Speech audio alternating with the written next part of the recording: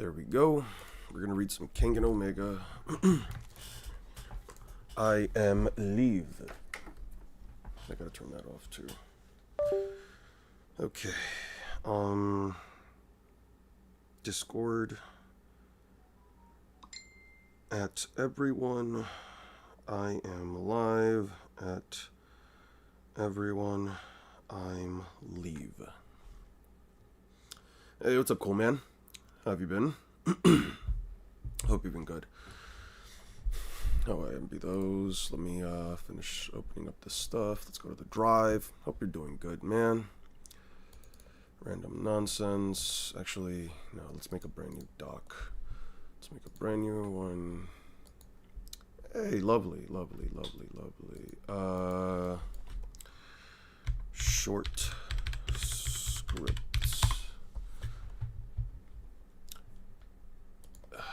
We'll close it like that, and then we'll just read these real quick.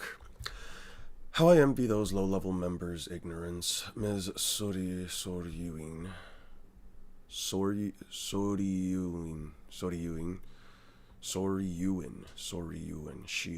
What a Soryuin.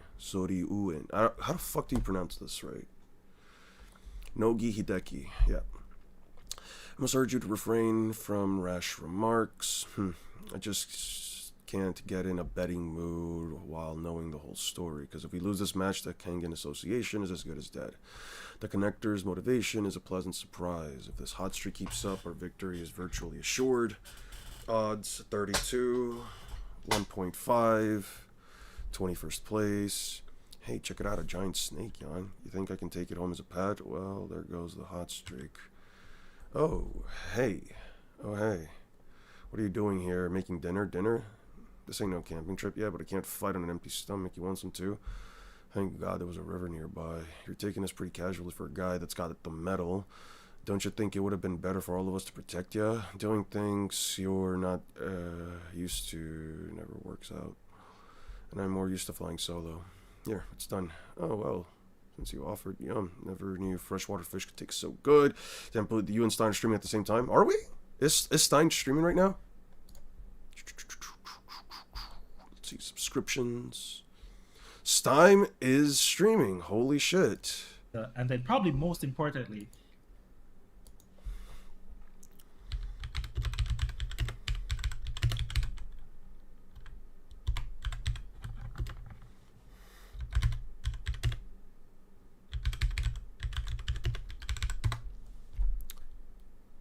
Steins Gate, which is... Ooh, what the fuck? What the fuck? Alright, there we go. Hey, what's good, Stein? I'm streaming too. Ian is streaming. Shit. I mean, what's going on? We could talk. Yeah, we could talk. We could talk. They were talking to me about like streaming more with you, and I was just like, I need to make sure, we have something to talk about. But if you're here, I told them you're usually pretty open, but that's good. All right, so we are. I guess we're talking to Eon. Yo, all right, guys. I'm gonna pee real quickly. Okay, give me a sec. But let me message Eon. Take your time. I guess we'll have a conversation. What's good, Six? Hope But wait, let me well, pee. I'm gonna pee quick first. Yeah, I'll let him do his own thing. I'm gonna pee real quickly, and then I'm gonna come back and we're gonna talk to Ian. One sec. That hyped the Bada Unlimited video. Just finished watching that. What's good, Aster? You just finished watching the Natsu versus Aref fight? Yeah, I thought that fight was ass too. I'll have Discord open in case Stein wants to talk. Yeah,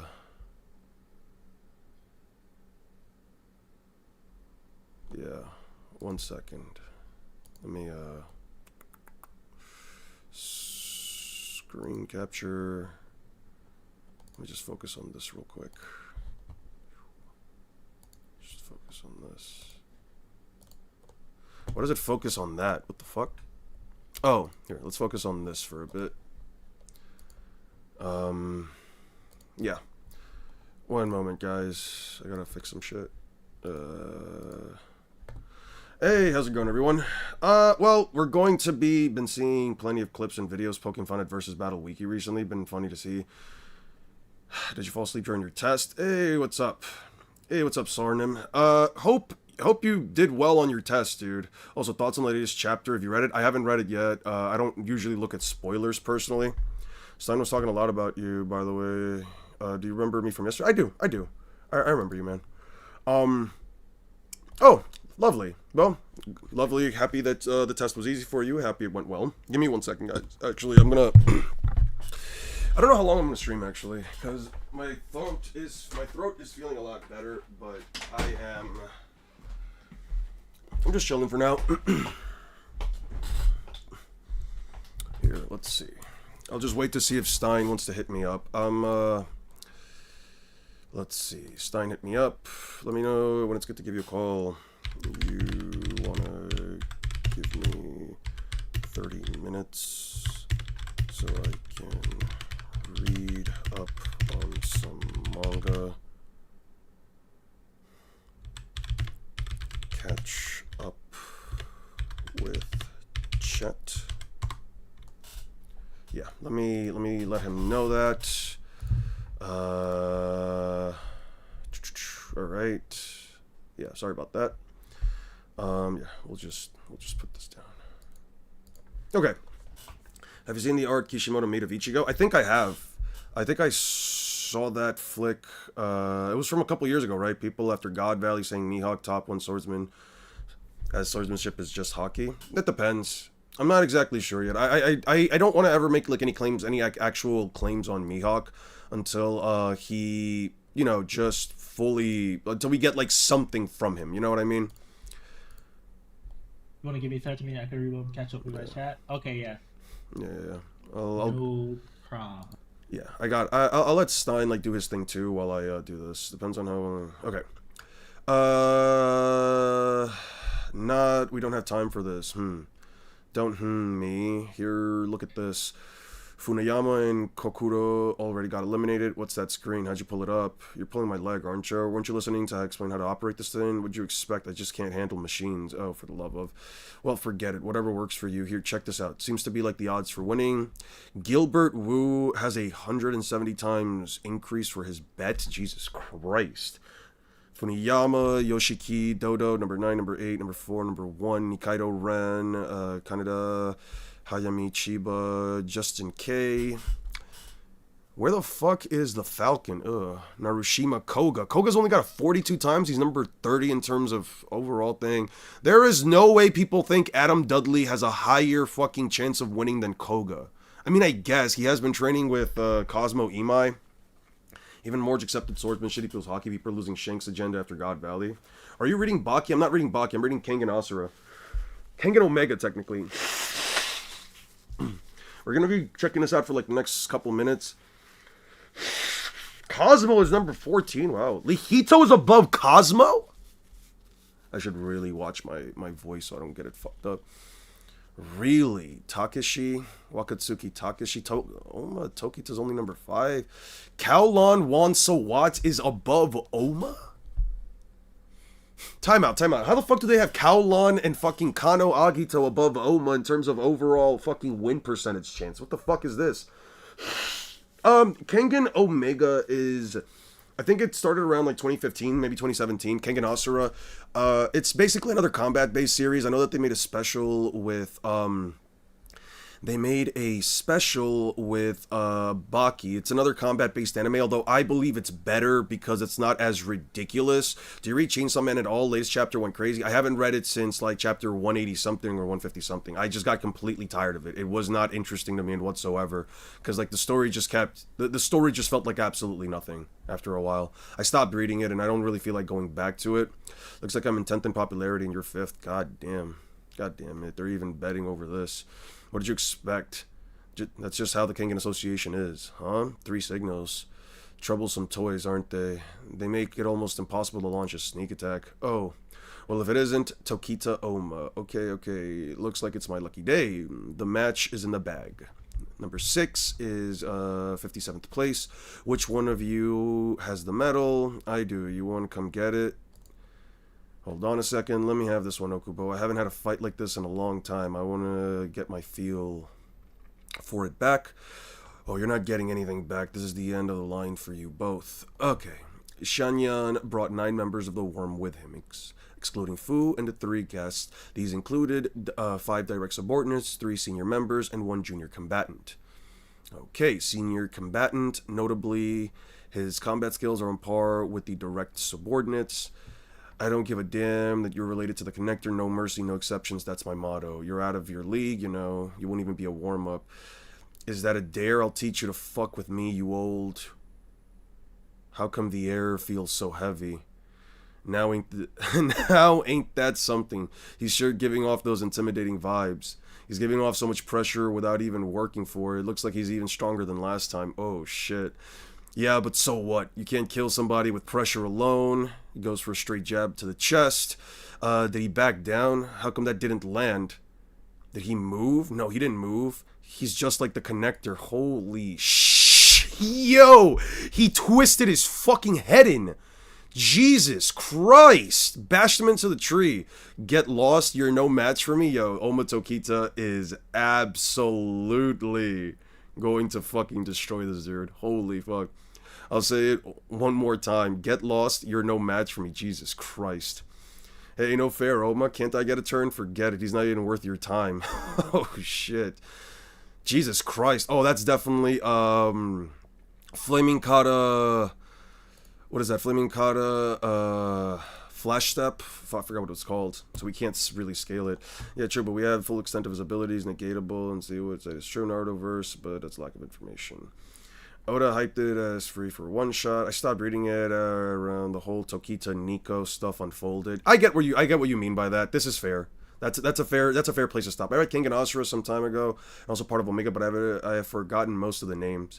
Yeah, it's fine. Honestly, I think it's pretty good just for like what it is. All things considered, like it does have, as far as like a series where the characters don't really have powers and it's mostly just martial arts. It's probably my favorite.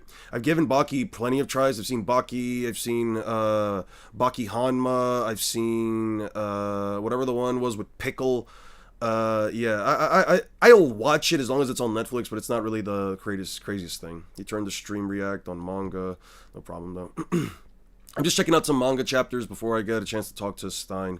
So we're just gonna be here for like a little bit, and then we'll attack Stein like in the next 30 minutes. Yeah, no problem. Just let me know when. Got it. What's the matter? Can you worm guys only kill people when they don't fight back? That's crazy. Fuck you. I'll kill you. Goes for jabs, jabs, jabs. Ooh, grabs him by the... Ooh, Nico style adamantine kata, iron breaker. Redirection kata, weeping willow. Shit, he cracked the ground by using his own force against it. I'll admit you're tough, but you're gonna die if you keep this up. Shit, I can't find any flaw in Oma to exploit. If I were to fight him, how would I attack him? What would you want? One moment, please. I have no intention of engaging in combat. Direct subordinate of the head of the worm. He's got a white tattoo, so it means he's one of the direct subordinates. Number 6, keep in mind that our mission is to eliminate any forces that would obstruct the match. You have not been given permission to engage Tokita Oma. Withdraw at once. Jesus Christ, he just got uppercutted. Crazy. Tokita Oma, please be aware that this attack was not what the connector intended. You have my sincerest apologies. Hold on a sec. You think you can get off with an apology? What kind of post-apocalyptic hellhole are you living in? Yeah, I figured as much. Just take him and go. Next time you won't be so lucky. You have my utmost gratitude for your magnanimity. Oh shit. We're out here pulling out the big words. I will leave his disposal to the connector's discretion. I just don't get it. Why'd you let him go? I didn't just let him go. What do you mean? Don't you find it strange? As far as we know, the worm swore absolute fealty to Wulong and head of the worm, but he violated his orders. I thought the Morn was just going renegade. But you think somebody's pulling his strings? Yeah, now I'm not totally convinced yet, but if my imagination's correct, this can't have been a one-man crime, so I figured letting the worm keep an eye on him was better than disqualifying him. Look, I get what you're thinking, but what if Blindfold Boy was in on it too? Then you just let the enemy get away, huh? Let me guess, you didn't even occur to you, did it? Oh, come the fuck on. You say something clever for once in your life only to ruin it. Don't you go playing the bungling goof on me now. Well, no point in being too suspicious. I'm pretty sure it'll be fine. You can't take chances like this in a situation. Where'd you get that careless personality from anyway? Meanwhile, I found you. The rematch of Destiny was about to begin. Ooh, let's go. Lovely sunset, isn't it, Nicholas? It's a beautiful time to die. Jean-Luc Belmondo. Did you know that here in Japan, twilight is considered the witching hour? It's time when the phantoms are most active, the phantoms of the past, like yourselves. Jesus Christ. All right. So what are you guys talking about? What discussions are you guys having? I really need to catch, I really need to, like, remember what the fuck I saw here. I think I was reading it when I was in the middle of the wedding. I really do want to check out Versus. How does the title relate to the stream? Oh, nothing really. I just thought it'd be a funny ass title. A friend of mine usually blames everything on cultural diffusion, so I figured, hey, fuck it, why not just bring in that joke in here real quick? Wanted so much shocky bullshit. Well, he could have gotten God Valley. What better stuff could we have gotten for God Valley other than, like, what more of a One Piece reason could we have gotten for God Valley than Rox going in for his kids and his family, his clan technically, and fucking Roger and everyone, and Roger and and his crew essentially showing up to God Valley to save his right hand man's future wife. The fuck is cultural diffusion? I don't know what cultural diffusion is. What is cultural diffusion? What the fuck is cultural diffusion anyway? Is the process where cultural beliefs, practices, and items spread from one group to another, means like migration, trade, and communication. Oh. Well, is that technically not a good thing? The exchange leads to blending of adaptations of cultures, influencing aspects of religion. Jesus Christ, that might be... Pacing, content, want to tell me more?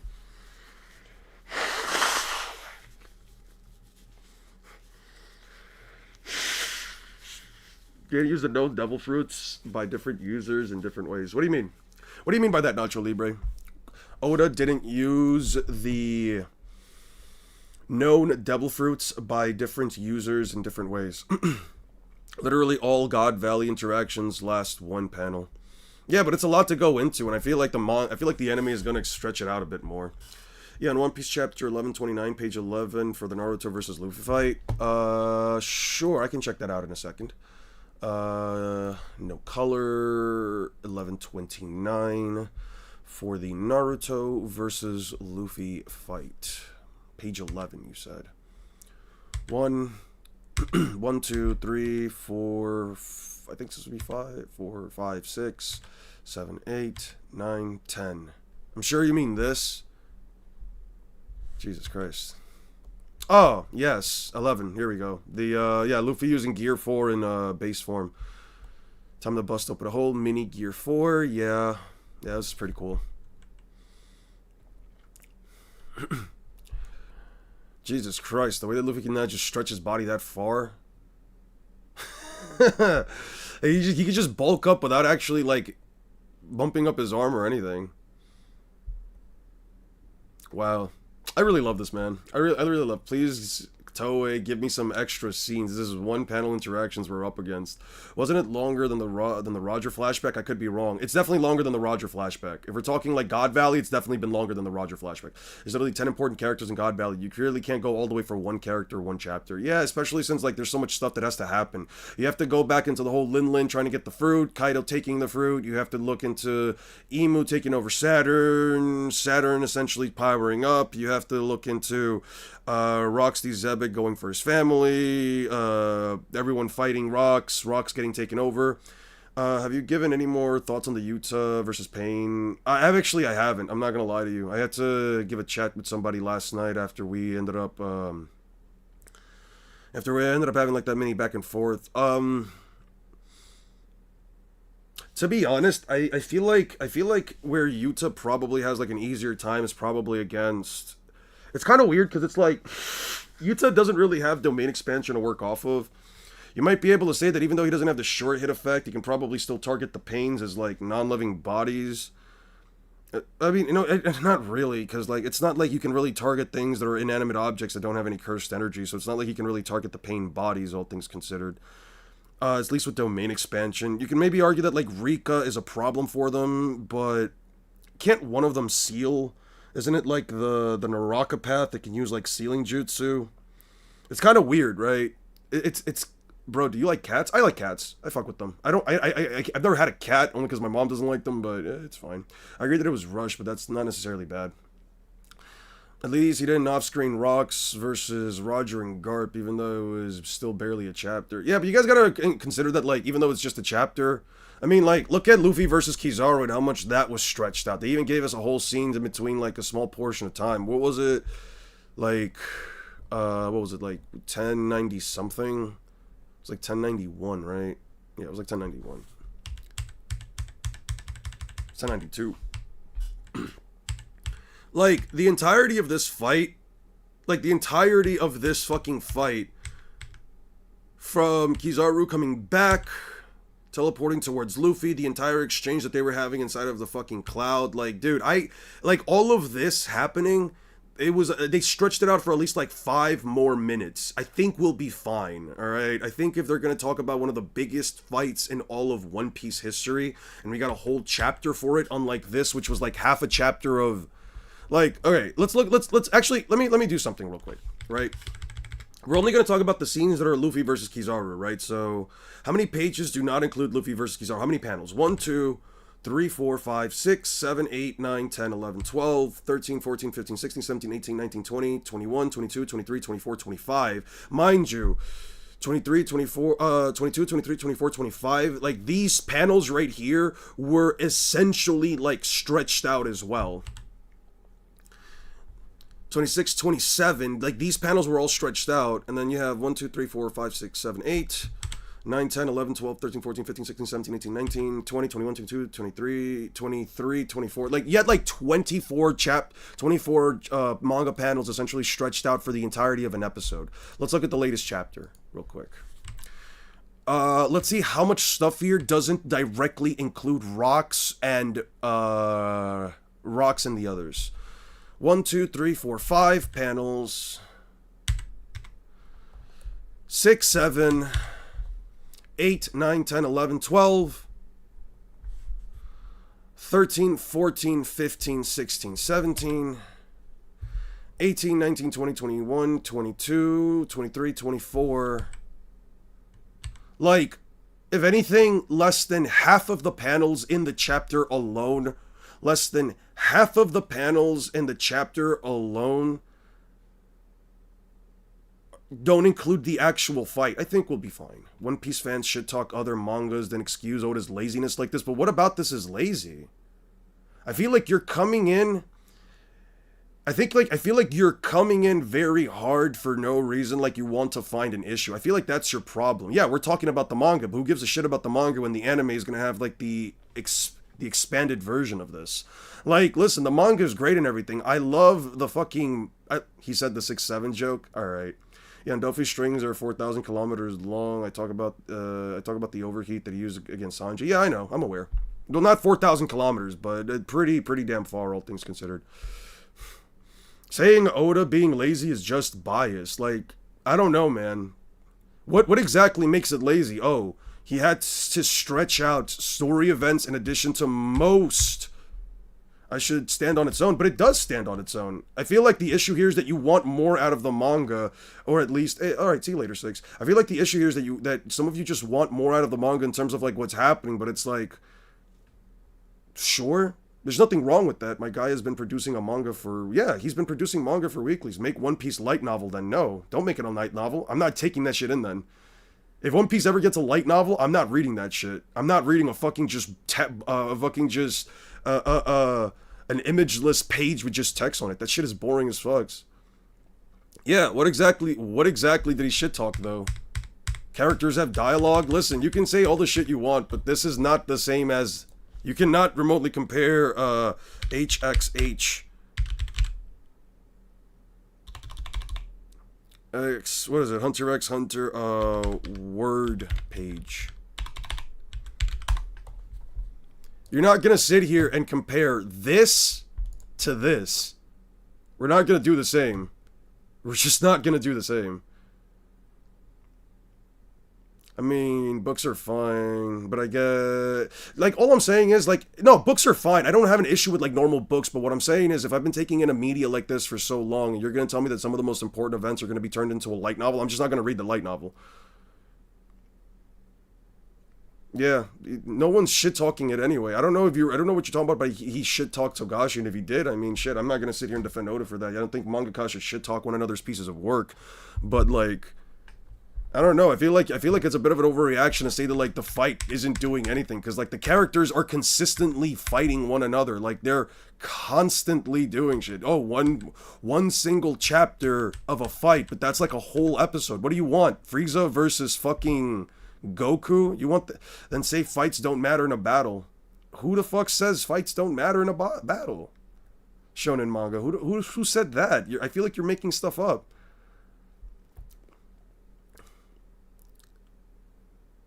Listen, I'm not someone to like tell people like to like relax and stuff like that. Well, I say that to some people that show up on streams every now and then, but like I feel like this is I don't know, man. Like I'm trying to understand what the issue is, but like we got basically an almost entire manga chapter. Actually, I'll count real quick. I'll count how many manga panels we got. We had 24 for stuff that didn't have anything to do with the actual fight itself. 1, 2, 3, 4, 5, 6, 7, 8, 9, 10. 11, 12, 13, 14, 11, 12, 13, 14, 15, 16, 17, 18, 19, 20, 21, 22, 23, 24, 25. It's already more than half the manga. 26, 27, 28, 29, 30, 31, 32, 33, 34, 35, 36, 37, 38, 39, 40, 41, 42, 43, 44, 45, 46, 47, 48, 49, 50, 51, 52, 53, 54, 55, 56, 57, 58. Like, that's over, like, dude, that's over that's over twice as many panels.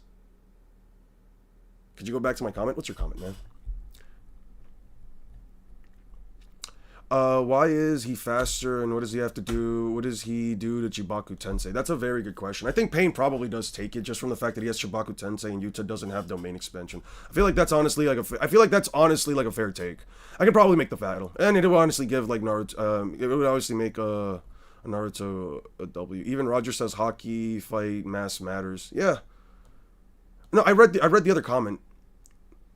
With the upscale from Viola, we can see 4,000 kilometers, and Viola could not see Greenbit, and Delphi's strings come from Greenbit, so just Rosa, Eon, so 4,000 kilometers. I don't know if that exactly translates to 4,000 kilometers, but I know what you mean. Oh, the one above that. I got you. Where are we at? Didn't you scrap Pain versus the anti-Sukuna squad because Pain was too strong? Did I scrap that for that reason? Not necessarily. Is Pain too strong? Let me think about that. Given the ability to react to lightning, at least puts Maki maybe not on the same speed as like Kakashi, but at least it puts her, let's say, on like the same reactionary speed. I don't know how Pain necessarily, at least most of the paths of Pain deal with someone like Kusakabe, who has essentially the context of Ultra Instinct, especially since he was able to fuck with Sukuna just for a tiny bit, who is, relatively speaking, faster. Granted, I can't really say. That's a very good question. That honestly would probably be a very interesting fight. Can't even have a chapter-long fight that people are looking for panel numbers now, but sure. Can't even have a chapter-long fight that people are looking for panel numbers now, but sure, it's enough. Well, no, you're saying that, no. Well, here's the thing, right? You're complaining about how the fight only lasted a single chapter. Right? You're complaining about how the fight essentially lasted a single chapter, and you don't know if the fight honestly doesn't extend to the next chapter where they finish him off. I don't know that either. What I'm trying to tell you is that I feel like you're complaining about nothing when we have consistently been getting extended fight scenes for Zoro, for Luffy, for every one of the big fights, including Luffy versus the Gorosei, extended animations. They prolonged so many of the scenes, and I feel like you're complaining about this when like the anime is technically going to be like the fully realized version of this, right? So when you're sitting here and complaining that, oh, Oda's being lazy, he only made the fight one chapter, it's supposed to be one of the biggest fights, and yet I'm telling you that if we look at the chapter and we compare 24 out of the 70 panels in the manga chapter, which is less than half, are not related to the fight itself, I feel like you're complaining just to complain. And if you want to complain just to complain, that's fine. But don't do that here, because it's kind of a non-issue, right? If you have an issue because you're only a manga reader, that's fine. I can completely understand that. If you only read the manga, if you just do not watch the anime at all, sure, that's fine. The fight has ended? I don't know if the fight's ended. It doesn't seem to me like the fight's ended. Doesn't seem to me. Maybe, I mean, he's got the immortality and shit. Maybe it's not enough. I don't know, man. Funny enough, on average, most manga fights are at max 5 chapters. The average fight in a manga is 1 chapter. One Piece spoiled us. Yes, I only read the manga. Well, see, I can understand why you're frustrated. I don't care what the anime does. Well, that's crazy. But I would probably recommend, if you don't like the manga version, maybe wait out like another year or two, and we can get the anime version, and it'll probably be even better. I'm just saying, we can't please everybody, and that's fine. But if you're gonna have an issue with the manga having that, I mean, that just sounds, and I'm gonna say it, that sounds like a you problem. I read the manga only. I only go to the anime to see the fight scenes. I literally only went back to the anime to see Luffy versus Kizaru, to see Bonnie do her shit against the Marines. I only went back to the anime for what else? The Kuma backstory, and for the Gorosei to show up. That's all I've been going back to the anime for. I love the anime. I think it's great. I don't think there's any issue with it. But if you're like me and you only read the manga, but you're gonna sit here and complain about the manga not doing enough, I would say check out the anime. The animation's great. They do a wonderful job at extending the fight scenes. Yeah, God Valley has been goated. I agree. God Valley is absolutely great. But what do you want me to tell you? If you're gonna sit here and say you didn't like how long the manga was, and you're gonna sit here and say I'm gonna refuse to look at the anime because you don't want to, that's completely fine. But I'm gonna repeat myself. That is quite literally, in every sense of the word, a you problem. Kingdom has longer fights. Yeah, but isn't Kingdom, what series is Kingdom? What series is Kingdom? Kingdom.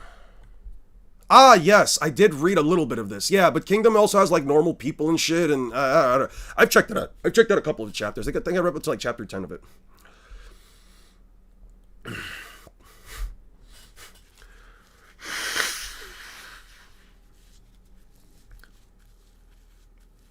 Well, if you're going to judge it based on the manga only, then that's completely fine. I can respect that. People complaining about the flashback fight that we already knew was the result of is too short is baffling to me. I don't know, man. I'm not going to say cry about it, but I mean, it just sounds like a you problem. I'm just saying. How's it going, Scott? All right, let me head up Stein. I'm ready whenever you are.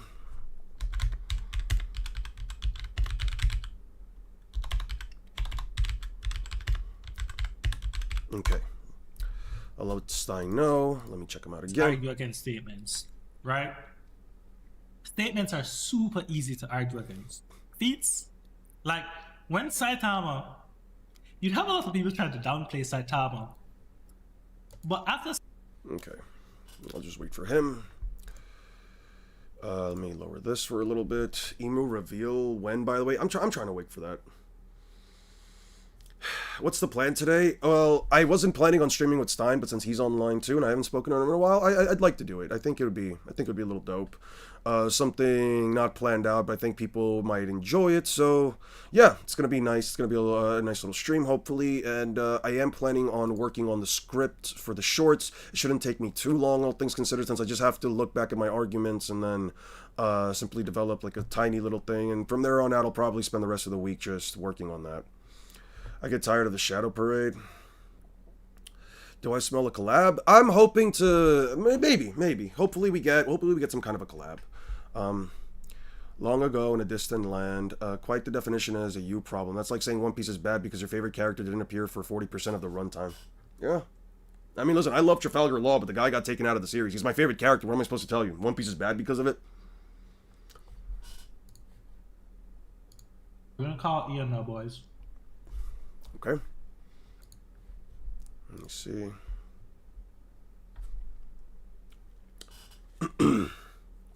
All right. Well, there we go. I don't know why it doesn't sound for me.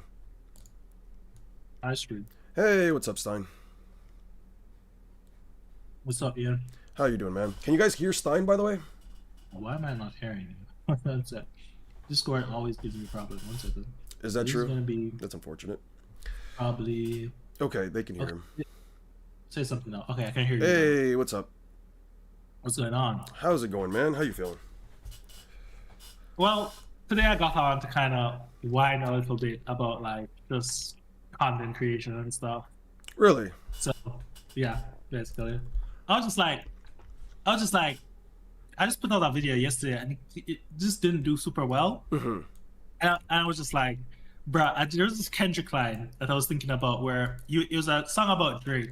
Mm-hmm. It's not during the beef, but before that, he was like, I'm in KFC sitting down and my girlfriend's listening to Drake. Mm-hmm. And then he's like, are these niggas really that much better than me? And I was just like, I've been feeling that way because I'll be like, I'll put so much effort into a fucking video. Yeah. And like, I'll just go online and then I'll just see someone just do a chapter review and just blow me up to the fucking waters. And I was just like, oh my fucking, oh wait, sorry, I'm cursing too much. I'm sorry. But I'll just feel blown up to the water. Yes, that's kind of why I got on today. Yeah. How about you? I'm good. I know what you're talking about. I know what you feel, because like I at least when I got into like YouTube, I told myself that, like, it's not like a race with anybody or whatever. But it is kind of it is kind of crazy, because like I remember a couple of weeks ago, I think it was like what 3 weeks ago, after when like Pokemon ZA came out, and I was watching all of like these like smaller I got like a bunch of videos just talking shit about the game or whatever, because like the game, at least in my opinion, is like trash. Just slop or whatever, right? And I'm looking at all of like the videos that are coming out for it. I'm seeing like tens of thousands of views, hundreds of thousands of views for all these channels, and in some cases, some of them have like 1,000 subs, like less than 1,000 and stuff like that. And I'm just like, damn, maybe I just have to focus on whatever the big topic of conversation in the internet is. Maybe just slowly move away from power scaling and just do that. Yeah, and I don't want to. I'm sorry. I'm eating ice cream while talking to you. No, you're I'm fine. eating breakfast. You're fine, man. And yeah, that's something else I was kind of talking to them about as well, because it's like, I don't want to ever feel like I'm coming on here and I have to talk about something. Like I have to talk about One Piece, or I have to talk about the most trending topic. And if I don't talk about this specific thing, then my fans won't support me. Yeah. Right. I don't like that feeling of audience capture. So that's another thing I was kind of talking to them about. I kind of want to build this kind of community where you're supporting Stein because you like Stein, right? You want to see me successful. You want to kind of just chill out and be a part of this community. I don't want it to be like, if I don't put out a One Piece video, then you're not going to watch me. Or if I say any negative thing about One Piece, then you're not going to watch me. Or if I decide I want to do some Apex game streams, you're not going to want to support. I don't want that shit, right? So that's another thing I was talking to them about as well. I get that. It could definitely be rough. I know that, like, since I'm moving a little bit into Bleach, I'm getting like I've gotten like quite a few negative comments, especially because I'm not sure if you've read Bleach. But like apparently everyone that that's like a big fan of it says that you don't understand that, like, if you don't like Bleach, or like if you find any issues with it, then you just didn't understand the writing. You ever had that issue? Yeah, no, that's you'll have people say that about every time you move into a new sphere of content. The diehard fans will say that about everything. Because even when I critique One Piece, like, you can't say anything bad about One Piece story. They'll just say you don't understand it, or blah blah blah, or some dumb reason for that. I feel like there are like some criticisms that you can have for any series. Like One Piece, you can definitely say like the pacing is an issue and stuff like that. But like, I don't know, man. I feel like if the issues are something that like it's quite literally explained within the context of the story, then I don't know, man. I feel like certain arguments don't count, but certain arguments might. You know what I mean? I know, I agree with you. I think there's just always some valid critiques and some non-valid critiques, but I mean that might be more rampant. That's true. Because this might be what you're kind of heading at. It's more rampant in the Bleach community. Yeah. And that might be true because, like, so yes, I have read Bleach, and I have actually been scaling Bleach for some time. The problem is I do it in the background. I'm not going to release any Bleach videos, or the plan is I won't release any Bleach videos till Core 4. So it's been like over 2 years though, where people have been asking me about when the Bleach videos are coming out. But like the thing with Bleach is there's this. Kubo is super vague about a lot of stuff. I just don't think Kubo can write well. I just don't think he writes well. I'm gonna be honest with you. I mean, I probably would disagree because like, do you read? Have you read the Club Outside? Have you read the Club Outside questionnaires? The what? The Club Out. So you know, like what Oda has his SBS where he Oh yes, yes, speaks. yes, Yeah, yes, yes. I know that Oda has like the SPS and stuff, but like when it comes to yeah. Kubo, I mean, So like if he's answering yeah, stuff that, uh huh, he yeah, has club. So that's what his thing is called, Club Outside. yeah, Um, yeah. So he specifically tells you certain things like why he does certain things certain way. Like he specifically says he writes certain things vaguely because like that's how he enjoys media. He doesn't want after you watch something to just go easily get the point. He wants you to sit down and think super hard about it, right? Yeah, but I don't think Um, that Bleach necessarily. I don't think the execution for Bleach necessarily like really adheres to that thought process because in certain cases mhm. it's not just like some of the writing with like the vague stuff. It's also like the way that he writes his characters, the way that like some of them are just treated. By the way, one of my members is saying that that you should read your chat. Um, Oh shit. What's going on in my chat? Let's see. Yeah, but I don't know. Like I think he's good at writing. I think he's good at like drawing. I think his art style is fantastic. I think that he can definitely create a character. But and I don't really know if I'm like okay with like the foreshadowing stuff just cuz I feel like it's better he's better at like making callbacks rather than foreshadowing, but I don't know, Yeah. man. When I see some of like the choices that he makes for his characters, like giving so many of them like Mhm. power ups that ended up amounting to nothing, or having characters just straight up not do anything within the context of their story, or just simply writing off villains like the Miracle dude, like Gerard Valkyrie, and the X Factor dude or whatever. Like I don't know, man. I think like that's just bad writing. Like if you have to Deus Ex Machina every single one of your villains because you can't figure out a way around them and you don't give your protagonist a way to get around any of their abilities, Yeah. that to me is just bad writing. Yeah.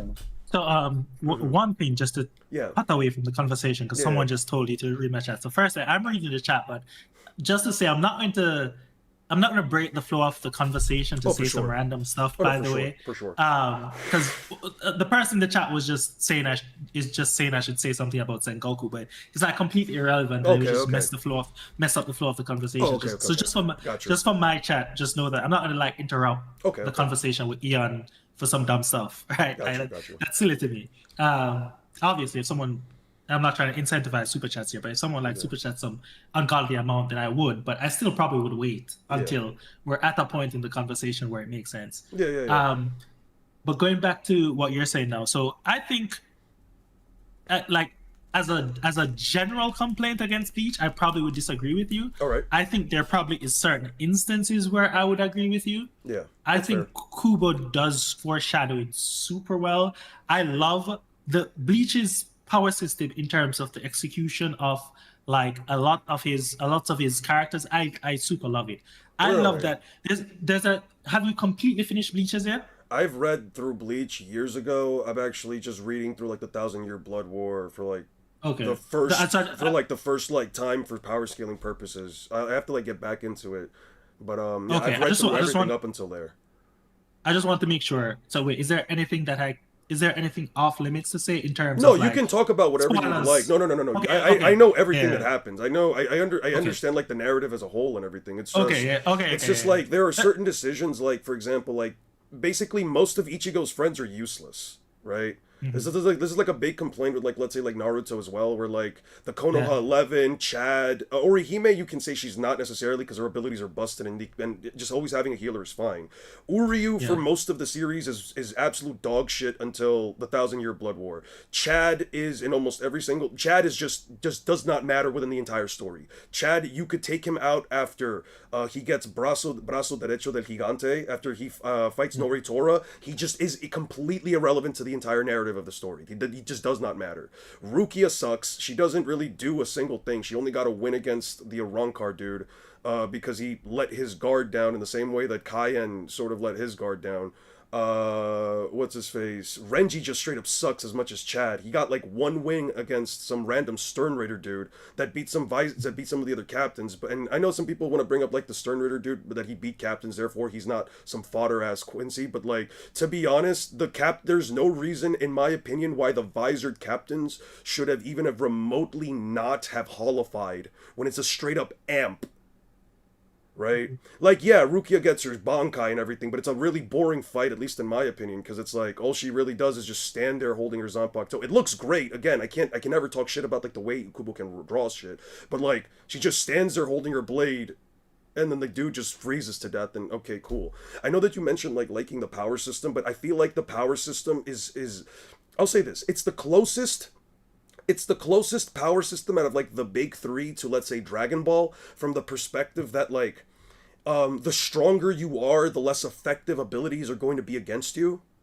But to me, that's an inherent issue with the power system if you're going to have a power system that is so reliant on hacks, right? Because you have characters like Ichigo and Kenpachi who don't have any special abilities. They're just strong and they hit hard. They just unga bunga their way through everything. And then you have characters like Yuhabaha, Aizen, Baragon, etc.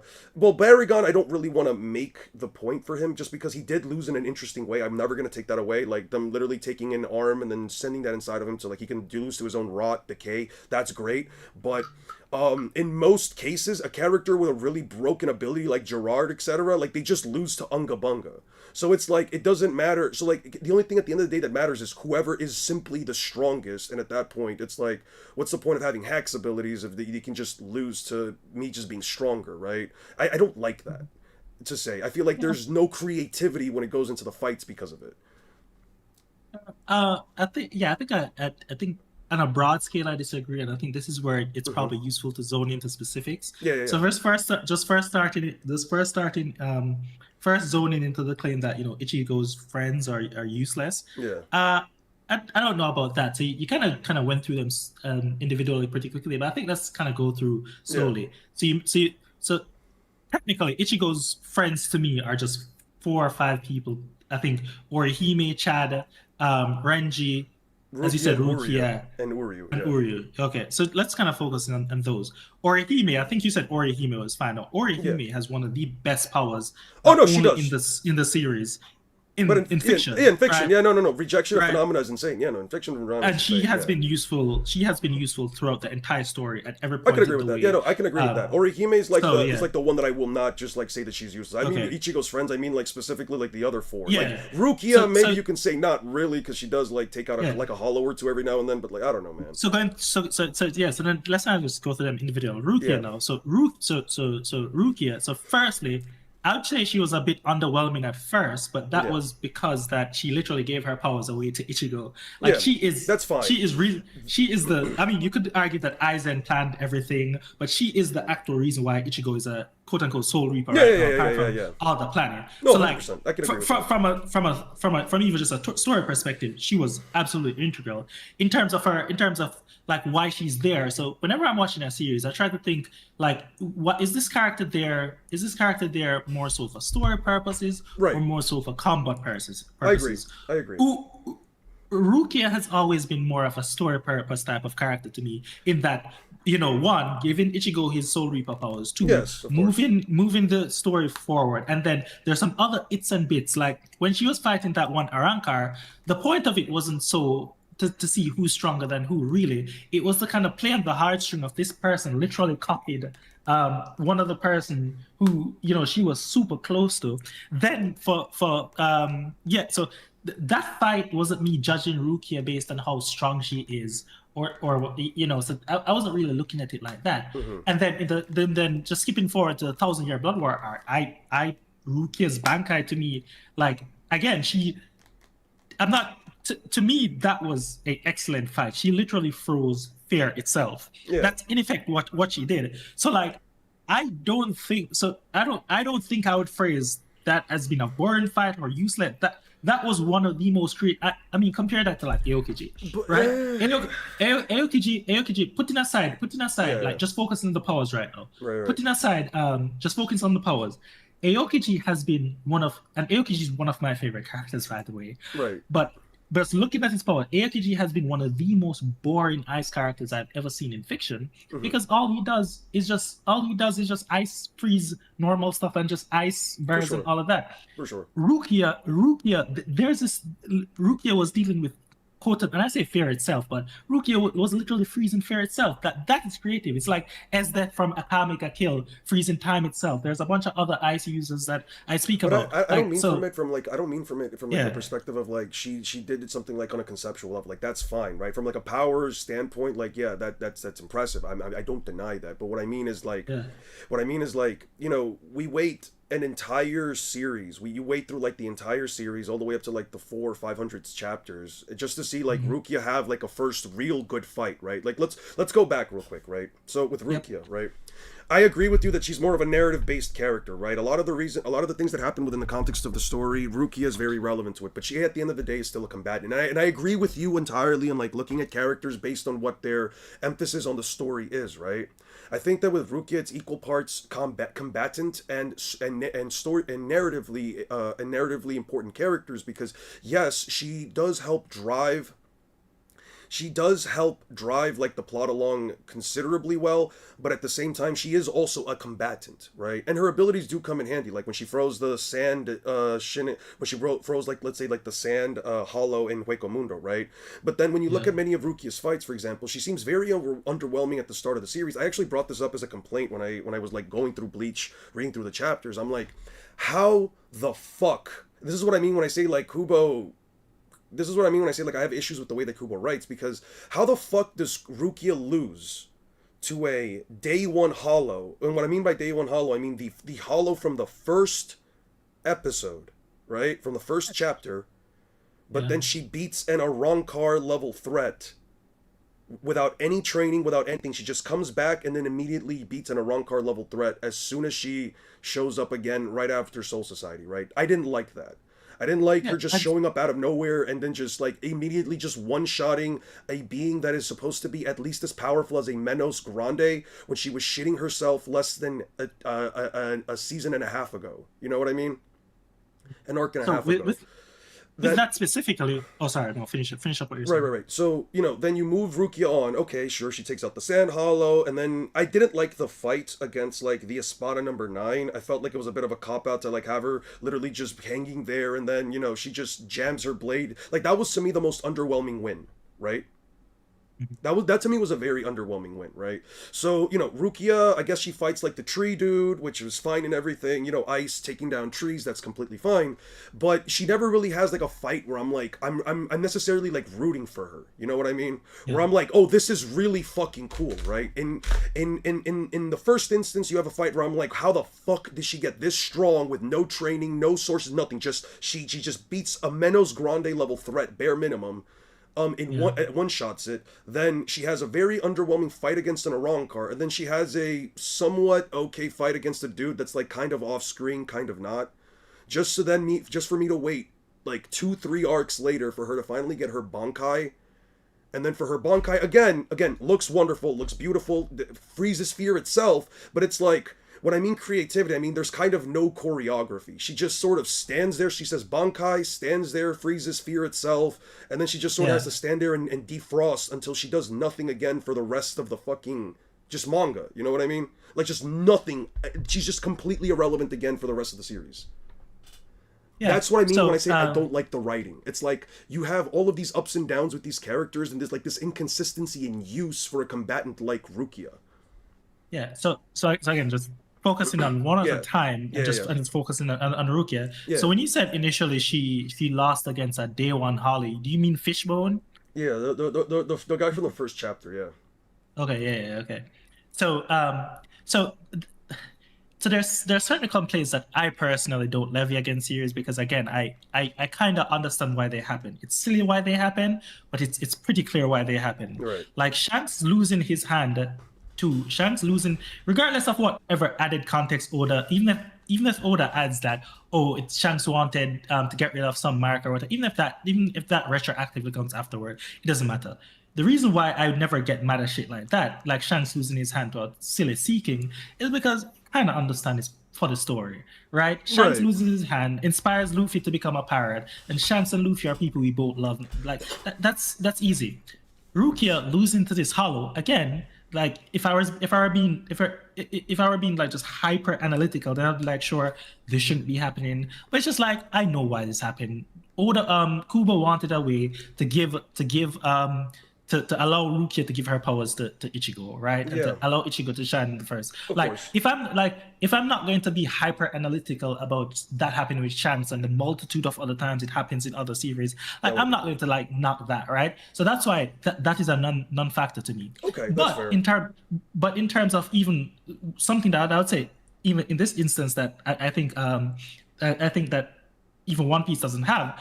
There are reasons why Rukia is weaker in like you are as a Soul Reaper is weaker in the real world Hmm. than you are outside of the real world. And then there are like it is actually I think it explained that after all of this happened and all of that, Rukia went back to the Soul Society and was gaining back a lot of her energy and all of that. Yeah. So like I think Kubo actually makes even like a concerted effort to give you something to hold on to, right? Even though I don't even think it's necessary. So that's why I wouldn't. So like I would think that even that is much better than One Piece. I don't agree with that.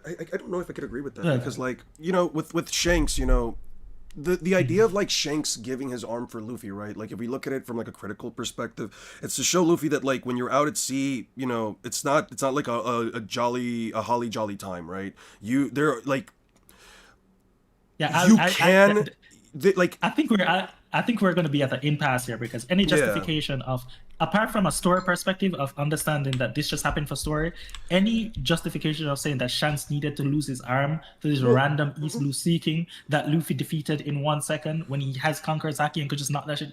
It's well, to me it's that you'll never convince me of that. Well, I think it's, That's but I just think, be but a here's, bit. but here's the thing, right? Like Shanks is doing it just not only to show Luffy, the seas is dangerous, but he's also doing it because, like, again, he's betting his arm on his future. He literally bet an arm on the future, right? Like, again, it's not to necessarily convince you of it, but what I'm saying is that, like, you can kind of see the reasoning right then and there, right? With Kubo, it's like I just don't see the reasoning why Rukia lost to this thing. I get it Yeah, for and story related purposes, for the narrative, right? For narrative related purposes, I can agree that, like, he needed to give Ichigo or a reason, or he needed to give Ruki a reason to give Ichigo her powers, which again is fine yeah, enough in and of itself. But when you have this blatant contradiction later that again she's yeah, shitting herself over a Menos Grande, but not against you know this other. yeah. So Again, so there's a blatant contradiction there within the narrative itself that yeah. I personally just cannot look past.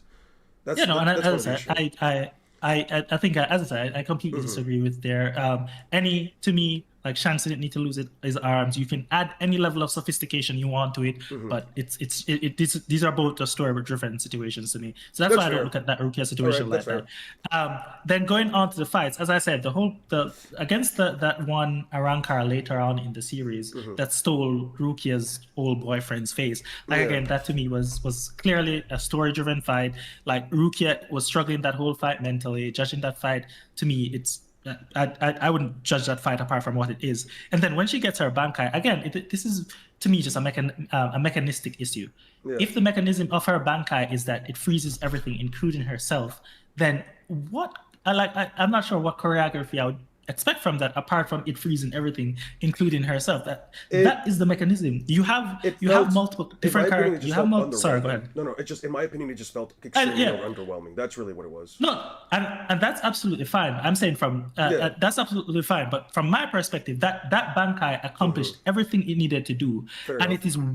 it is like if you were to give me a choice between that fight between apart from a story perspective, Hmm. the story implications of the fight between Garp and Aokiji is beautiful in terms of master versus student. Yeah. Like putting aside the story, if we're just talking power, if you were to give me the choice between Aokiji just lobbing some ice rocks at that guard, Yeah. or punching with an ice glove versus a Bankai that is literally freezing fear itself and even the user, then I would obviously like that to me is way better of a payoff than anything I've ever seen from Aokiji, That's right? So I guess that's if why you I I would. guess if you look at it from like the perspective of like what like each of these similar powers like do, well, these ice-based abilities do. Okay, from a scaling perspective, yes, Rukia's is a lot more impressive from that end. I will grant you that, right?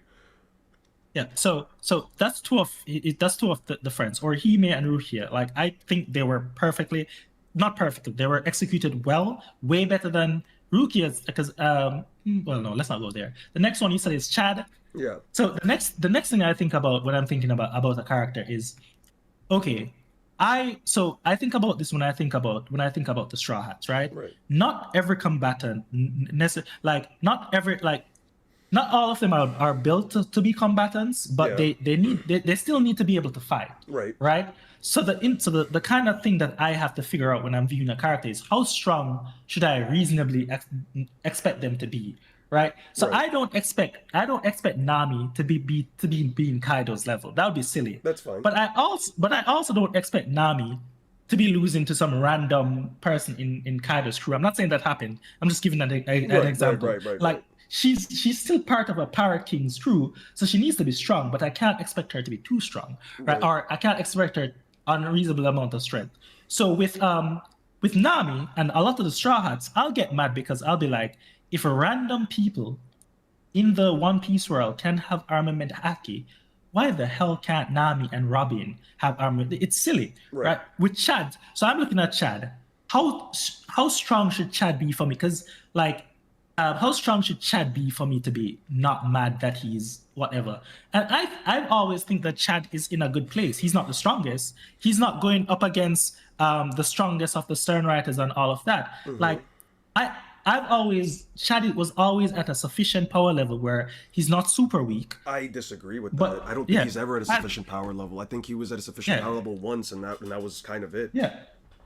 And I would say this one is probably out of everybody, this one would be the one where I think I probably would have the weakest case, and this would be the most objective one. So I'd probably just give you this one, right? I wouldn't really argue Yeah, for like this it's one. really just here's the thing, right? Like, because I get where you're coming from But with your example. Like, Nami is a character that like, yeah. just to go kind of go off of what you were saying, right? Like, Mhm. Nami is a character. Here's where the differences between Kubo's writing and Oda's writing kind of comes up, right? Nami is a combatant, but again, you also have to look at her from like the other perspective of she's also the navigator, right? Her role Yeah. within the context of the story is to get the crew to the next location, right? If she's not the most powerful combatant, I think it's completely fine. With Yeah. Chad, it's like, what does he offer in terms of what does he offer overall in terms of the group, right? What is his role besides being a combatant, right? Well, you could say he's a friend, but they're all friends. So at the end of the day, that's kind of like a non-point. With Chad, it's like, he has like this, he has a power set that like, well, in my opinion, it's not all that interesting just from the perspective of all he really does is, let out energy blast. Again, common, easy energy blast.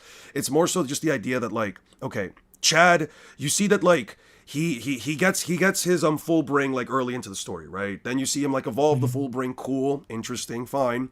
And then you see him finally fully evolve the full bring, right? I think my biggest issue with Bleach is that a lot of the times the characters just feel like they have almost next to no payoff. But even when they do have a payoff, even when there is a payoff, the payoff does not feel satisfactory in my opinion, right? Like Chad, for example, released Brazo Derecho del Gigante, punched the dragon dude away, awesome, sick, then unleashed his left arm, his offensive power, used La Muerte. I can agree that the attack, at least stylistically, having the whole skull pop up behind like the rock wall and everything, that's cool as fuck, right? I think anyone can agree that like Kubo was cooking when he drew that, right?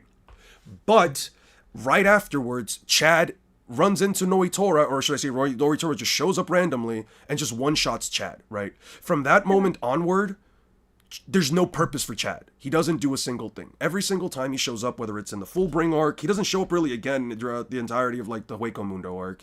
During the Full Bring arc, he doesn't really do anything. He attacks Kirishima like once, and that's it. He dodges it, and that's it. He breaks down a wall, I guess. Thousand Year Blood War, he was a shield for Orihime that got like 15 holes put in him, and yeah, that's it. Like, you know what I mean? It's like with Yeah. Nami, again, I can see why she's not always the strongest, but Oh, she's still at least getting wins back to back to back. With Chad, it's like, yeah. So a couple things there. So Yeah. firstly, I mean, that's why I specified with the Yeah. Nami example specifically that I don't expect her to be the strongest, Right. but there's a certain threshold I expect her to reach. Right, right, And right.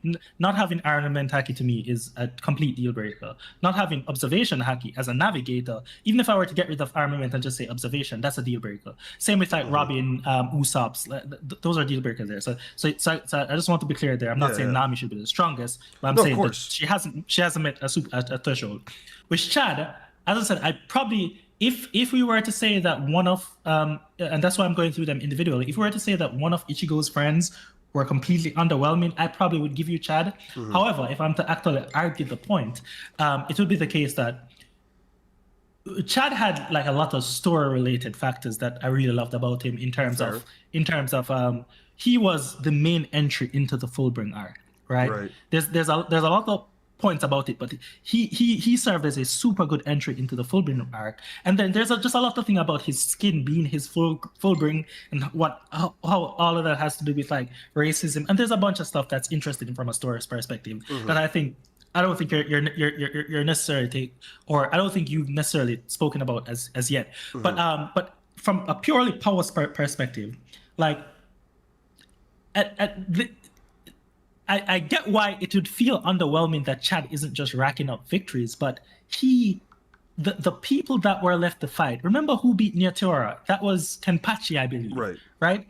The people who were left to fight were people who the main cast were fighting against. So I can completely understand you probably wanting like Chad to have some more victories, but like I would to me that's like when people judge Jack for losing against for racking up a lot of victories, but for racking up a lot of losses, but the losses that he lost against was of a marine convoy that had an admiral, vice admiral. It was 10 marine convoys. He also lost against Cat Viper and Dogstrom, super strong people. Like Yeah, Chad, I don't expect Chad. But that's the thing. I don't expect Chad to win against like, let's say, all these overpowered threats. I don't expect that. Again, we can agree that like there's like a certain threshold that maybe his friend should reach, but then like he just doesn't do anything at all. Again, it's just a case of him just not doing anything within the cold story. No. I think he does do things, but I think the things Like that he what? do are just not like enough for like enough. You've brought up him beating up a couple of the lower level Arankars. Just one and just two of them he Yeah. technically beat. Yeah. Exactly those, and that's the thing, and it's completely fine. It's completely fine. It's completely fine for you to say you probably would have wanted a bit more, and I would give that to you. I mean, is it really unfair? I would give that to you. I would give that to you. No, but like, that's the thing. I would not hold like. But that's the thing. That's I just do not hold something it I against personally him. hold against him. No, I do hold it That's against fine. him though. Specifically, no, wait, but that's here's fine. no, I know, but the reason why is because that those fights usually happen around like the early, like I think before chapter 250, right? Let me just click on chapter 250 real quick. Those fights happen around like chapter 250 to like 260 something, right? The series has 600 and something chapters, right? So 686 chapters. So for a little over 400 chapters, for me to not see Chad really do much other than, you know, pop up every now and then for like story related significance is, again, it's just a feels bad moment because I think like, and you know, we don't have to like cover every single thing about Bleach. I'm fine with just like leaving it Yeah. like, agree to disagree. No. But like I think like my issue is just that like in general, like I see it's not just Chad, it's not just like Chad or Uri or Rukia or Renji. It's just that like whenever I'm reading Bleach, right? And it's not to say that, again, I don't think that Bleach is necessarily a bad series. I really don't think it's bad. I just don't like a lot of the choices made because, and I actually spoke about this with my chat, I think a couple of streams ago, right? You have you seen Black Clover? You've read Black Clover, right? Yes. Did you read the chapter? This was actually something that like completely changed my perspective on just writing as a whole when it comes to combat-based characters, right? Have you seen the fight between Magna and Dante? I did. That was one of my favorite fights in the series. Right. So Magna is an example, right? A character that's only really just a senior to Asta's recent, like, you know, joining of the Black Bulls, right? He's Asta's senior. He doesn't really have like the most interesting magic, but you know, he does potentially get like stronger and stronger as the series progresses. But it's not the same rate of growth as like any of like the main characters, right? Like Asta or Yuno, so on and so forth, right? Even Luck is like a bit of a monster in comparison to someone like Magna, right? But then you see Magna come in later, you know, with a brand new tool in his kit, right? A brand new tool, a brand new ability that essentially allows him to take on one of the main villains in a story. Now, I'm not saying that I would have wanted the same for Chad. I don't even remotely think that. After all, the series was already finished by then, so it's not something I can exactly hold against Bleach as a whole. But it did change my perspective because I'm like, a character like Magna that, again, I never once looked at. Magna was one of those characters that, again, from a growing up with Bleach, Naruto, One Piece, etc., you know, you grow used to like the main protagonist being like these overwhelming forces within the context of their stories, constantly growing more and more powerful, and sometimes, you know, their friends that they've made along the way, or some of like their closest compatriots, they sometimes tend to falter in power, but you know, that's usually been the status quo, right? So to see characters like Magna, and then to see shit like in Jujutsu Kaisen with like Maki, for example, becoming a new Toji, with I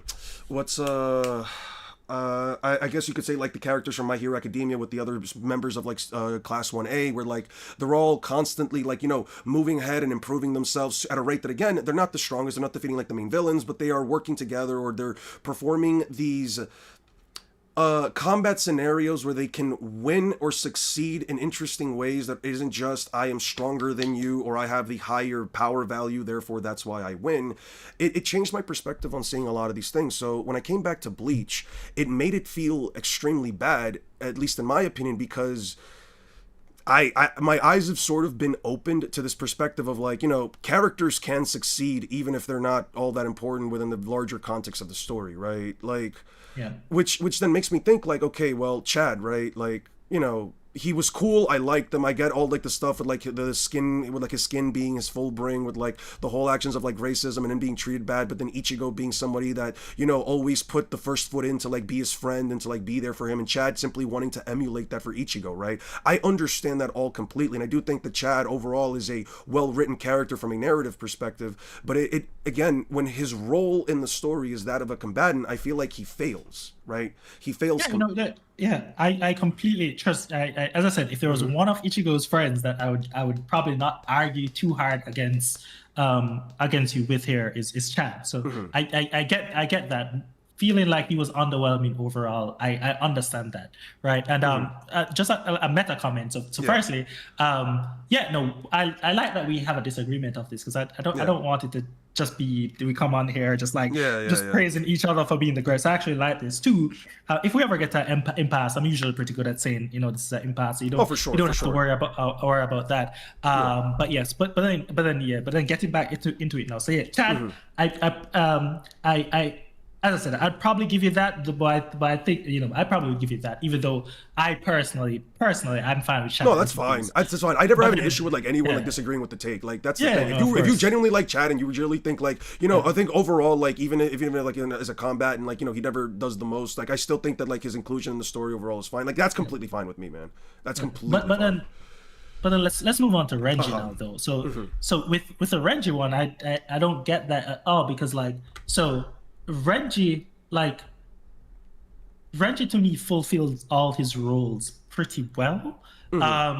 He's racked up a pretty good amount of wins in the Thousand Blood Year arc. He was at the end, I think, fighting against Gerard, or I think Byakuya came. He was fighting against Gerard initially, and then Byakuya came, took over that fight, and allowed him to. Let me see.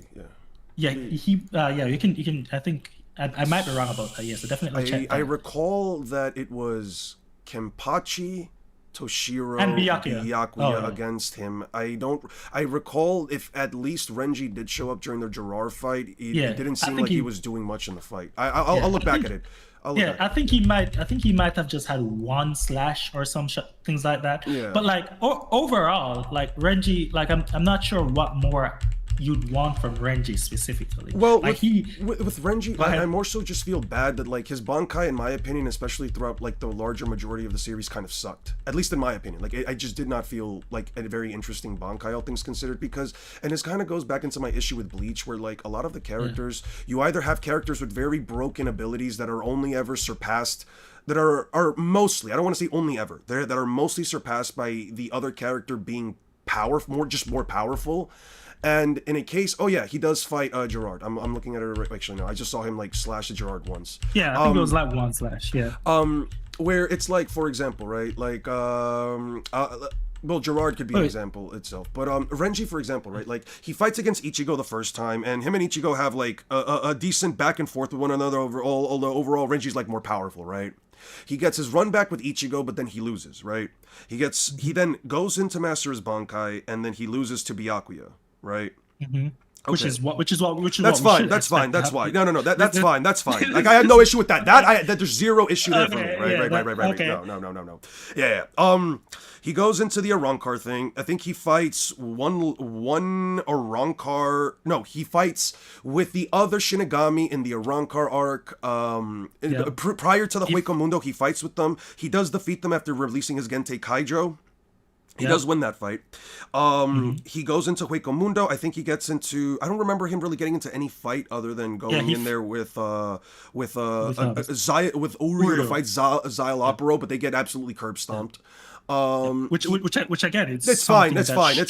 Yeah. Like yes and no. I feel like with Xyl, like again, I don't expect Renji to defeat an Espada, but I at least felt like Renji probably should have had like it was a bad matchup in my opinion, right? But again, we have like what 3 wins with Renji compared to like what 3 losses so far. No, but I feel like if you're just looking at this in terms of the tally of win versus losses, then of course if a person doesn't have enough wins, then it's going to feel underwhelming to you. But like for sure.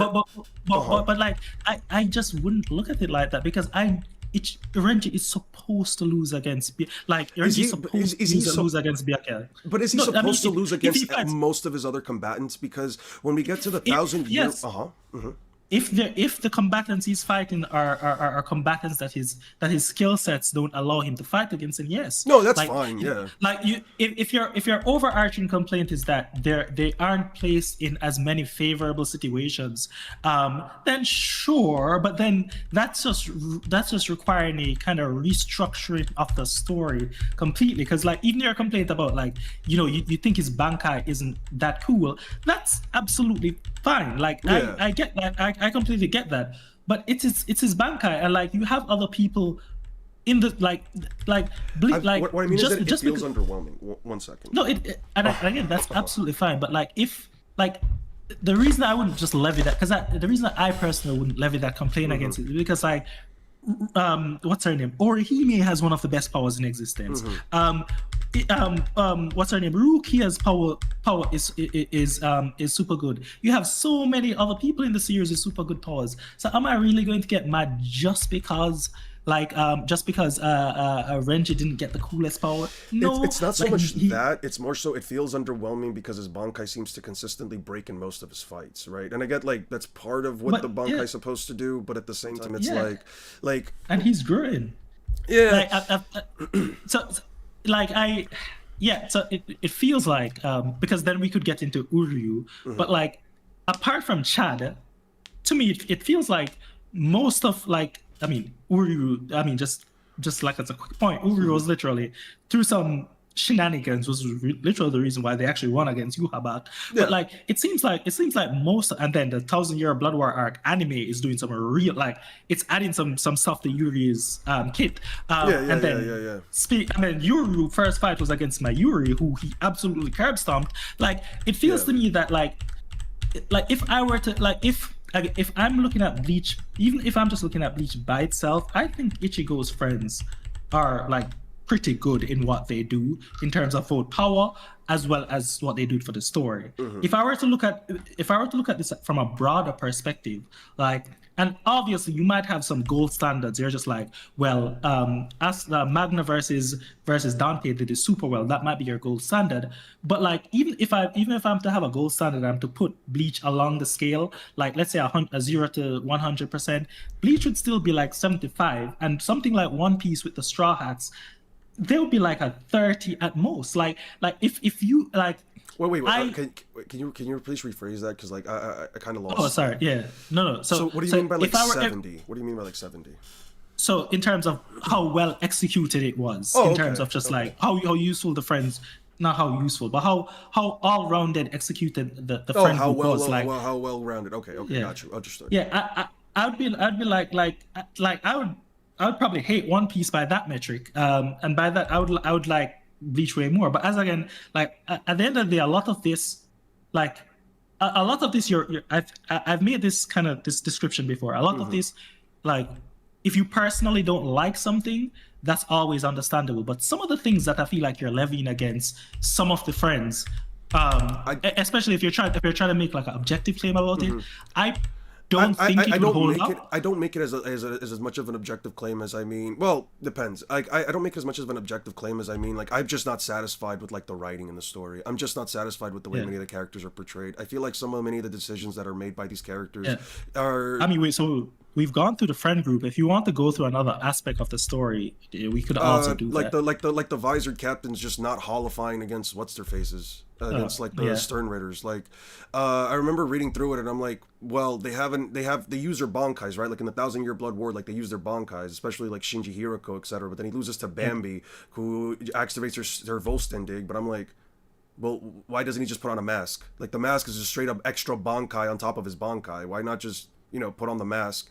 I had an issue with like, for example, I had an issue. Actually, right now I'm looking at it. Like, what's her face? Yoruichi, right? Like she shows up. She shows up to fight. What's his face? The death dealing dude, and she gets like one chapter. She gets one chapter. Baragon? Yeah. What was that? Baragon? Yeah. No, not Baragon. The death dealing dude, which is one of the four Let royal me see. guards for Yuhabaka. I'm on chapter 663.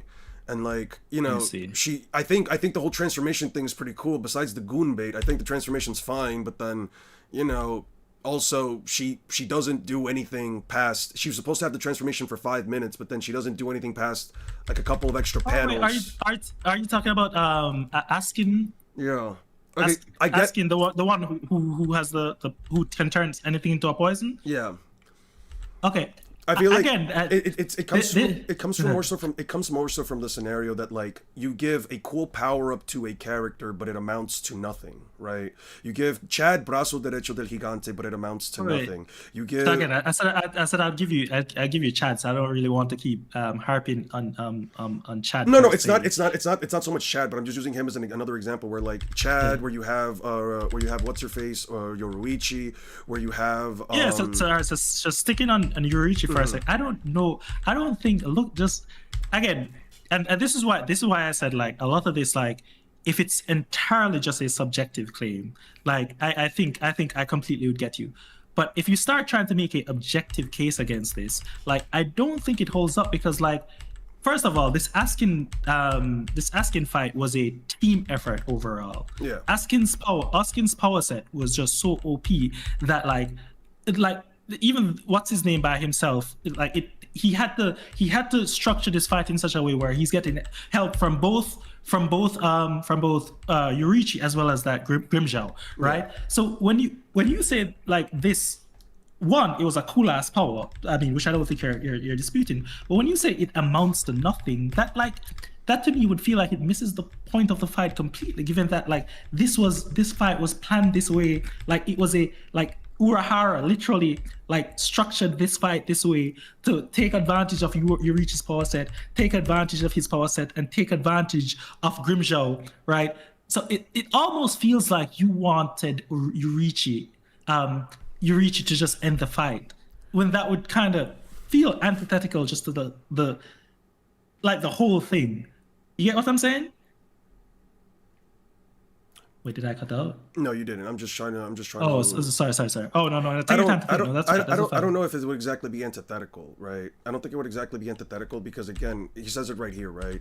A Reiatsu that changes 48 times per second. To put it in a different way, in 1 second you get hit with all 48 patterns. Yet another way, if I engage my Volsten dig and take 1 full second of her attacks, I get a complete infection of all 48 varieties. After that, all I need is time to analyze and acquire immunity, right? So it's like again, her transformation amounted to nothing because he says it right there.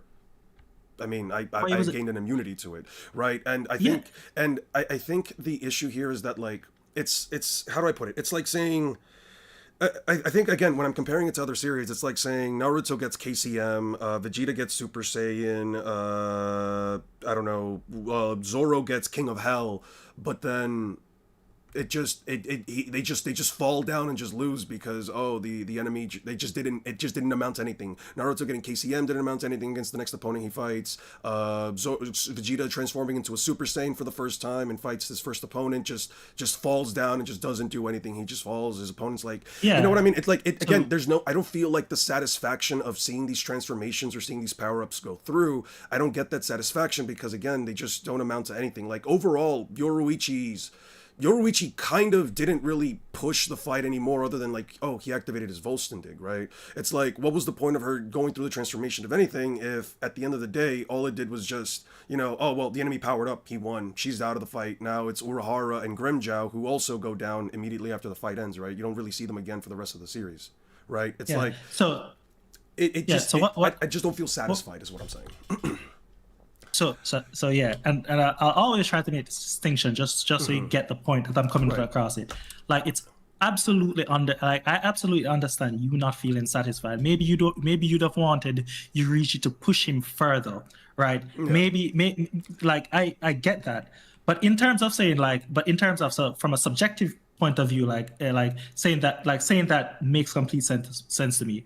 But from if I'm trying to like just like zone in on this more as this is probably an objective critique, then the reason I wouldn't level it against this because fights like this are data points type fights.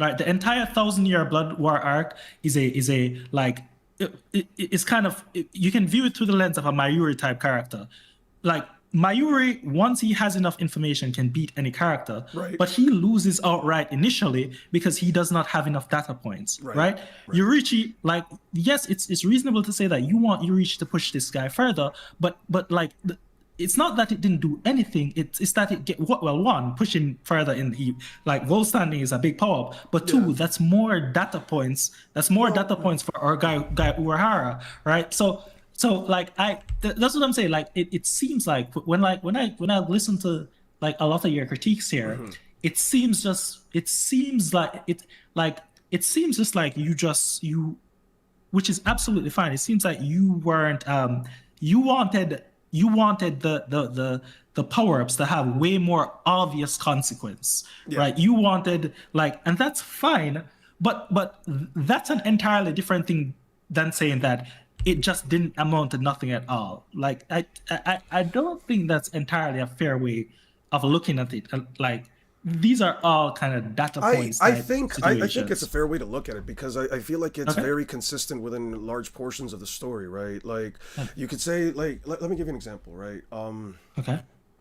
Well, I've already brought up Chad and how he again gets both of the arms. Yeah, gets both of the arms. Does nothing with them for the rest of the series. You get Yoruichi with the transformation. You have let's say what's his face, Kenpachi Zaraki, getting his Bankai, which again, I will always admit, him getting his Bankai was pretty cool. I like the theming behind it. I like the red Oni thing. I like the fact that the Bankai, for example, when he thrusts his arm backwards, it completely rips in half because he's just way too powerful, right? I like all that stuff, but again, one second. Let me go get a napkin because I have been a little sick. No, you're fine. I was literally eating ice cream. You're good.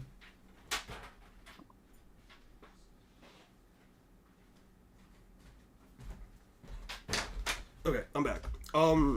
What I mean is that, you have Kenpachi do all this crazy stuff, which again, even with Yoruichi, you see the whole fight, and you're like, oh, wow, she's blitzing this dude, she's attacking him, she's doing all of this crazy stuff, but, there's kind of no real consequence to her doing it, because it's not like, you can maybe say that, it was for data points, but, even while reading through it, maybe I'm missing something, Urahara doesn't really take anything from what happened with their fight and say oh yeah, thanks to Yoruichi, Yoruichi's first initial attack, I was able to devise a way to beat you. It wasn't really like that, right? With Kenpachi, the reason why I bring him up, for example, or even Toshiro Hitsugaya's evolved Bankai, again, very cool sequence. I like the design of adult, I like the design of adult Bankai Toshiro Hitsugaya, but they do their abilities, they rip off Gerard's leg, they cut him in half, they do all these things, but again, Gerard just comes back stronger than ever, and it amounts to nothing because Gerard only loses to the Ashvalan.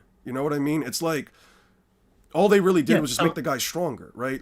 It's one of these cases where at least to me, it's a case where every single time I see all of these crazy things happen, all of these crazy transformations, it feels like the payoff is not befitting of the payoff is not, at least in my opinion, befitting of like what the event was meant to be, at least in my opinion. Again, completely subjective. No, that's absolutely fine. I was telling with the Kenpachi, because like we could get to the Toshiro situation in a second, but I kind of like I like when things flow. Yeah. What was the point exactly with the Kenpachi one that you were trying to make? That what was my point was that like Kenpachi's Bankai looks incredible, it's all powerful, all this stuff, but again, what did it really amount to other than just make Gerard stronger?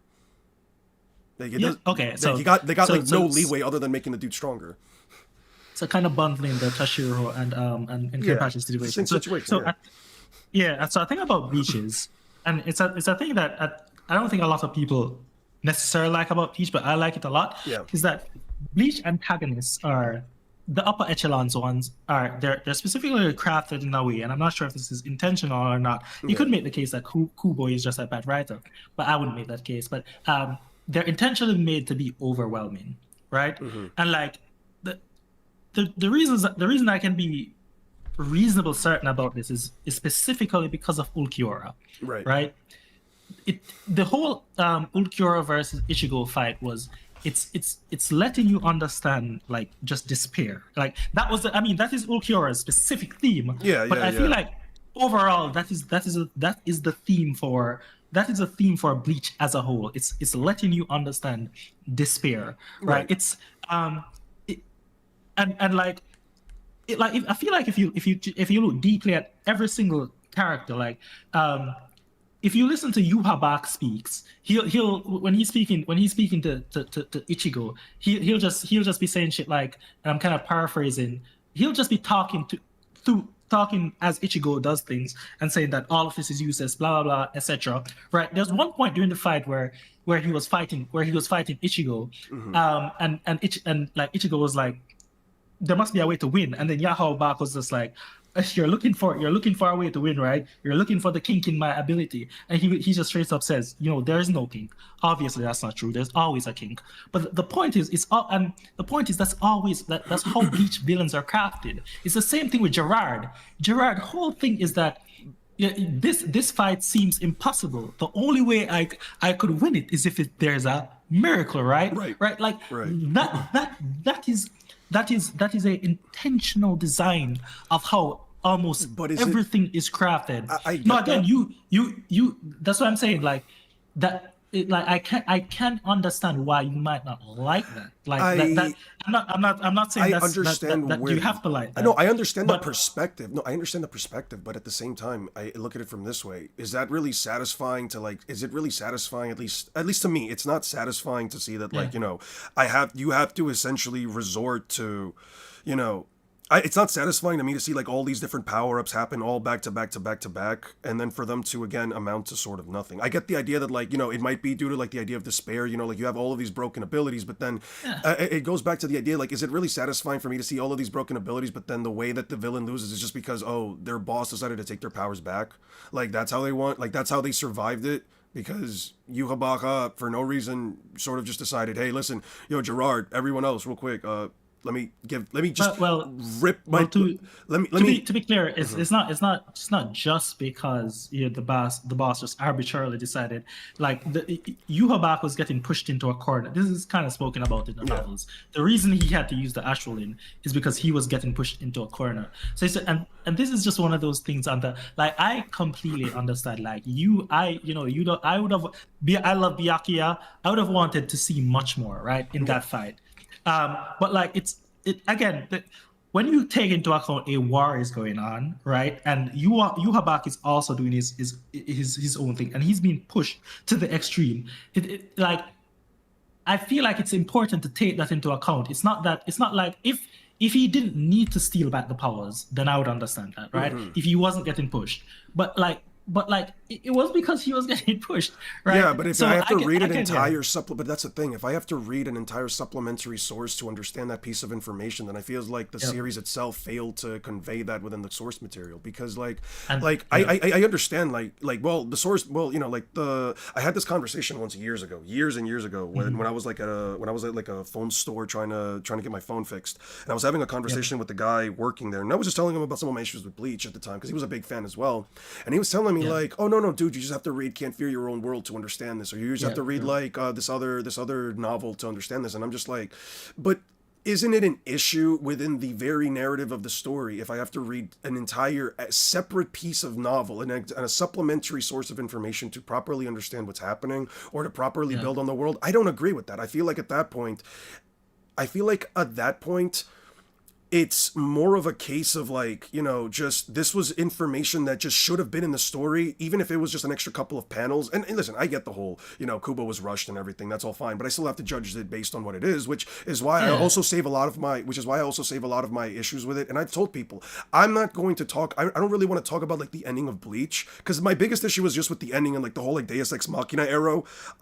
I would like it if since Kupo is getting an opportunity in Core 4 to like especially, change up what the ending was like if he wanted it to be like what he really wanted, then I'm willing to wait for that in the same way that I'm willing to wait for like JJK season 4 Yeah. to come out for Hakari versus Uraume, right? Like I'm willing to give like the animators that time to like really give it that. But when it comes to like let's say Yeah. stuff with like that whole, Ashvalin and stuff, it's like when it comes to Ashvalin, I'm just like, you know, again, And I that get the uh-huh. that's why I started the conversation with saying that Yeah.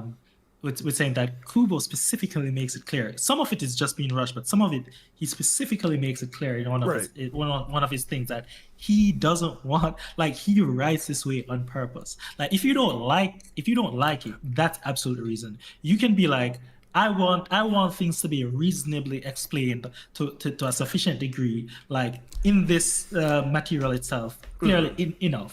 Not necessarily serving it on a platter, but enough. Right? But Kubo explicitly says like a lot of things, like he like I think one of his I'm paraphrasing, like there's some things in Bleach that he will never even answer questions to because he wants you to figure that out by Can yourself. I ask you a So, question actually? yeah, Do no, you, go ahead. what do you feel about Aizen as a character, right? Like do you feel like are you satisfied with like the whole idea of like him not like us not being meant to understand him, like him being Yes, a character? 100%. 100%. I was So there's uh-huh. go ahead, no. No, no, So no, go ahead, go ahead. just as a quick thing, like there are people who shit on Hordy Jones in Right. One Piece, Right. and I always say these are the dumbest people ever. Like within a story, how I judge any story is based on not based on an individual character, it's based on the breadth of each character. So in terms of like, do I have a character that fills each different role that I would expect from like a good cast of characters? So I don't expect every character to be Heavenly Demon Doflamingo with this badass past story and these super deep, intricate, super multiple layers of type things. Sometimes like a character should seemingly be surface level. Yeah. Now Hordy Jones is like, I've spoken about this at that before, but like racism in the real world, a lot of times it's not anything super deep. It's just people being evil. Yeah. Like evil is just trite and banal and just boring and just commonplace. But a lot of people they think like you need to super deep, complex, super understand all of No, that, sometimes right? you're And just it's like raised to no, believe that yeah, sometimes you're just raised exactly. in such a way. Yeah, of course. So Nature that's versus how I nurture. look at so that's how I look at like, that's how I look at villains. I if every single character, if every single antagonist in One Piece was like Cody Jones, then I'd be like, this is dark, this is trash. Yeah, If of every course. single character in One Piece was like Doflamingo, I'd be like, this is trash. Like there needs to be a variety of it. So with Yeah. Aizen, I don't think about him in a vacuum. I think about him in the breadth of all Bleach antagonists, and I think he fits perfectly into his niche. I think my biggest issue with Aizen is just and I had this conversation with my chat. I use Ryomen Sukuna as an example, Mhm. where, in case you didn't know, Sukuna doesn't, you don't really go into like Sukuna's backstory. As a matter of fact, Sukuna talks about his past like for one fucking chapter, and he talks about it for like 5 panels, right? At most, maybe. He basically says, I was probably a creepy kid. He says, I was meant to be born as a twin, but I rejected that fate. My mother was my mother was probably very poor, or she probably didn't have, or ill, I don't remember which, but he ate his sibling within the womb in order to survive, right? And that's kind of all you really have to go off of for the character, right? You kind of understand that, like, from what you know already of the character itself, you kind of understand that, like, he is a character that will do anything it takes to survive. He is a character that, within the context of the story, will do any evil action in order. Not every evil action, not inherently, right? Like, Sukuna simply doesn't doesn't consider himself, or at least never consider himself to be like a human, in a sense. He sort of viewed himself, like, sort of as something completely different. He viewed himself, he never put, like, any ideals. He mentions that, like, he never had ideals. He eats when he wants to eat. If something annoys him, it kills him. If something entertains him, he throws it a bone, and he simply kills and eats humans to move a long time until he dies, right? Yep. Very simple villain, very simple stuff. He's simply the strongest because he never put any kind of limiters or ideals on himself, right? So he is a very simple when you really get to, like, the bare meat and bones of it, but you don't have to understand him, or you don't have to at least understand a lot of where he comes from. You just have to understand, like, okay, he's always just been sort of like an apex. He was sort of just always born to be like an apex predator who would survive, by any means, right? I can understand that, right? With Aizen, it's like he does everything that he does because he hates the status quo, right? I understand that completely, right? He was born. We were watching a video yesterday. I was reacting to it on my past stream. And we were talking about, and I was watching a video describing Aizen, and he was like, he was describing how Aizen is a character that, like, he already seemingly seemed to understand from a young age that he was different than everybody else because he was so strong, okay, but he never had anybody that he could, like, directly, could directly understand him. And I'm like, what about Kenpachi Zaraki or Yamamoto? I'm pretty sure, like, they would have probably have understood Aizen, right? Well, okay, sure. Why not, right? Then they talk about how, like, Aizen wanted to, like, surpass the status quo. He hates Urahara because Urahara is someone as brilliant as he is, but he chooses to, like, see things as the way they are, and he doesn't have an issue with, like, the Soul King or any of that. But my question is, I don't need to understand, what I feel like when Kubo says you're not meant to understand Aizen, I feel like it's a cop-out answer. It's not because Aizen needs to be this magnanimous or enigma within the context of, like, fiction, right? I don't think that's the case. I think it's more so just a case of, like, or let me rephrase that. I don't think that it's because, like, he wants Kubo to be this. I just feel like he probably just couldn't find a way to, like, write a proper justification for why Aizen really wants to do the things that he does, right? Because... Yeah. In my opinion, at least, I don't need to understand why Aizen is the way that he is. I just need to understand what the fuck happened in his past that made him reach the point where he was like, no, I need to take out the Soul King. Like, I just want to know that, right? Like, any flashback that would have shown maybe a young Aizen saying, I don't, like, maybe realizing what the Soul King is, maybe realizing what XYZ is. I want to at least know what was the seed that was planted inside of him that made him realize, I need the Hogyoku, I need to do all of this crazy experimentation, I need to do all of this. Because him just being better than everybody else just is not, just does not satisfy the reasoning for me. I'm fine with a villain just being evil for the sake of being evil. I'm fine with a villain just being a broken hero that, wanted to do the right thing, but they ended up, going down the wrong path. I can understand all of the different perspectives of all of these different villain archetypes, and I can understand someone like Aizen not being someone who is meant to be understood, or maybe his actions being illogical to a human like myself or you and I. But at the end of the day, I don't need to know any of that. What I need to know, though, is how exactly did he come across this conclusion? That's all I need to know. Because otherwise, I'm like, I feel like he's just doing some side quest shit. As a matter of fact, I brought this up to my, I'll bring it up later, but I brought this up to my subscribers once before, where I was like, Kenjaku was an example, right? Kenjaku was like the actual main antagonist of JJK, right? He's not like the big bad villain that they need to defeat. He's just the guy that's sort of antagonizing all of the events that happens. And his reason for it all is he's bored, right? Now you could be like, well, that's kind of boring, right? Why would you want a villain that's, but why like, he's doing everything that he wants because he's bored? But no, again, you look at the character, you look at his motivation, and it's like, well, he has no moral he has no moral compass. He's been considered one of the most evil jujutsu sorcerers throughout all of history, experimenting on humans, doing all this fuck shit because he wanted to push the boundaries of cursed energy. And the reason why he wants to cause the merger and sort of end the world is because he's lived for over 1,000 years. He's experienced every single human experience possible. He's been in a woman's body. He's been in a man's body. He's had sex with women, men, all of this crazy shit. You know, he kind of just, at this point, he's just like, I kind of just want to see the world end at this point. And he's like, fuck it, I'm going to do it. So, like, again, is it a bit of a delusional thing to do? Sure. Is it kind of illogical? Why is he doing it? Sure. But at least I understand the reasoning behind it. With Eisen, I don't need to understand him. I just want to understand what the fuck pushed him to this extent. And I just don't have that. Yeah, no, I get you. So I'm going to put a quick pin in that just because someone made a comment that, and again, I usually don't respond to a lot of comments, but this one, I just want to make sure this is clear. So he says, don't you think you are doing the same thing, standing so that you're claiming that Eon being subjective? Okay, so when I'm having these discussions, just so everyone understand, like I'll make the subjective objective discussion because of this. So like everybody, for any reason at all, can like or dislike anything they want for any or no reason at all, right? Like subjectively, that's your right. The reason you give it doesn't even have to make any sense at all, right? It could just be, you could literally just say, I don't like this because the sky is blue today, right? That's absolutely fine, right? Yeah. Right. So I'll never argue on a subjective point, and that's why I'll make that clear. Whenever you're speaking about things in reality, right? Whenever you're thinking about things in reality, like a work of fiction, for example, right? You can also objectively speak about it, like in terms of if someone says like if I'm speaking about Gear 5, because I made a video about this explaining this exact point.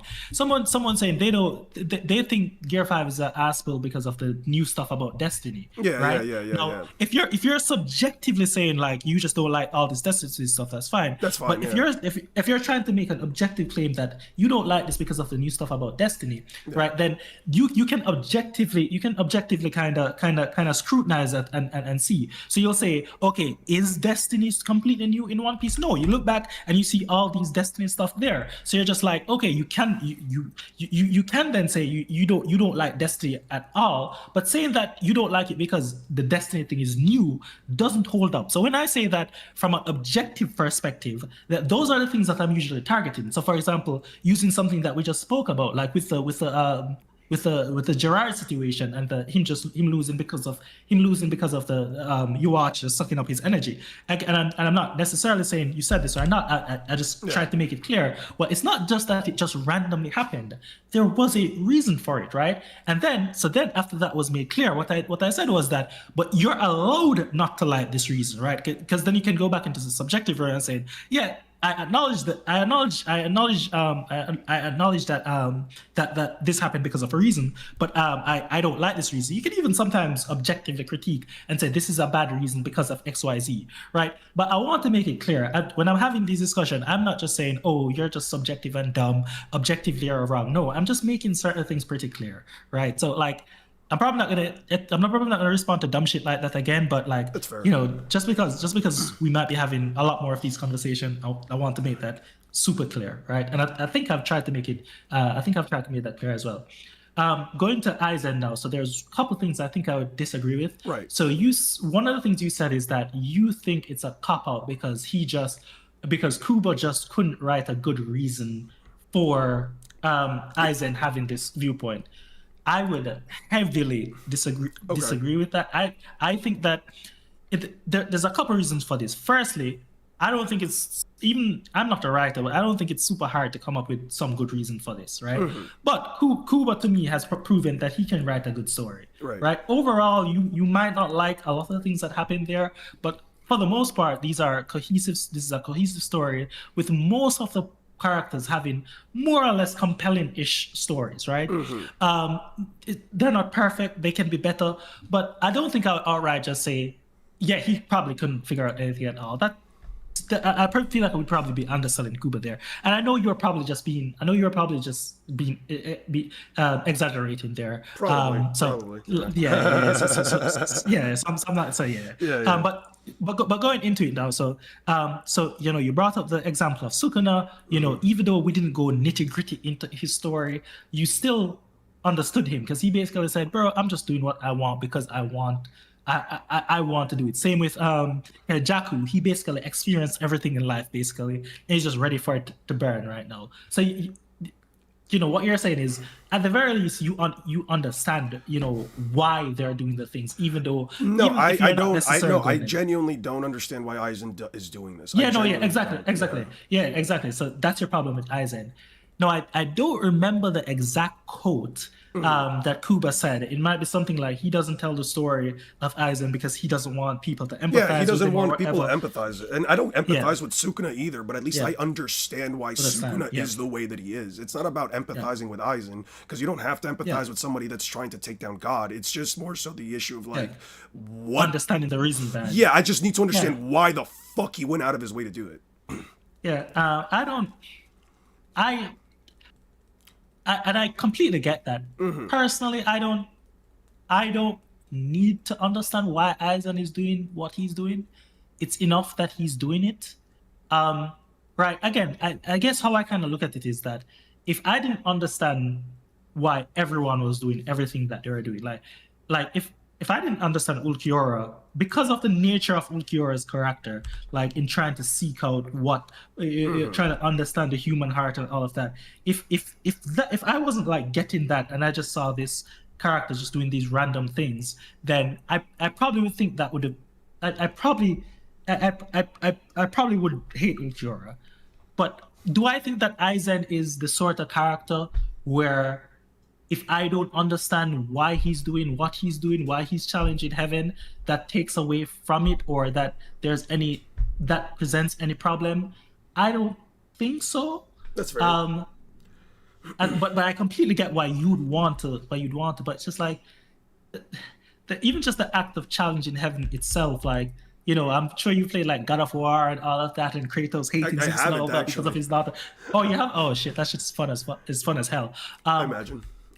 but it's actually kind of, so just like what you said, where you've watched certain things and your eyes have been open to certain things, like, so so one thing that I think is also relevant to this is that, like I watch a lot of things, and I start to judge characters based on categories, Right. right? So like I try to see what's the best raid scene here, or who does the more lonely, aggressive character type best. So like I like when I find a character that fits into a niche category, Right. where it's like they're the first one in that category, or they do that category best. I don't think Aizen necessarily does this category best, but I like that he's in this category where, like, I know why Kratos wants to kill Zeus. I know or wants to destroy all the pantheon. I know why all these other gods wants to take down the heavens or whatever, Right. or why Ashura is mad at everybody. Yeah. I kind of like the fact that I don't know exactly why Aizen is doing what he's doing. He's just doing it, and that's because, like, again, like, I start to view things within categories, and it's just Right. like it's cool that he's fitting this new. He's kind of trailblazing along here, but I completely get why you'd want to know that. That's fair. Yeah, it just yeah, it's not so much of a thing where I'm like, listen, Aizen is an objectively bad character. I don't think he's an objectively bad character, but it does take away from everything that he does, at least to me, because No, that's fair. I mentioned before, right? When you have so many other series, I know that like a lot of people don't really like agree with this perspective, and I know, and I've talked about this before in my own streams where I'm like, listen, I understand that people, for the most part, view things in such a way that, like, you want to compare things from a perspective of, like, if you've ever played Super Mario 64, where it's like, is it really fair to compare Super Mario 64 to, like, a modern day platformer, right? I understand the perspective of like wanting to judge things based on the time period that they came from, and I understand that, and I understand the perspective of like if some people feel like it's only fair to do that, but from my perspective, I'm like, when I take in a piece of media, right? When I take in a piece of media, I'm thinking not just about what this media is trying to do, but what is it doing in comparison to its other contemporaries, right? I'll give you an example: Blue Lock, right? Yep. Blue Lock is a series where, like, a lot of people ask, what the fuck is Blue Lock even about, right? What the fuck is Blue Yeah, Lock even yeah, about? Yeah, no, and I completely understand where they come from with that, right? yeah, yeah, I yeah. haven't seen that many sports anime, but I have seen Kuroko no Basket. And up until Blue Lock came out, that was my favorite sports anime of all time. I've also seen Kaiku, so I got like this like bit of a weird spot of like I've seen a series where like everything is taken super, where like a series where everything is super grounded, like Haikyuu, where everything's super grounded, a lot more realistic, a lot more yeah, grounded and realistic. You have a series like Kuroko no Basket that takes a bit more of an anime shonen trope, like where the characters have like the glowing eyes with the zone, where the characters can where characters like like they have like almost like these effects to the ball, even though they don't have any kind of powers, but they have like these effects to the ball, stuff like that. And both of these series have a thing in common where like they have the power of like friendship, right? Where like we're trying to do this because we are a team and because we're willing to do this together and blah blah blah blah blah.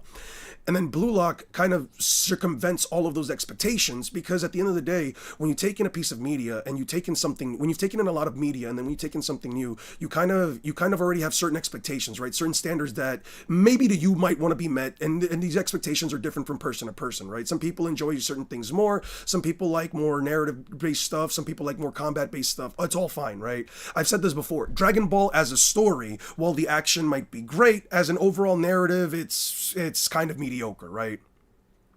Dragon Ball is okay. Like I don't think the writing is fantastic, but I do think that Dragon Ball, especially for what it is, it did a pretty damn good job, right?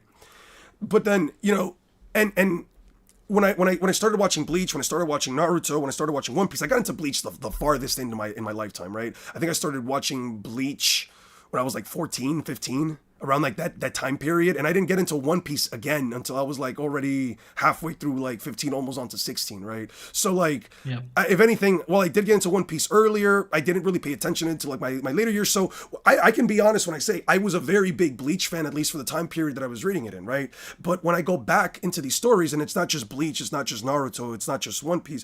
When I go back into these stories after reading all of these other series, right? Again, a little bit of My Hero, a good bit of like Code Geass, all of JJK, all of Black Clover, so on and so forth. Kengan Asura, Kengan Omega, blah blah blah blah blah. When I get into all Kagurabachi, when I get into all these other series and I see what they can do with their characters, right? And I feel like, oh man, this is really fucking cool. This character does XYZ. Oh, I can understand why this character's reasonings for doing this. Oh, this reasoning, it might not be the best, but hey, at least it makes sense. Blah blah blah blah blah. Like when I go back to Bleach, or when I go back to Naruto, it makes the series feel, I guess, not as great. Yeah, not as great because lackluster, yeah. Because they feel lackluster because they come from a time period where these things just weren't even remotely thrown into consideration, right? Like, Yeah. like you're like again, you're not gonna see a character like, well, I don't even want to say. Well, let me just throw in another random name in, right? Like, you're not gonna see like Ikaku Madarame, right? Like come in randomly to be like a fucking Stern Raider, right? Like you're not gonna see that, right? I don't remember if he did. I'm just throwing in a name out there, right?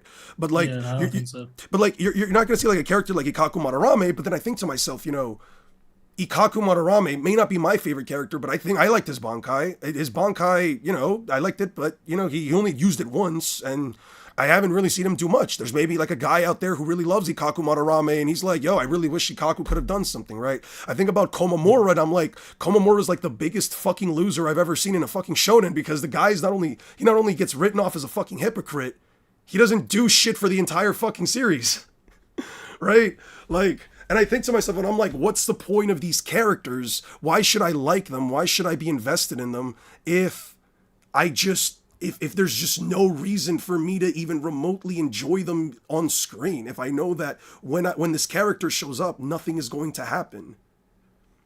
And I feel like that's my biggest issue with Bleach, that a lot of the times I see so many of these encounters and I'm like, well, the Yoruichi stuff, for example, right? Like, maybe it's meant to show like the despair of like, Asuka's ability being this overpowered, so on and so forth. But, it's like, I want to see Yoruichi succeed, or at least I wanted to see her do something to the villain, and to such an extent that like, she had a massive impact in the fight other than just, Yeah.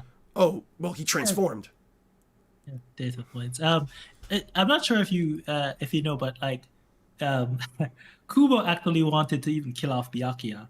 Oh, I'm completely fine with that. I'm completely okay with that. But the fan outrage. I just say that as a point to say that I completely get you wanted more of a clear impact rather than Yeah. just these slight imperceptibly, or you could argue not even their impact, but like I feel like the one thing I probably would want to get across to you in this conversation is that um like it's absolutely fine, it's absolutely fine to like want more and want it to be clearer, but the where I probably draw the line is making it seem like it's not there at all. Like, so for example, Kamamura, that's the, I'm bad with the names, that's the dog guy, Dog right? guy, yes. Yeah.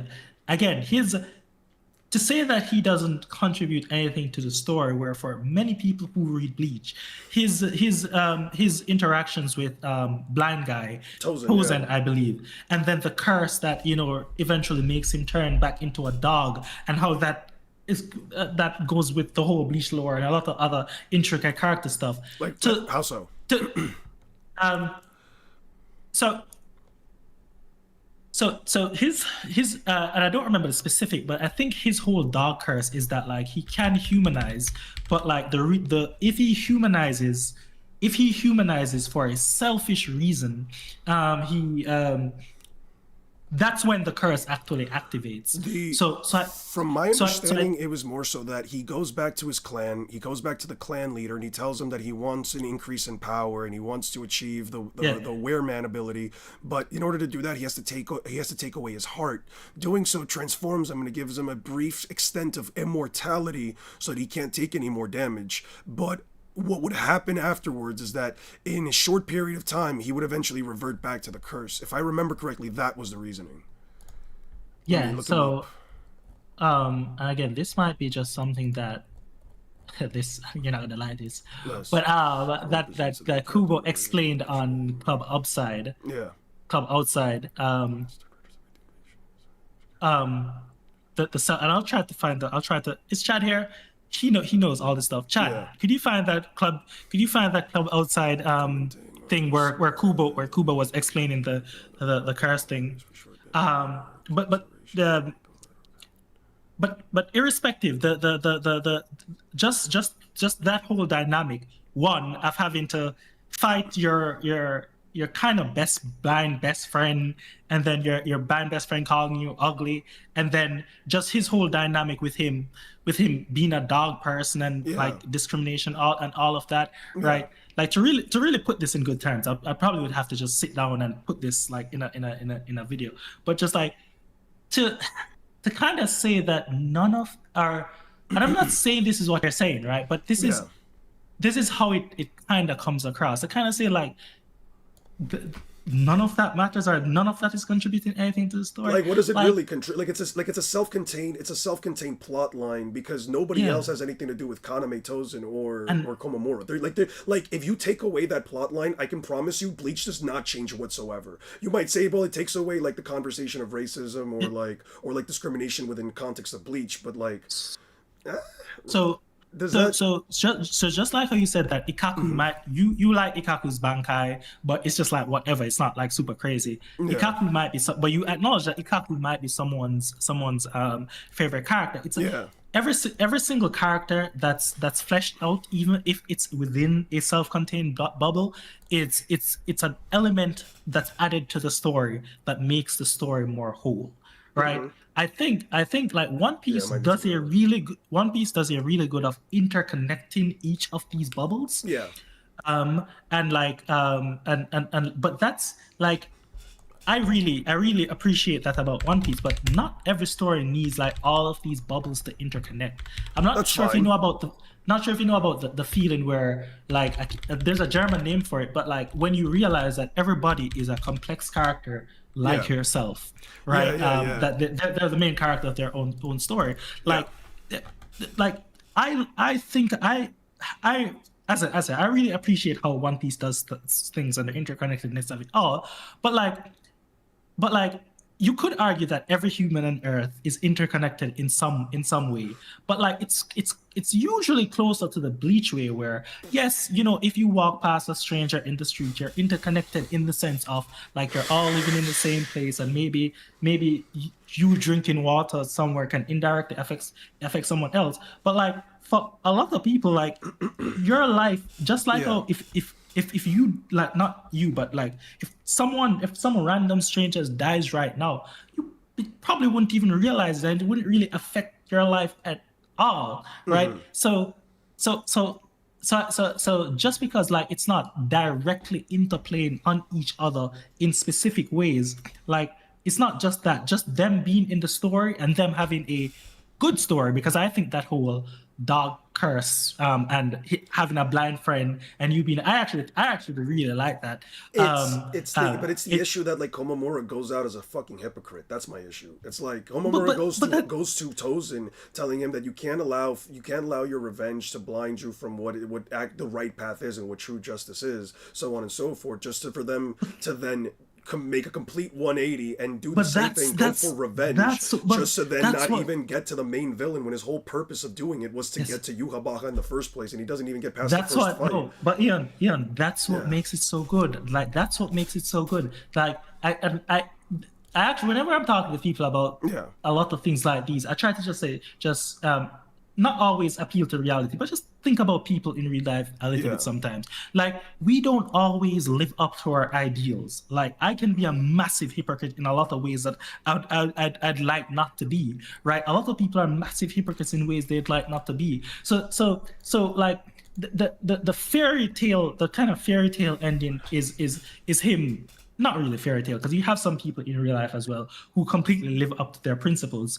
But like the more cynical point of view, and I would argue the more real world type of view, is that like someone turning out to be a hypocrite like that, that is what you kind of would expect in a sense. Like that is how like a lot of people are. Like so to say that just because he didn't live up to his ideal, that makes him somewhat bad. I think that's what makes him like super good. Or like I like when not all if every character is a hypocrite, the story gets bad. But if you have those little pockets of characters failing to live up to their ideals, or going down the darker side, and things that I love, because it just makes it feel so much more I would lived understand. in, so much more real. And Sorry, go ahead. I know, and I would agree with that only if it like it amounted to something, right? Because it's like, what did it really amount to, right? Because here's the thing, Komamura essentially like hasn't really done much within the entire context of the story. He really hasn't done much. Like if you want to say the whole like Tozen exchange,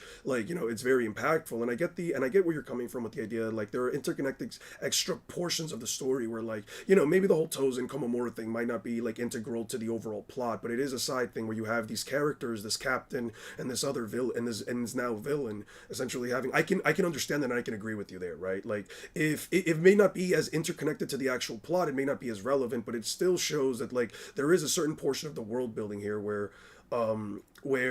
characters also have like certain aspirations, or not even just certain aspirations, but certain connections with one another that might not be relevant to like the overall plot line. But at the end of the day, and I also get the idea that like Komamura ending up as a hypocrite isn't exactly like a terrible thing. It humanizes him in a way that like probably many other Bleach characters don't. But at the end of the day, like I ask myself, okay, but what does this amount to? What is the purpose of this, right? Like if it's just to say that Komamura was a flawed character within the end, I mean, I already saw him as a flawed character before completely, right?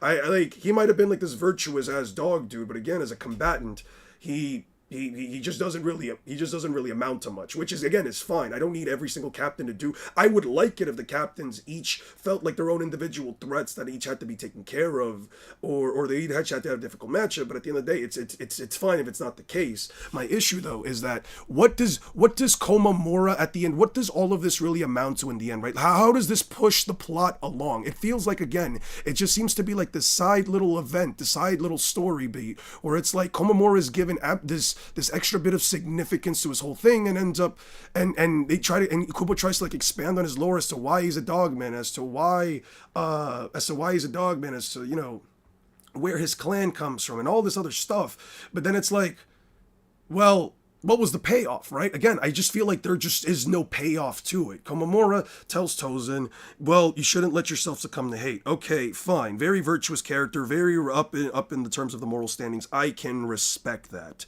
right? But then, you know, turns 180, does the same thing, fuels into revenge. Okay, sure. You know what? I'm okay with that. He can be a hypocrite. That's fine. Again, no issue with that. But then for the payoff, it amounts to nothing, because what did he really do? He fights Bambi, he takes her out. Mind you, not one of the stronger Stern Raiders, just fucking Bambietta. Like, he did all of this to at least fight Yhwach, and he doesn't even get a step closer to Yhwach than he was before. So again, it comes to my issue of, it comes to the issue of like, where I just don't care for I just don't care for the payoffs. I feel like every single time that Kubo builds up a lot of these payoffs, a lot of these build-ups, I feel like the payoff is so lackluster or just amounts to next to nothing. Wow, Bambietta lost to Komamura because he was immortal. Fantastic. She would have lost to literally any other captain that was stronger than him. Let's be real about that. Like, yeah, so I feel like what I'd say to that is and again, it's wanting more is completely fine, but I feel like how I probably view it is the payoff is just it happening in itself. And so a video I eventually plan to make is why Senior Pink's backstory is one of my favorite backstory. I think one of the best backstories in the entire of One Piece. And the kind of one-liner about why this is the case is because it's just so real. It's just a random tragedy, a random landslide. Your child died to fever. What's the big super important payoff of just his child dying to fever? That's just a common thing. That's something I see that not every day, because we've gotten better at vaccines and all of that, right? But that's just something that's so boring. It's so banal. It's so trite. But that's one of the reasons that makes his story so good. It's just something so real, right? There's this captain, like, he did the best he could do, end up being a hypocrite. He's just another person. Like, I would never in my mind try to compare him to Yhwach or any of the higher Stern writers. Like, those aren't the people he's meant to fight. I look at a lot of these characters like I look at a lot of these characters like me. I'm just a person. Like, I'm like, if someone at the end of my life were to look at my life and be like, you know, what was the real payoff of Stan life? He didn't, compare to all these other successful people who became super successful, did all these things, basically won at life. What did you really accomplish? Probably nothing much, really, right? Like, I'm just another one of these. Like, I might be a little more famous than the average person. I might be middle class, a little more better off than average person, but I'm just another one of those random presence who's going to fade into irrelevancy. And I'm not saying that as like that's just the reality of people, right? So like, if you were levying this sort of complaint against like someone like Ichigo, who I expect should be compared to Yhwach, or someone like Kenpachi or something like that, then it to me that would hold a lot more weight. But yeah, a captain, like, I understand he's a captain and you might want some bigger threat to be crafted out. The Bambis are strong, right? They're not necessarily the strongest people in the series, but they're pretty strong. And just because he didn't like accomplish the greatest things ever, like, it's not personally, about him accomplishing the biggest things ever. It's about there being a payoff to the reason why he's doing this, right? Like, again, I'm not saying, listen, I don't expect him to beat Yhwach, right? Here's the thing, right? If it were a case where like Komamura beats Bambi and then you see that he's starting to, like, let's say, like, wear off, right? He's like, okay, I can't get to Yhwach, but I can at least cause as much damage as possible, or so on and so forth. Let's say, like, he does get to, like, the castle. I don't expect to see, like, even, like, a massive fight between him and Yhwach, right? I don't expect to see some Yamamoto versus the whatever the fuck the Yhwach clone was, right? I don't expect something like that either, right? But what I'm saying Lloyd? is... Lloyd, one of them. Yeah. What I'm saying is, if the character is doing let's say if the character, okay, again, his whole thing is I'm going to take down Yuhabaka myself. I'm going to go get there. I'm not even saying like let him get to Yuhabaka, but maybe have, I don't know, some other Stern Ritter stand in front of him in order to get to Yuhabaka. Maybe make it like something big, because again, they're making this big deal out of Komamura. If it's supposed to be if you're trying to make a big deal out of Komamura doing the whole immortality curse thing, if he's going to give up everything for it, but again, the Mambies. Listen, I'm not gonna sit here and say they're like the weakest characters in Bleach. I'm not saying that they're like day one hollow fodder, right? Either, right? But what I am saying is that like for that to be sort of the last thing that he ever does, just fight Bambi, grabs her, tosses her across tosses her across the battlegrounds. He grabs her, he tosses her across the battle, and that's like the extent of it. I don't know, man. I'm just like, is that really the best we could have gotten out of the captain? That's why I keep like trying to bring it back to like the real, where I'm just like, yes, like that is just a lot of people's limits. Like, yes, that like sometimes that's just your limit. There's a series. But for a series like this, I can't agree with that. Yeah. I mean, that's absolutely fine, but like. Yeah. There's a series I read every day called Global Freeze. It's just this Chinese manual. And like yesterday, they had a chapter where, in essence, there's a lot of different power levels and things like that. But you had like a super important character, just like he struggled his best and he just lost. And that's just how it is. Like I think this one is probably going to probably just be an impasse. Like, I completely get you. You get wanting more, and that's absolutely reasonable. But like from my perspective, like that was just his wall, and sometimes that's just your wall. Sometimes that's just it. I just feel bad for like the Komamura fans, because like that must have felt fucking terrible, man. Fuck. I don't know. I think I would consider myself a Komamura fan. Really? But, I would. Right. And I wasn't like super upset about it, but I definitely can see some people being like super upset, wanting much more. Like that's absolutely reasonable. So then, what about like the visored captains, right? What about them like not just choosing to not holify, especially when we find out that like Let me see. Especially when we find out that like holification is actually like the best way to fight the Stern Ritters. Let me see. These guys. Yeah. I would need to go back. I don't like these guys weren't all that super interesting to me, so I didn't like really follow up much with their fights. So yeah, if they didn't holify, that I don't know why they didn't do that. That probably would be a bad decision on their part.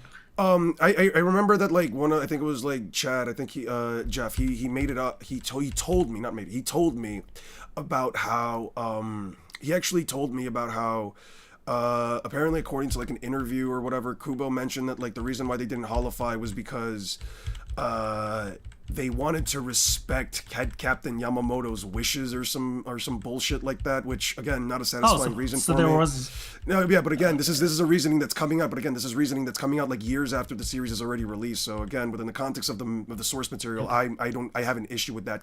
I have an entire issue with that, because like, okay, if you're gonna use that as a justification for like them not holifying, it's bullshit. I'm sorry. There's no argument that I could ever listen to that would make me realize, oh man, that makes so much sense. They just wanted to respect Captain Yamamoto, especially when Byakuya, back in the earlier portions of Bleach, in the Soul Society arc, said, why should I not use my Shikai in this special location? When the Shikai, when we're in the middle of war, and in times of war, rules like this don't really matter much, especially when like we're dealing with an enemy.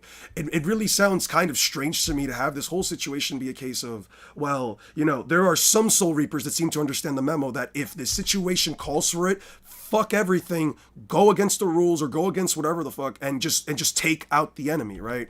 It makes no sense to me as to why any of the holification captains don't have an issue with it, but then later on, Kisuke Urahara shows up and says, oh yeah, no, if we holify your bankais when they use it, yeah, like it'll completely like give you guys your bankais back, and you guys will be able to like defeat the Stern Raiders without an issue, or like it'll make it more difficult for the Stern Raiders to do something. You know what I mean? It feels contradictory. It feels completely contradictory in my opinion. Yeah, I probably wouldn't, because like every character is a little different and they have their different motivations. If they're just like, I'm not sure. I don't talk about Tower of God much, despite it because I don't. It's my favorite thing. I don't. I don't want to share it with all the people. There's this character in Tower of God called. Yeah. There's this character of Tower of God called what's his name? Calavan, another one of my favorite characters in existence. Yeah. And now, granted, he's a super strong character and all of that, but like after losing to the main character of the series, as a self-imposed punishment on himself, like he literally sealed away one of his arms. And he's fighting in the middle of a war Yeah. with some of the strongest characters in the entire series.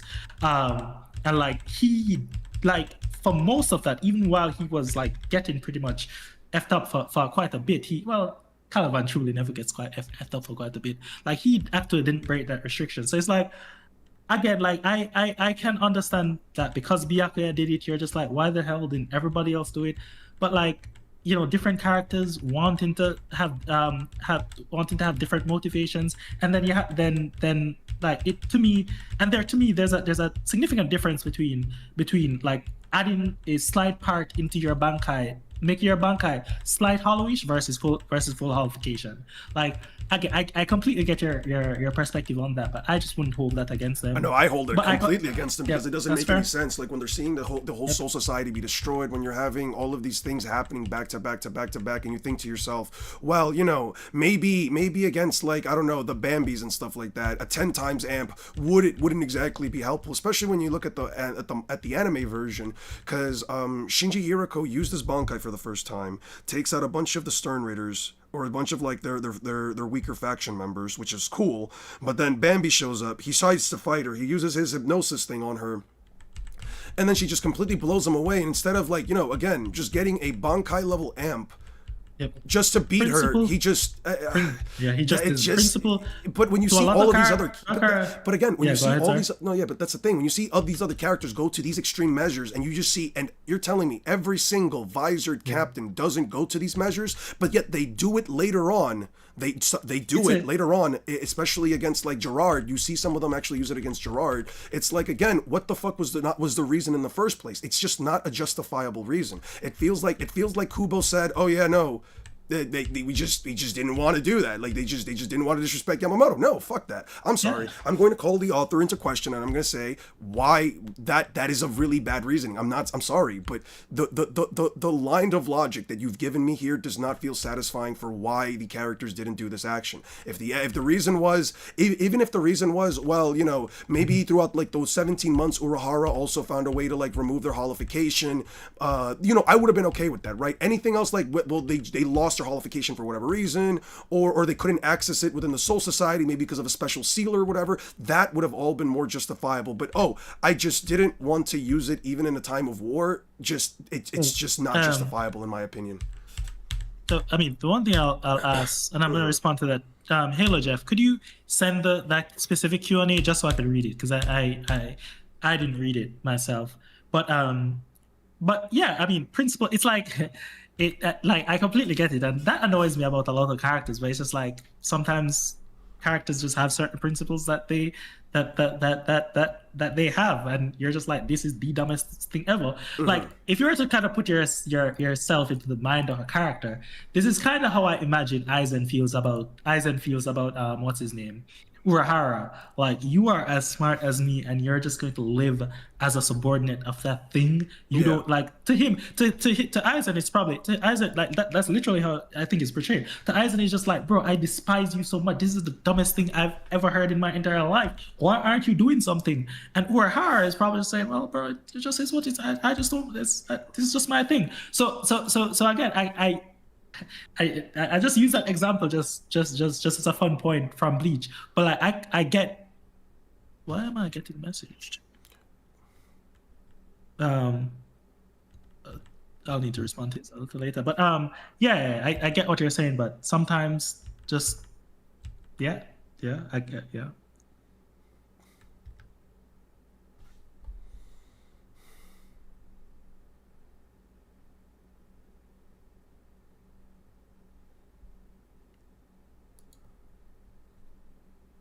Are you still here? Yeah, I'm still here. I'm still here. Oh, I'm just messing around. No, you're good. Why am I being messaged?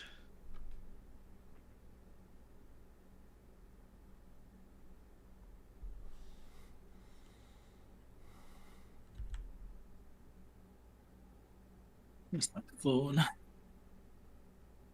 Du-du-du.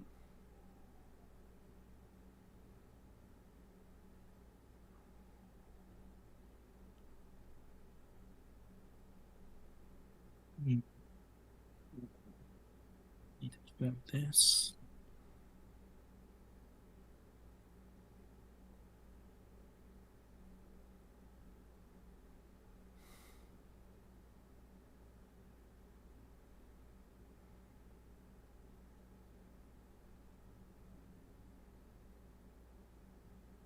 As many as Tester Blade, to you I represent something new, the first enemy in your life who was comparable to yours, and yet still I was weaker than you.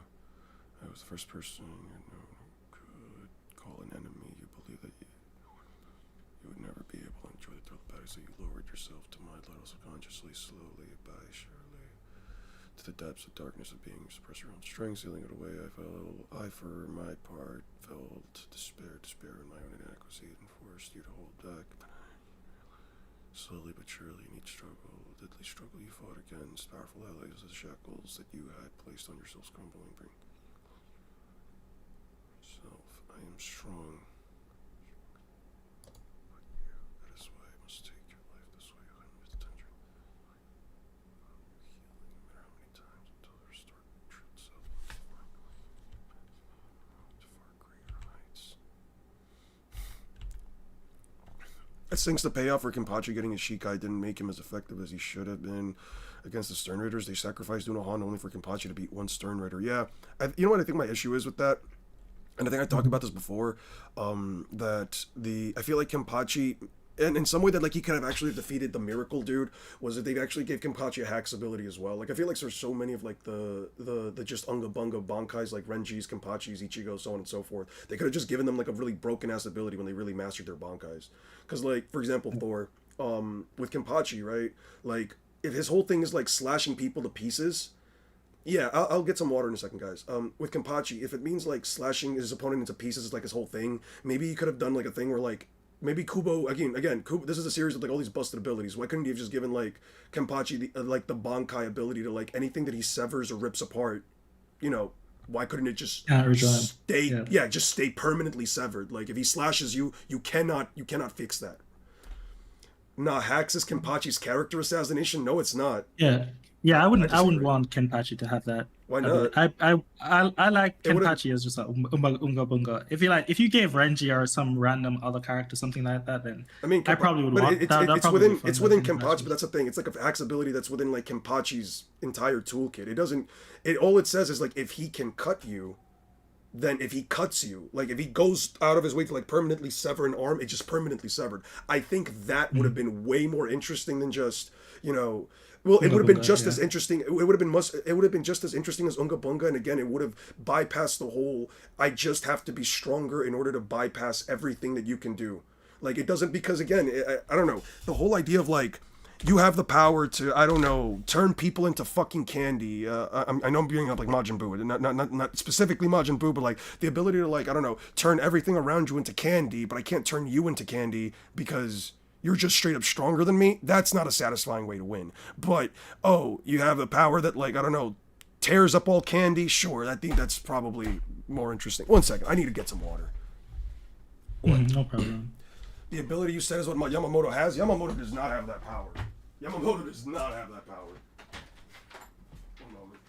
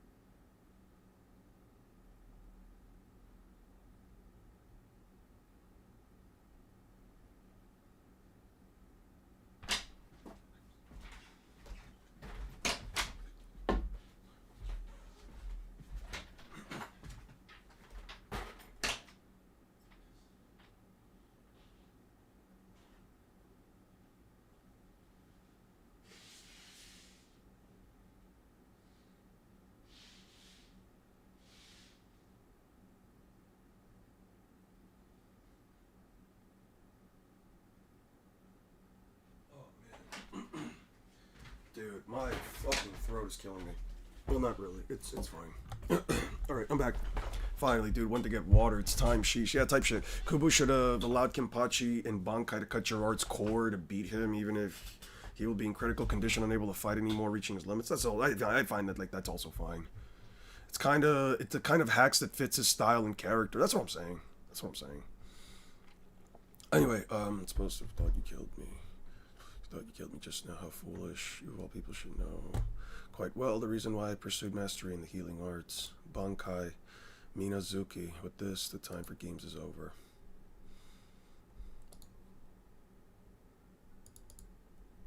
That's wonderful. What is it? So different, all of it. Every time it feels it, but I get it. I've been asleep for all this time, fast asleep my whole life, just dreaming of doing this with you.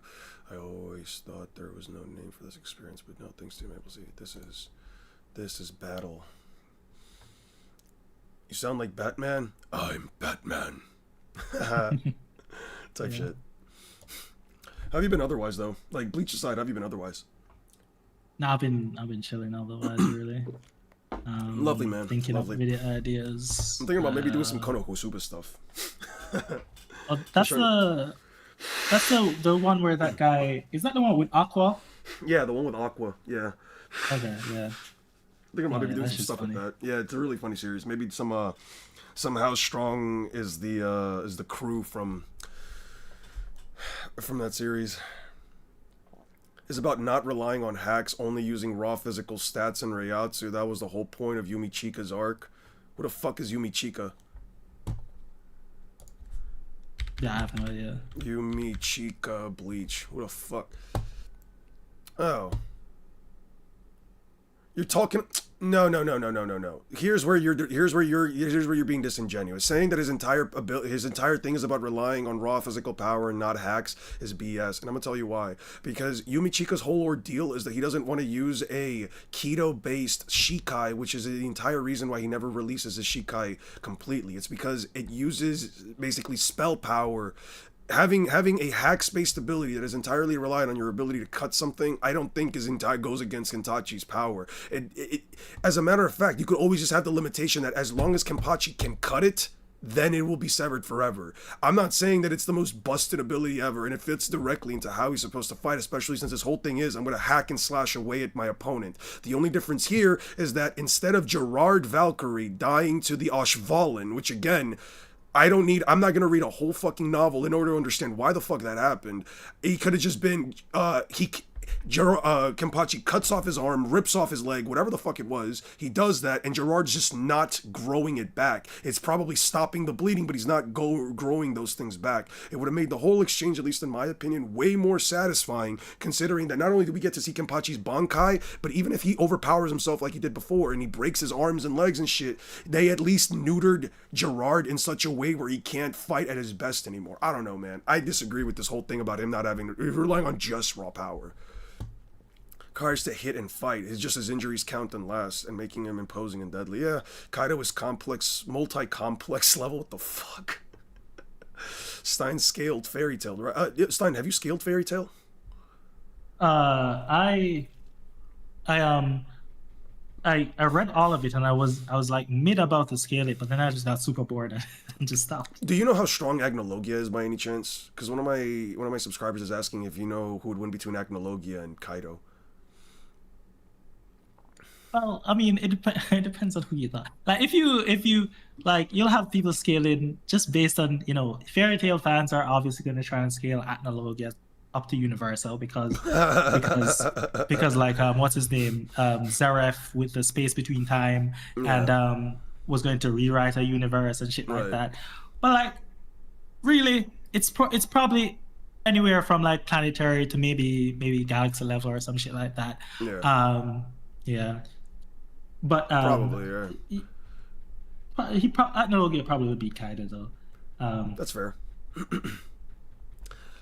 Learn to seal away your own power and enjoy. I learned how to heal my own body for the sake of enjoying battle forever. Yeah, but now I feel a certain day when myself this power I obtained for the sake of this battle alone for each single Kenpachi. That is a solemn rule, and at the same time, an unavoidable destiny. This is because when a person with true strength discovers Another with true strength, they become unable to wield their blade for their own sake. At the moment of the edge of the blade is inevitably imbued with a purpose, either to kill that person or to raise them up. As for my blade, he is the one, that this child is the one who should bear the name Kenpachi. I bid you farewell, the only man who has ever brought me pleasure. The Kenpachi versus Unohana fight, I think, was really well made. I will always give it that. Yeah, no, that Like, no, you go ahead. No, I was gonna say, doesn't Natsu burn time along with infinite magic with the power of friendship? Yeah, something like along those lines. I hate the power of friendship. I hate. I hate when people bring this up, because I guarantee you that they're going to be citing this the wrong way. Like, as the person who says this, like, what do they mean? Because the problem is, Natsu actually does burn time, but not the way in which people think. They always cite the wrong feat. That's the problem, right? So you can actually give Natsu the feat of burning time, but it's only but it's like a special form of Natsu. Like, he can't just do it willy-nilly, and people use the wrong feat to justify it.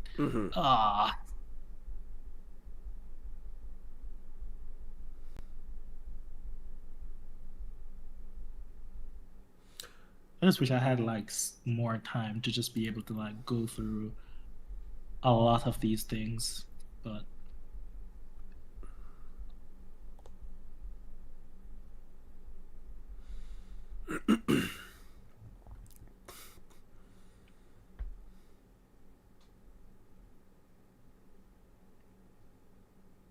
yeah, I'm gonna be working on a review, like my own personal review for Bleach. I'm probably gonna go in for like a lot of like the good stuff, and I'm also gonna probably call out a lot of the things that I just have an issue with.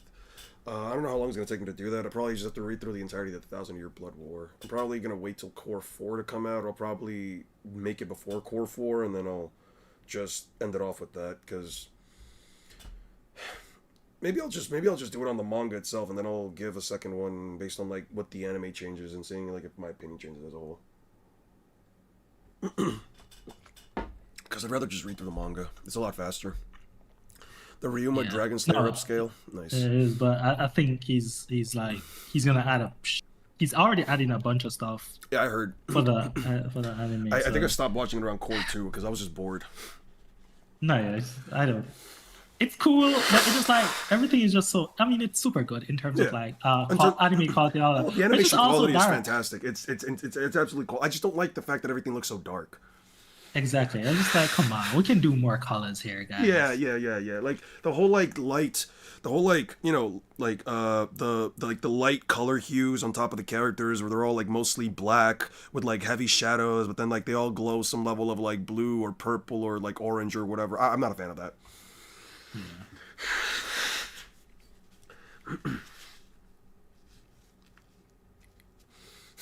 1,000-Year Blood War manga is beyond mid. Trust me, I read it weekly. Yeah, I read it weekly too. Basing off the manga works better to work with first. Yeah, I mean, my thing is that like, I'd rather do a review of it for the manga first and then go into like the cores themselves, because I feel like if I get like if I watch the manga, then I just have to skip through like the portions that actually, at least in the anime, that actually change stuff. You know what I mean? At least that way I'll have like a perspective of like, here's what I think of the manga and this is what I think the anime changes for me, and I can just get 2 videos out of it. That's why I'm doing it like that, guys. I was like 6, and then I suddenly won, then 2nd, and now 3rd. It's because you're not commenting enough. The value is based on who's commenting the most, I think. The little crowns, I think. There's no greater pleasure than to die with one's purpose fulfilled. Kenpachi of Zaraki. Who's there? Who's calling? Show yourself. Finally, you're able to hear my voice. I, who have been by your side longer than anyone else, closer than anyone, always watching over you. Who the heck are you? Kenpachi of Zaraki. It's a pleasure to meet you, Kenpachi Zaraki. My name is... Yeah.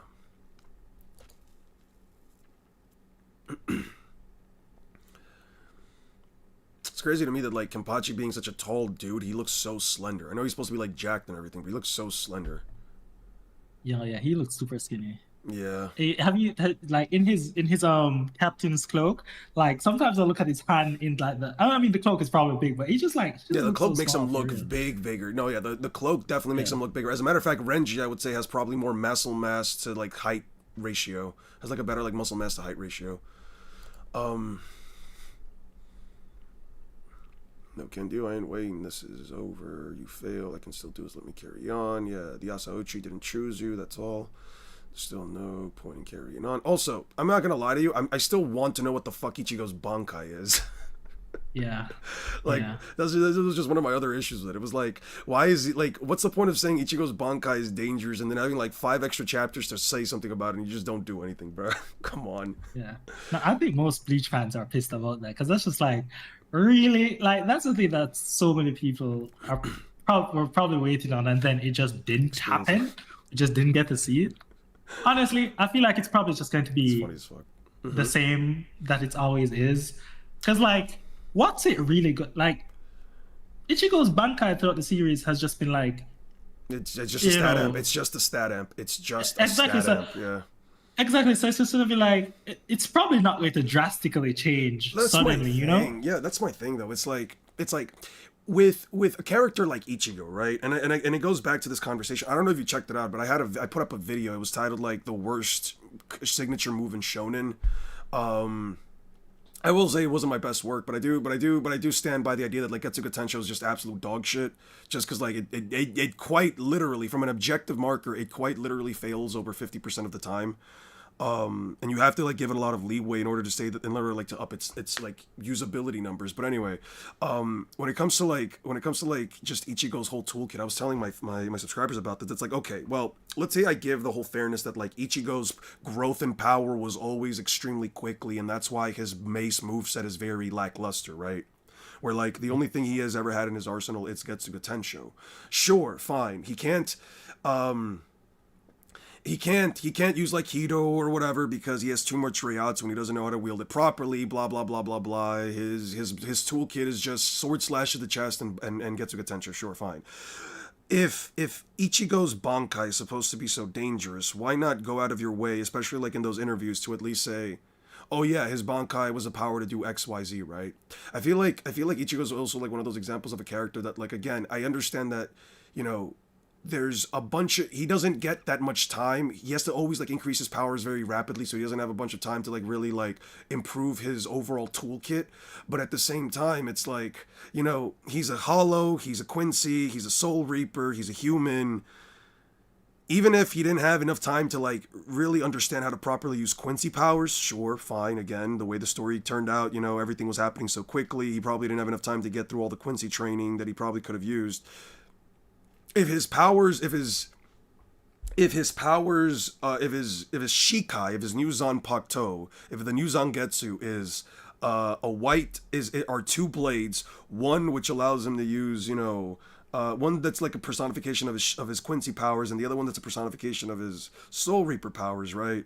Like, why not maybe, I don't know, say that his Bankai is the ability to like affect, I don't know, the confines of Hollow, Soul Reaper, and Quincy powers. I don't know, man. Like, I feel like maybe giving Ichigo the ability, like some anti-magic like ability towards like, even if it's like the final fucking fight of the series, I feel like that would have been better than just, oh, Getsuga Tensho doesn't work, Horn of Salvation amounts to nothing, Yeah. a Deus Ex Machina arrow for Yuhabaha. Yeah. I don't know, man. There's like I was telling my subscribers about like the whole like final battle with Yuhabaha, and how it was like, it wasn't like a gauntlet fight where like a bunch of people, because a bunch of people did jump him, but it wasn't so much like a gauntlet fight because he was just sort of like just shutting everybody out. Yeah. But like, I don't know, man. Like, really, like it. If did we really just have to write in a random arrow that didn't really like that wasn't ever really like brought up at any point before? Like, was that really the best way you could have killed Yuhabaha? I don't know. Like, maybe Yuhabaha like just ran out of Reiatsu for a second. I don't know, man. Your videos are peaked, by the way. Thank you. The power of plot armor. Maybe his Bankai could have been making him a reality constant, unable to be changed. Maybe that could have been cool too. Maybe Ichigo. Maybe Ichigo's abilities can't be rewritten or whatever. I don't know. Kubo really should have limited the abilities of Yuhaba's Almighty better than No, he did. anyone who's saying that, it's just like, I hate people who say things like that. No, Wait, like what? he was you limit Yuhabak's powers. No, Really? he was perfect as is. Yeah, he was like, there's this fighting against like there's this fighting against characters just being strong. Like Yeah. he did everything he was supposed to do. Like I can understand some people saying that, okay, maybe everybody else was underwhelming. Maybe you wanted Ichigo to be a little stronger at the end there. Maybe you wanted something different from the arrow.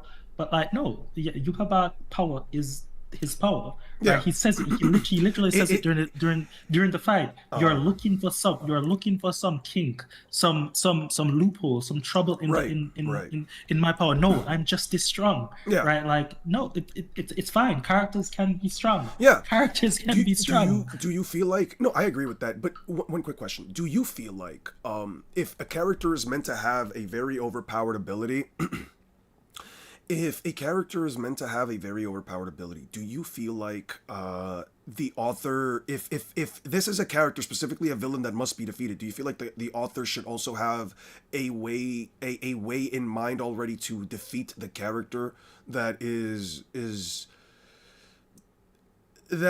easily justifiable within the context of the story? I'll give you an example with like let's say like Dante, right, from Black Clover, right, where it's like he has the ability to like heal from any kind of damage by constantly like regrowing his skin or whatever, like his damage, right.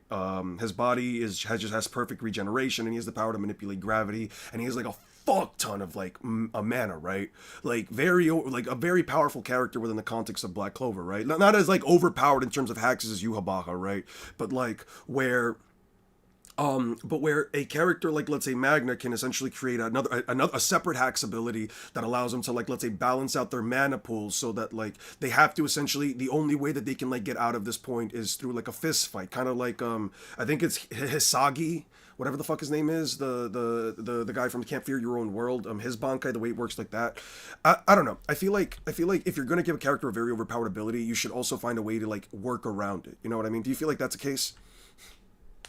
So that's both a yes and a no. Okay. So it's a yes because yes, like every single Gojo, every single example. every single power should have a workaround, right? That's just how things should work. Apart from certain specific things. Yeah. No, because like no, in the sense that it like at higher levels the workaround should become increasingly difficult. Yeah. So Magna having a workaround for Dante, his workaround is fine. That's absolutely fine. If Magna tried to do the same thing to Lucifero and that should work, I think that'd be absolute garbage, right? That should not be the case. Lucifero is the end game villain, right? Right, of that like arc, doing that of the series, I think, unless they have somebody else remaining. Lucius, Lucius is the final villain. Sorry, did I say Lucifer? Sorry, Lucius. My bad. Yes. Lucius, yes. Lucius, my bad. Sorry. All these L names. Yeah. So if Magna did that to Lucius, I'd be like, what in the tar? No, this is not right. It should be exceedingly difficult to beat like an end game fillers in a higher tier series, right? Like Bleach is a series that has a lot of high tier hacks. The person at the peak of that high tier hacks, it should be exceedingly difficult to figure out their weakness, and that's why I really like the fact that he included that line saying, "I know you're looking for a kink in my ability, but there is none." That is what it should be, and like I feel like a lot of people, especially One Piece fans, like they're just used to characters being. I mean, obviously not you, but they're just used to characters being so weak, right? Like if a character is just super strong, they're just like, oh no, this is too up. No, like Yuhabak's weakness, and again, I know you think it's not reasonably. It wasn't properly foreshadowed about that arrow. A lot of Bleach fans would disagree with you. You have things like that guy Uryu's father operating on Uru's mother, and he was always wondering about why that was happening. Again, this is Kubo's specific thing, so like I'm perfectly content with how this was done, but I understand why a lot of people would not be. But like it being this difficult to beat Yuhabak was completely fine. You have Rukia having to freeze herself to beat Asnod. You have whatever they threw against Gerard basically being useless. You have so many you have a character who doesn't actually fire things, but he just pierces, right? What's his name? Lily Barry, who can only be beaten by a special God reflecting blade. Like, of Yeah, that course, was the person. bullshit. I'm sorry, that was bullshit. Like, No, you're I telling mean, me a yeah, character that has never been in a single fight before, has no combat experience, is fighting one of the most powerful Stern Ritters, and just has a blade that just automatically counters him? yeah, That's what I mean when I say, like, the writing is yeah. ass, dude. Like, there's no No, way but that yeah. it was even remotely justifiable, in my opinion. Yeah, no, yeah, I think that's fair, but like Yuhabak should be exceedingly I think difficult that to beat. Yuha should be exceedingly difficult, but you remember when he said that like Ichigo's Bankai is dangerous? This is what I meant when Yeah. I'm like, okay, so like he destroyed Ichigo's Bankai. Ichigo's Bankai had to be like fixed and Okay. everything, but like at that point I'm like, okay, so if you have no chinks in your armor, but you say that Ichigo's Bankai is dangerous, again, what is the ability then, and how does it Yeah. counteract the Almighty in such a way that Yuha has to make all of these contingencies to you know, again, not lose to it. You know what I mean? It's like there's just certain reasons that I just sit here and wonder, like, at Yeah. least from No, the back of my I, mind, I'm like, I want to understand it. I want to, but just logically, it just does not make any sense to me. yeah. I'm going to go against the grain here, and Yeah, I'm going to say like, and a lot of Bleach fans are probably going to hate me for this. Like, yeah. Yuhabak saying that Ichigo's Bankai was dangerous was just villain saying villain stuff, Well, right? let's say, can you? Like, Is there any I, reason why he I didn't kill Ichigo? As a matter of fact, was there any reason, like after he got like the Soul King's powers, he didn't yeah, just kill Ichigo? I think his whole thing is that he was going to leave them all alive. I think he said this while he was exiting the portal. Like he was going to leave them all alive so they could experience despair. And That's at the so moment bullshit. when Villain everything was doing taken villain away from them, thing. Yeah, yeah, yeah, yeah. it's just it's you know like. Yeah, like so. I know a lot of Bleach fans, and I understand why they. I know a lot of Bleach fans are just like, "Oh my God, Ichigo Bankai is going to be. Is actually so powerful." Yeah. I'll be real with you. I don't buy that. I feel like he's not gonna say "Oh, Ichigo, your Bankai is so weak." No, like he's going to hype up Ichigo's Bankai, but like.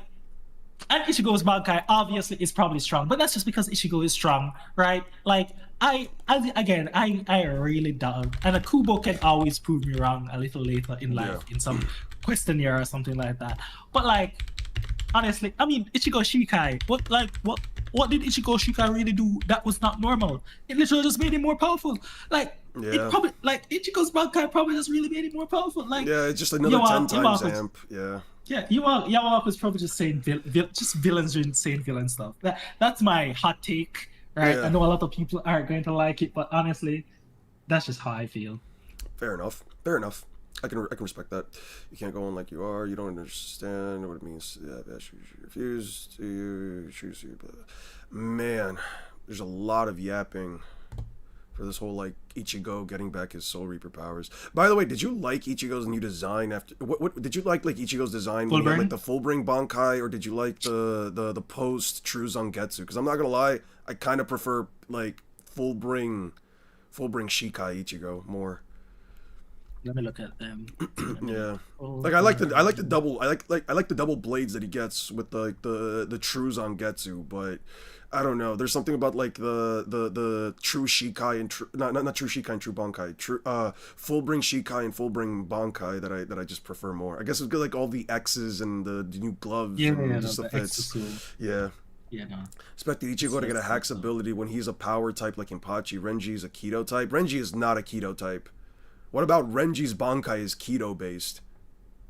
Because if you're gonna tell me that he releases a circle of energy at his opponents, I think that's bullshit. Because Ichigo's Getsuga Tensho is at that point just the dog shit Reiki Keto too.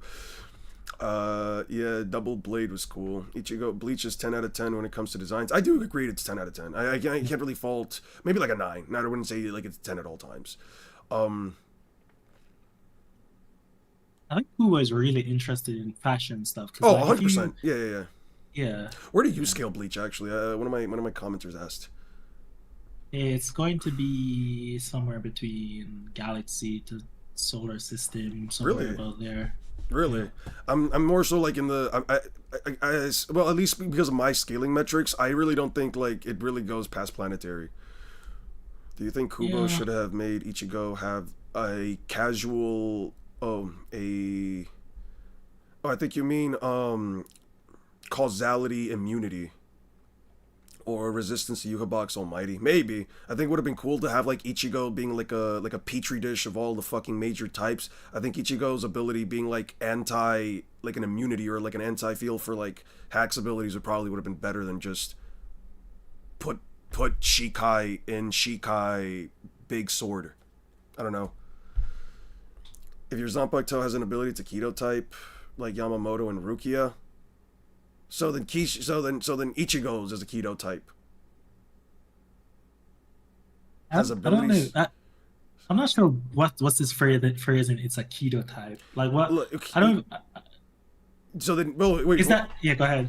No. So like he's saying, if your Zanpakuto is a Keto, it has an ability. It's an Edo. It's a Keto type, which is like like the magical spells that they shoot, right? Yeah. Like, but it doesn't make sense. Is that just a way to just phrase things easily? Because then most things would be a Keto type. Like, yeah, most Zanpakuto would be Keto type. Like why would you?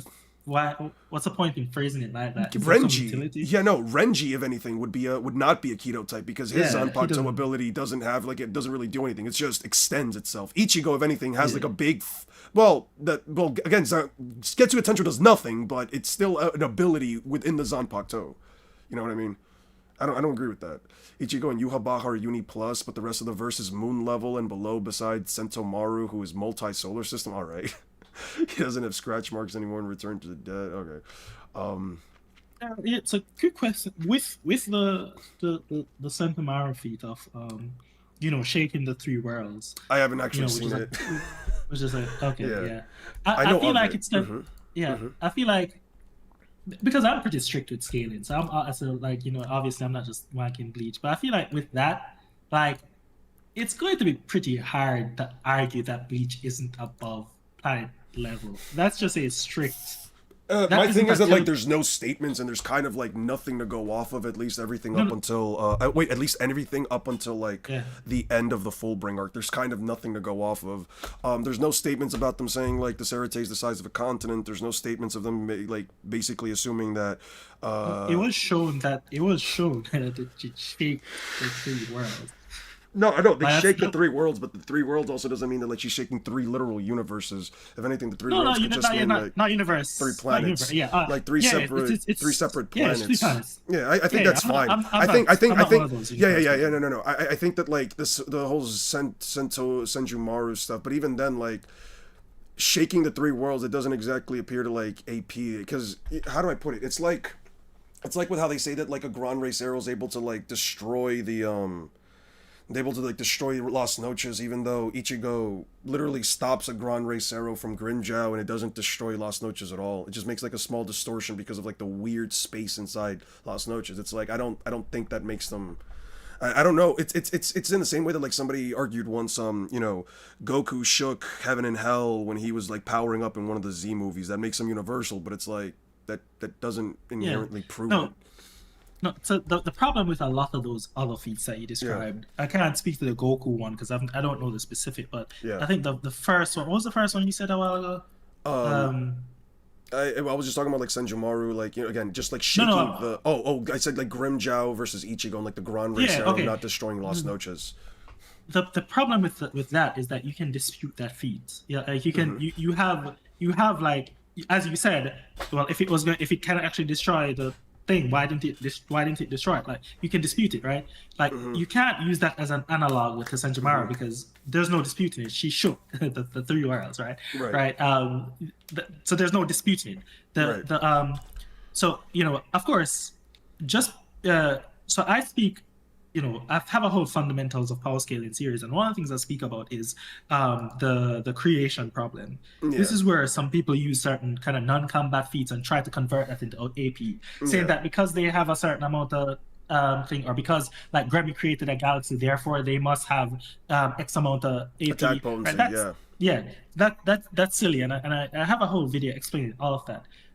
The situation with Senjumaru feat is a little different, and I'll often see people comparing Senjumaru to Kaguya, whereas Kaguya was able to teleport the entire dimension, or however big the dimensions are is not what we're debating right now. But because she can teleport a dimension, for example, then her attack potency must be dimensional or whatever size level. No, that's silly. The teleportation was a Hack's ability, right? That's Yeah. why that is the same thing with like these creation feats. It's an entirely different category. Senjumaru, through raw power, shook all three worlds. What's right? Senjumaru's Bankai? Let me just look that up real quick. It's some like yeah.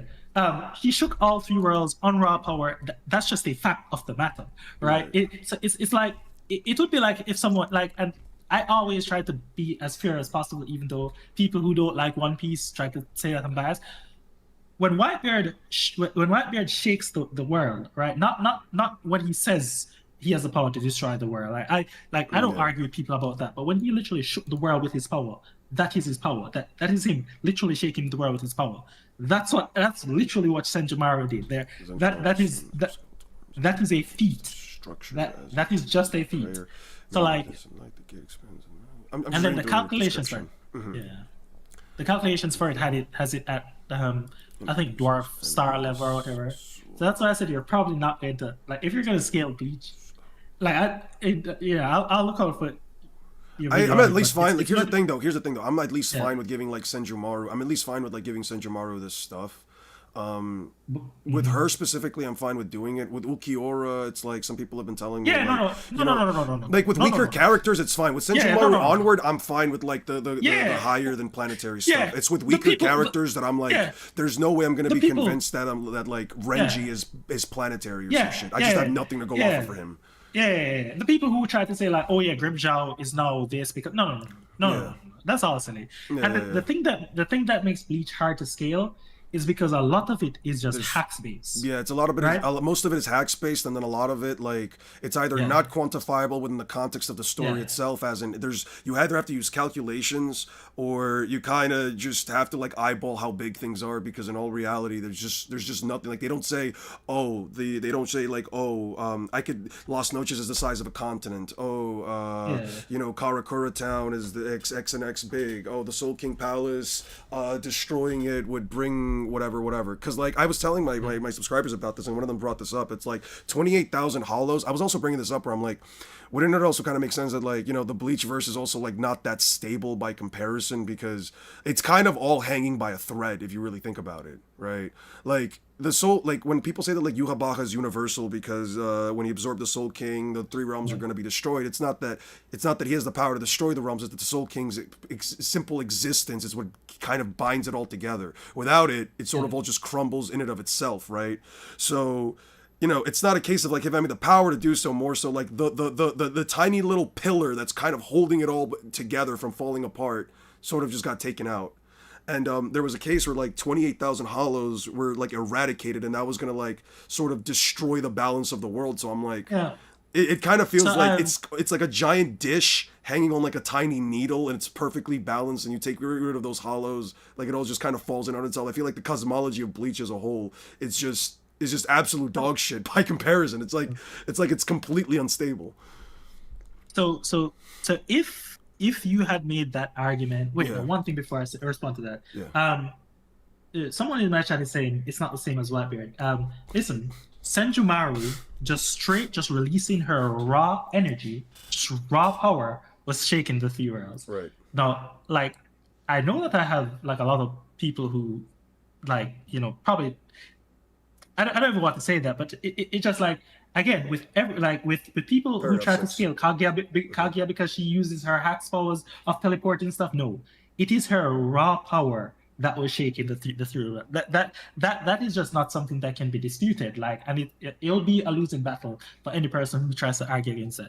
Anyway, though, for the if you were to make the case that that before the 1,000-Year Blood War arc came out, that it's the Soul King just focuses as a kind of a stabilizer. It's not that. So I've discussed this with people before, and I said there's two ways you can kind of think about this. Yeah. The one way is like, you can think of it. I just say hacks just to make it easier for people to understand, right? It's just a kind of a hack's ability of keeping the world together, right? And that's evidenced by, as you said, like the whole as you mentioned, the 20,000 souls, but that you don't even have to. You can mention that, but you don't even have to mention that. You can literally just say the whole point of the 1,000-year Blood War arc. The reason why they're fighting against the Quincy's in the first place is because the Quincy's were trying to eradicate the Hollows, and because of that, the balance of souls was going to be destroyed, right? That, and which would cause everything to collapse.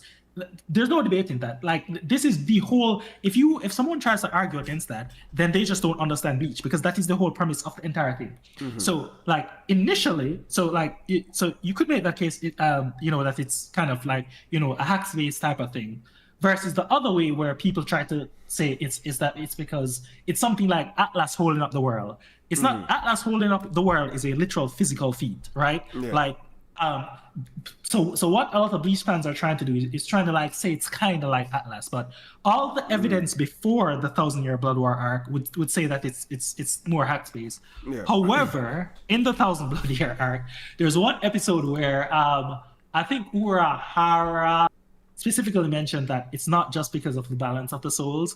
It's I'm paraphrasing, but it's the literal power itself, right? Now, I haven't worked out the nitty-gritty as yet, but that one line kind of makes it much harder to argue against it actually just being like straight scalable physical power holding together the realms. Right. I mean, it might be multiple mechanisms. It might just be, but I'm just saying it's not as cut and dry as before. Before it was super easy to argue. Like, that was my opinion for the longest point. So just be aware of that one line as well. So what's the case? Wait, so like what happened in the 1,000-year Blood War that like made it change? Yeah, so before you could argue that it was only because of the balance of souls. Yeah. But Urahara specifically said in the 1,000-year Blood War arc that the everything was going to fall apart not just because of the balance of souls, but like he kind of implied it was because of the raw power. I can't find the raw power. I'd have yeah. You'd have to find the specific. I don't have all of this as someone can probably find it. If there was someone who had it, but I don't know who had it.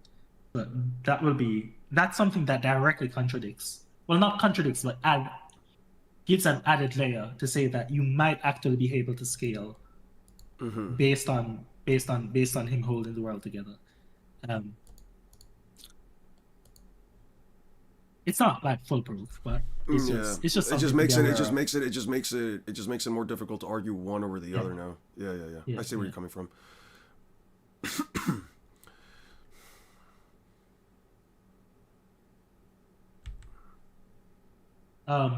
Again, so Lawless is saying this again. So just because you see so in response to the whole she shook the world situation. She shook the three realms. All is saying. Now we've literally seen characters stronger than her use her Bankai. They did not shake the three world. Again, like, this is the thing you guys need to you all need to understand about how anime works, right?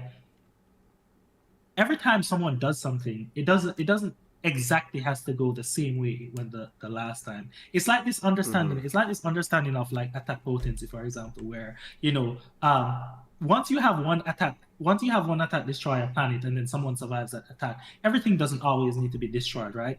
For the sake of just allowing the story to progress, a lot of times what an author will do, they'll demonstrate something once so you understand the baseline thing, and then after that they won't necessarily have to do it every single time.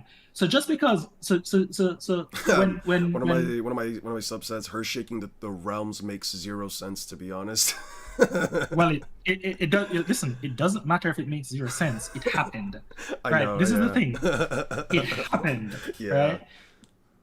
The only disagreements that can come for this is the sizes of the realms. Now, obviously, I think they're planets, but people who are trying to upscale Bleach to no end will say it's universes. I think that's silly, and there's a whole thing to get into that. But what cannot be disputed, like regardless of how you feel about Bleach, is that it happened, right? At first, I thought it was just a statement because I hadn't watched the episode, right? But then someone literally sent me it, and I watched it myself, and I'm just it just is what it is. It just happened. This is not just hacks. This was just her raw power. This was clear as hell. So people trying trying to compare this to Kaguya, who's using Hack's teleportation. No, this is raw power. It just is what it is. Red here says, "Are you referring to the line where Kiske said about power? I think it was in Core 2 when the meme popped up." Yeah, I think it. Yeah, you can probably find it. I think it was that one. But yeah. I was explaining to my chat a little bit earlier that Bleach is likely the strongest of the big three, being Bleach, Naruto, One Piece. However, they're in this awkward position where they're stronger than the other two. Like as I said, I put them maybe Galaxy, Solar System level, but they're not strong enough to go against things like Dragon Ball. Oh no, I would the Universal. Yeah. So what Bleach fans are, they just once your favorite series gets to a certain power level, you just aren't satisfied with it. You're trying your best to kind of like overinflate the actual strength, because like just being stronger than Naruto and One Piece isn't enough. Like you have to, if you're not competing against Goku, I guess your power doesn't matter. I think they're better off just fighting One Punch Man or some shit. Yeah, exactly. Like I was kind of talking to my chat also. I don't make Bleach versus Naruto videos, for example, because I think it's just a stomp. Like, and that's one of the reasons I don't make a lot of Logia versus other versus video as well. Yeah. Because the win conditions just aren't there. Like, the win conditions is crazy. Yeah, put Baragon in Naruto. Like, well, most people can't do shit against them. There's no point. Yeah, there's no win condition. I would argue that everybody, you could argue against me, but I would argue that everybody can't do anything against him in Naruto. But it's just like make the argument for like Trafalgar Law maybe, but you can't really make the argument for most. Not in One Piece. One Piece versus Bleach, I think, is closer. I think it's funny. I was telling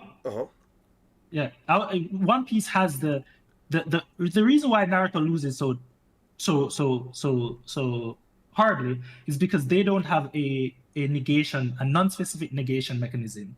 Like armament, Haki negation negates a lot of the hacks in Bleach. It's just what it is. Naruto's negation mechanism is hyper specific to chakra stuff, right? That's the kind of problem.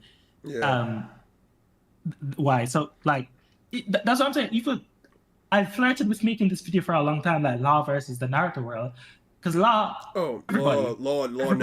negs everybody, Kaguya, so on and so forth. Yeah, exactly. I was actually having this discussion with my subscribers a while back about Law versus Kakashi, because I'm like, I thought about this more and more, and I'm like, wait, Kakashi, even if you give him DMS, doesn't do anything. Like, you have to give Kakashi not only DMS, which only, mind you, DMS Kakashi only ever got 3 attacks off. Like, during the entire fight, he only gets 3 attacks off, maybe 5 if you really want to count them up, but even then, even if you give Kakashi limitless DMS, what does he really do? He can't attack and also use Kamui unless he's using Kamui Raikiri. If he throws Kamui Shurikens, Law just shambles him into the Kamui Shurikens. Yeah, exactly. It's not like the Susanoo can prevent. It's not like the Susanoo can prevent fucking dissection knife, and all Law literally has to do is just grab a rock from the ground, toss it up in front of him, charge up a gamma knife, and shambles Kakashi into the gamma knife. Like, he doesn't have to do anything.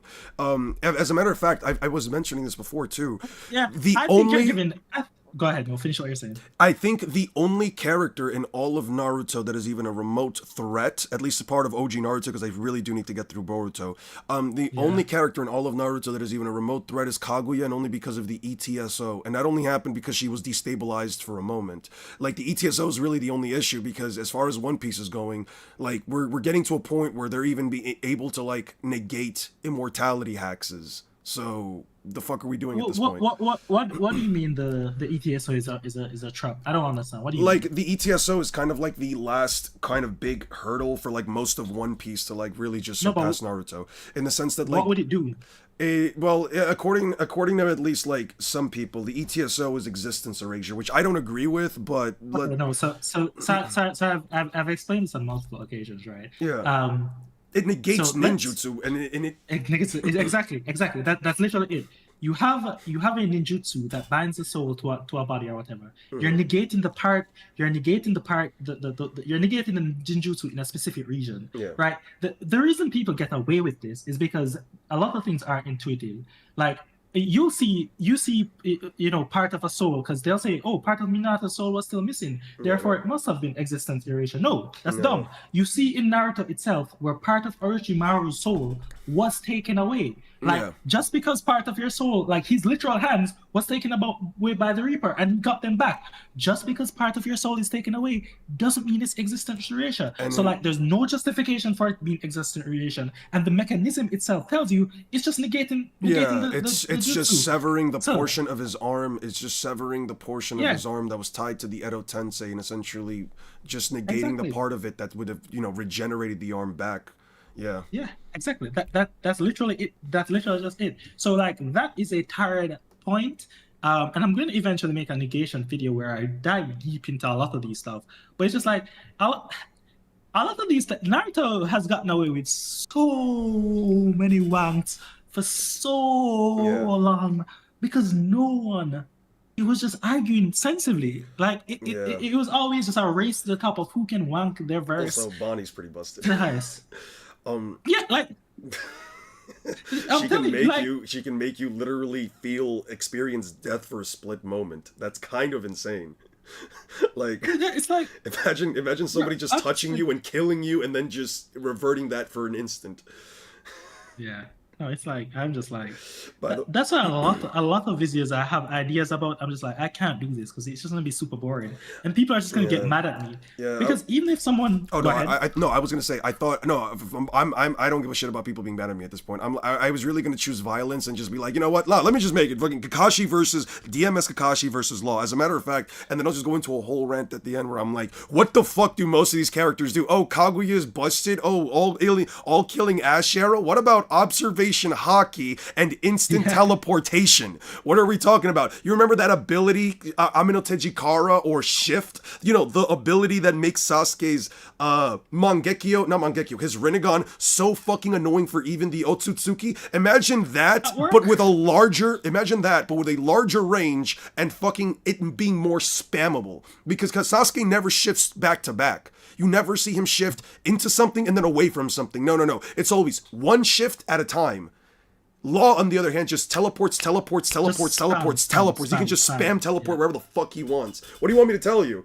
Oh, by the way, one of my subscribers asked, where do you scale Bleach's speed? So I'm gonna do a whole video on this. Suffice it to say, I'll give you a quick answer. Yeah. Just because something is called light, like the Quincy arrows, it's not. You can't. I've made a whole video on that. Yeah. I've seen that video. I agree with it. And then also, like, the Gin's back. People will try to say that Gin was a lot of things around Gin. Yeah. Fact is, we know Gin's Bankai speed. Again, I could get into all the data book stuff as well. All of it is just dumb stuff, right? Like, Bleach for the longest while was below massively hypersonic. Yeah. The closest it gets to light speed is the TYBW, the 1,000-year blood war. Yeah. That's when everything just shoots up by like a fuck ton. Yeah. You could argue that at that point with what's his name, light guy, we can somehow get there.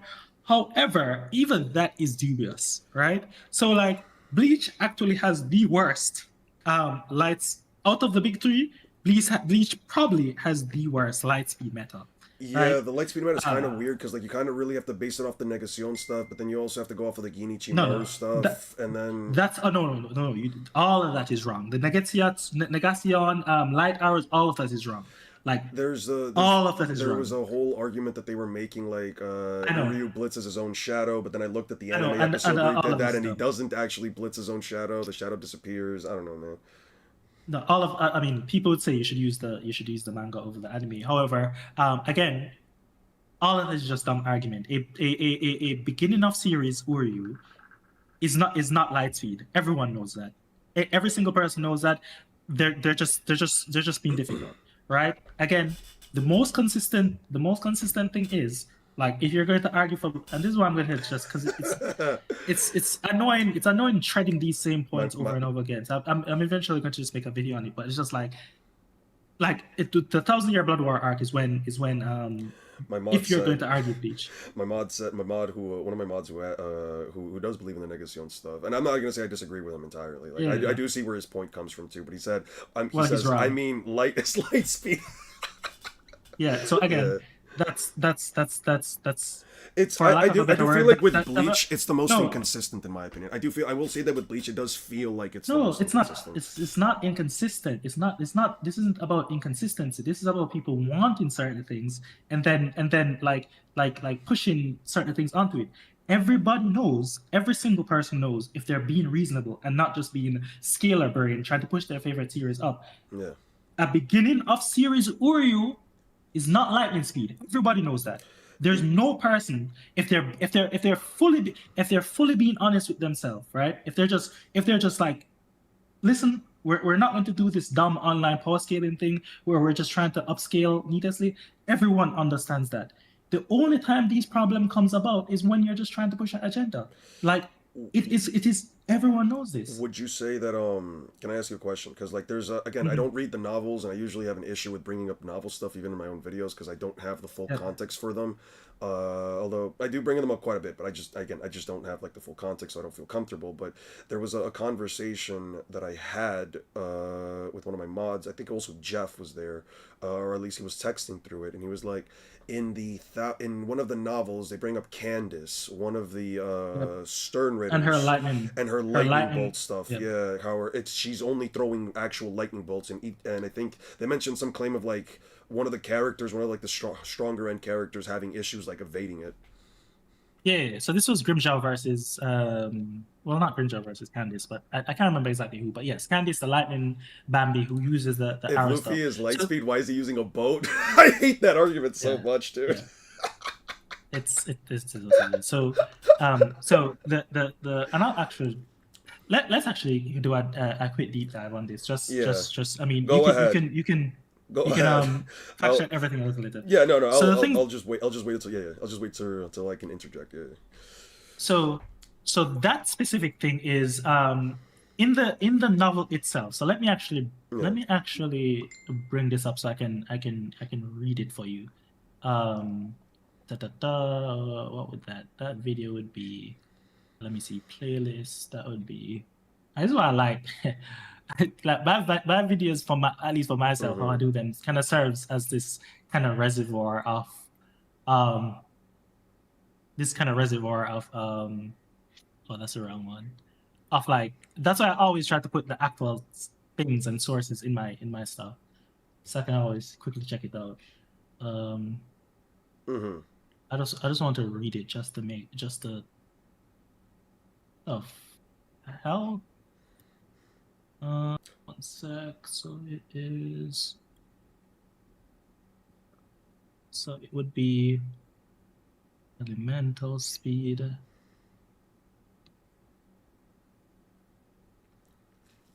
Let's see. I do think Bleach is overrated in terms of scaling, but they are sub-relativistic in the OG series and FTL in the Thousand Year Blood War, not any higher.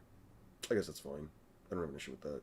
It's from light Okay. speed, goes from lightning All right. speed to a bit faster than light. Horty Jones is billions of times faster than light on a low pulse. Jesus Christ. What's good, Rendezvous? Okay, so I found it. So she's fighting against someone, and she. I So would it probably argue says. so. Mm-hmm. So it says, something came flying down the horizon, a flash of lightning. Mm-hmm. To be more accurate, it was a single, extremely ruthless arrow entirely covered in high volt electricity. Hey, you freaking serious? Though it was much slower than an actual lightning bolt, the Reishi arrowhead was quick. So there's a couple things here. So Yeah. one, I often use this to just as a quick example to say that just because something is called lightning and Yeah. even behaves like lightning or even have lightning around it, because you'll see it says a flash of lightning, right? Doesn't mean Yeah. it was actual lightning speed because it literally says though it was much slower than an actual lightning bolt. Right. However, getting even more into the nitty gritty of things, right? So this is even if you wanted to argue, well, Stein, it's specified that it's a Reishi covered arrowhead, right? So this is a arrow from Candice Catnip, right? Yeah. This one of the Bambi's close to end of series villains, right? this arrow that is covered in lightning is slower. Is this, and remember, one of the things you often hear people bring up is that the because in one random panel the Quincy ratio arrows are called light, that therefore it's light speed. This thing would literally, even if you weren't dumb and just like trying to upscale because whatever reason, you would read this and you'd say, no, that obviously can't be the case, because a ratio arrow from one of the faster characters in the series is literally stated to move slower than an actual lightning bolt, to move slower than lightning. So firstly, you know that it would be silly to use that saying that the just because the Quincy's arrows are called light, that they're actually light speed. No, that's dumb. Secondly, again, you know that a beginning of series Uru is not faster than all of these later characters, even in the novel after everything. That's again silly. Yeah, because Uru wouldn't be faster than Ichigo, and Ichigo. Yeah, and again, one of the things that people like to bring up, right, is this databook statement in the first data book, I believe, where it literally says that Ichigo and Byakuya were fighting like lightning, right, in the Soul Society arc, right? Now, obviously, this is just a simile. It's not actually saying they're moving actual lightning speed. However, let's say that you were just a dumbass. I'm sorry if you. I'm sorry, but let's say you were just a dumbass and you decided, okay, let me just throw out all common sense and say they're actually moving lightning speed. So what you'd be saying is that Uryu, because this was, I think, around the same arc, Uryu, and this was a Bankai Ichigo, by the way, fighting against what's his name, fighting against Byakuya. You'd be saying that Uryu and Byakuya, these captain level combatants, moving at their max speeds are lightning speed at best. But then Uryu in that same arc somehow was light speed because of Quincy arc. Again, all of this is dumb. All of this is just dumb stuff. Now, getting into the game stuff, this one I might need to go a bit more deeper because this one's a bit more is a bit harder. So let me actually bring this up because I actually have a lot of these scripts already prepared. I just don't. I literally just don't haven't put out these videos simply because I'm waiting until the new season to come out. But since we're having the conversation, the thing that I want more than anything else is for a lot of these dumb conversations to just disappear. Right. I want to have sensible conversations and like. So wait, let me find this. So one question. So well, not really a question, but a point that my mod brought up is saying that the Negacion feat isn't really debunkable. He says that it's not debunkable because it's stated to be a ray of light within one of the data books, if I remember right. Yeah, I had a conversation with him already about it. And this is the same. This is the same. Just because something is light, it moves at light speed. Like this is the reason I bring up the Quincy arrow is just because something is called light doesn't mean you can say it moves at light speed. Even if it's actually light, by the way, you don't just auto get to say light speed, badum-dum. But the more important point here that I'm trying to bring across is, like, and we're gonna speak about Gin because of this. Like, I don't remember exactly. I think the Negacion thing happens at the end of the Soul Society arc. I might be wrong. It might be a little later there. But again. This is the beginning of series. Read the entirety of Bleach and tell me, are we really saying that all of that the characters we are trying to scale to this are all light speed at this point? No, that's completely wrong. Right. And the main person for you to understand that is if you have a thorough understanding of Gin, right? So I'm trying to bring this up. Fundamentals. Where did I put this? Bleach speed. Also, one of my members said, before he goes, can you please glaze Itachi? Oh, you don't need to glaze Itachi to me. I'm the biggest Itachi glazer in fiction. Go ahead. I had some people get mad at me because I said that like Itachi having light speed reaction time but not movement speed was disingenuous. Yeah, no, it's yeah. I think it was. I mean, I wouldn't even go as far to say he has light speed reaction time, but I I understand would that. only say that only because like he did react to Kieran, and I know like it's the data book It's versus not the light speed. source It's not light speed. material. Yeah, yeah, I no, know, but again, yeah. I give the Naruto I'm characters as not. much No, leeway as possible. I mean, sure, it I'm doesn't not. automatically mean light speed, but it's bare minimum sub relativistic. I guess that's a No, fair take, Six, but yeah. also the whole clap thing Listen, kind of debunks that. I don't know, man. The clap thing really was damning. listen. The again, this is the, I get it. If you're making if you're making videos, then just granting as much as possible is fair. But again, this is silly. Yeah. The thing, Kirin is called lightning. The whole point of what makes Kirin different is that it's a natural lightning bolt. A natural lightning bolt moving at lightning speed, even if it wasn't said, even if in the manga itself it wasn't said that lightning is moving at lightning speed, right? A natural lightning bolt, and this is a specificity because it's not a chakra thing.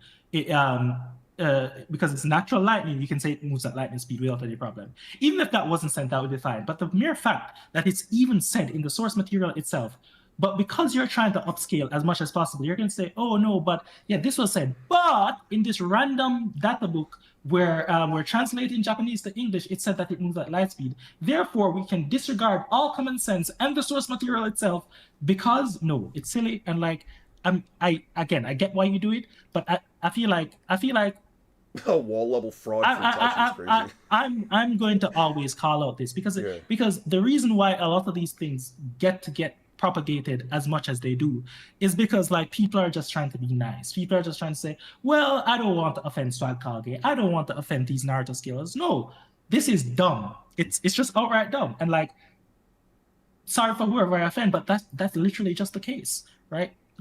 That's just how it is. Anyway though.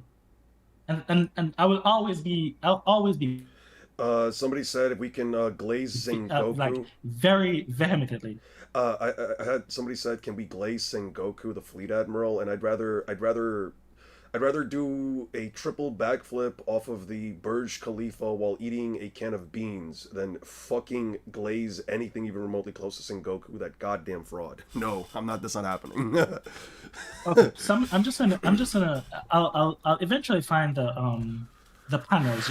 I usually like to have panels when I'm having these discussions, but it's gonna take me a little while to find them. I'm just gonna read from the script that I already have, just so you know the hoops that that we jump through with the Gin thing. All right, so North Star. So North Star of Sanity and Truth for this video, and ironically, is Gin Ishima, whatever his name, the notorious liar. Specifically, Gin gives us one of his most concrete methods to ground the discussion of speed when it comes to speed in the Bleach verse. He tells us that his Bankai moves at 500 times the speed of sound. Now again, just for super clarity here, in the manga, Gin claps to represent sound and says the speed of the retraction and extension of his sword moves at 500 times the speed. So that's the first point. Yeah. He literally claps to illustrate that sound is what he's talking about. That is 500 times the speed of sound. He also says in the same breath that his sword in Bankai can extend up to 13 kilometers and make a far slash. Now, the reason why Gin is called a liar, at least for our video, is because when speaking to Aizen, he tells us that he lied about the speed and length of his sword in Bankai. Right. He says it is much slower than he previously spoke about.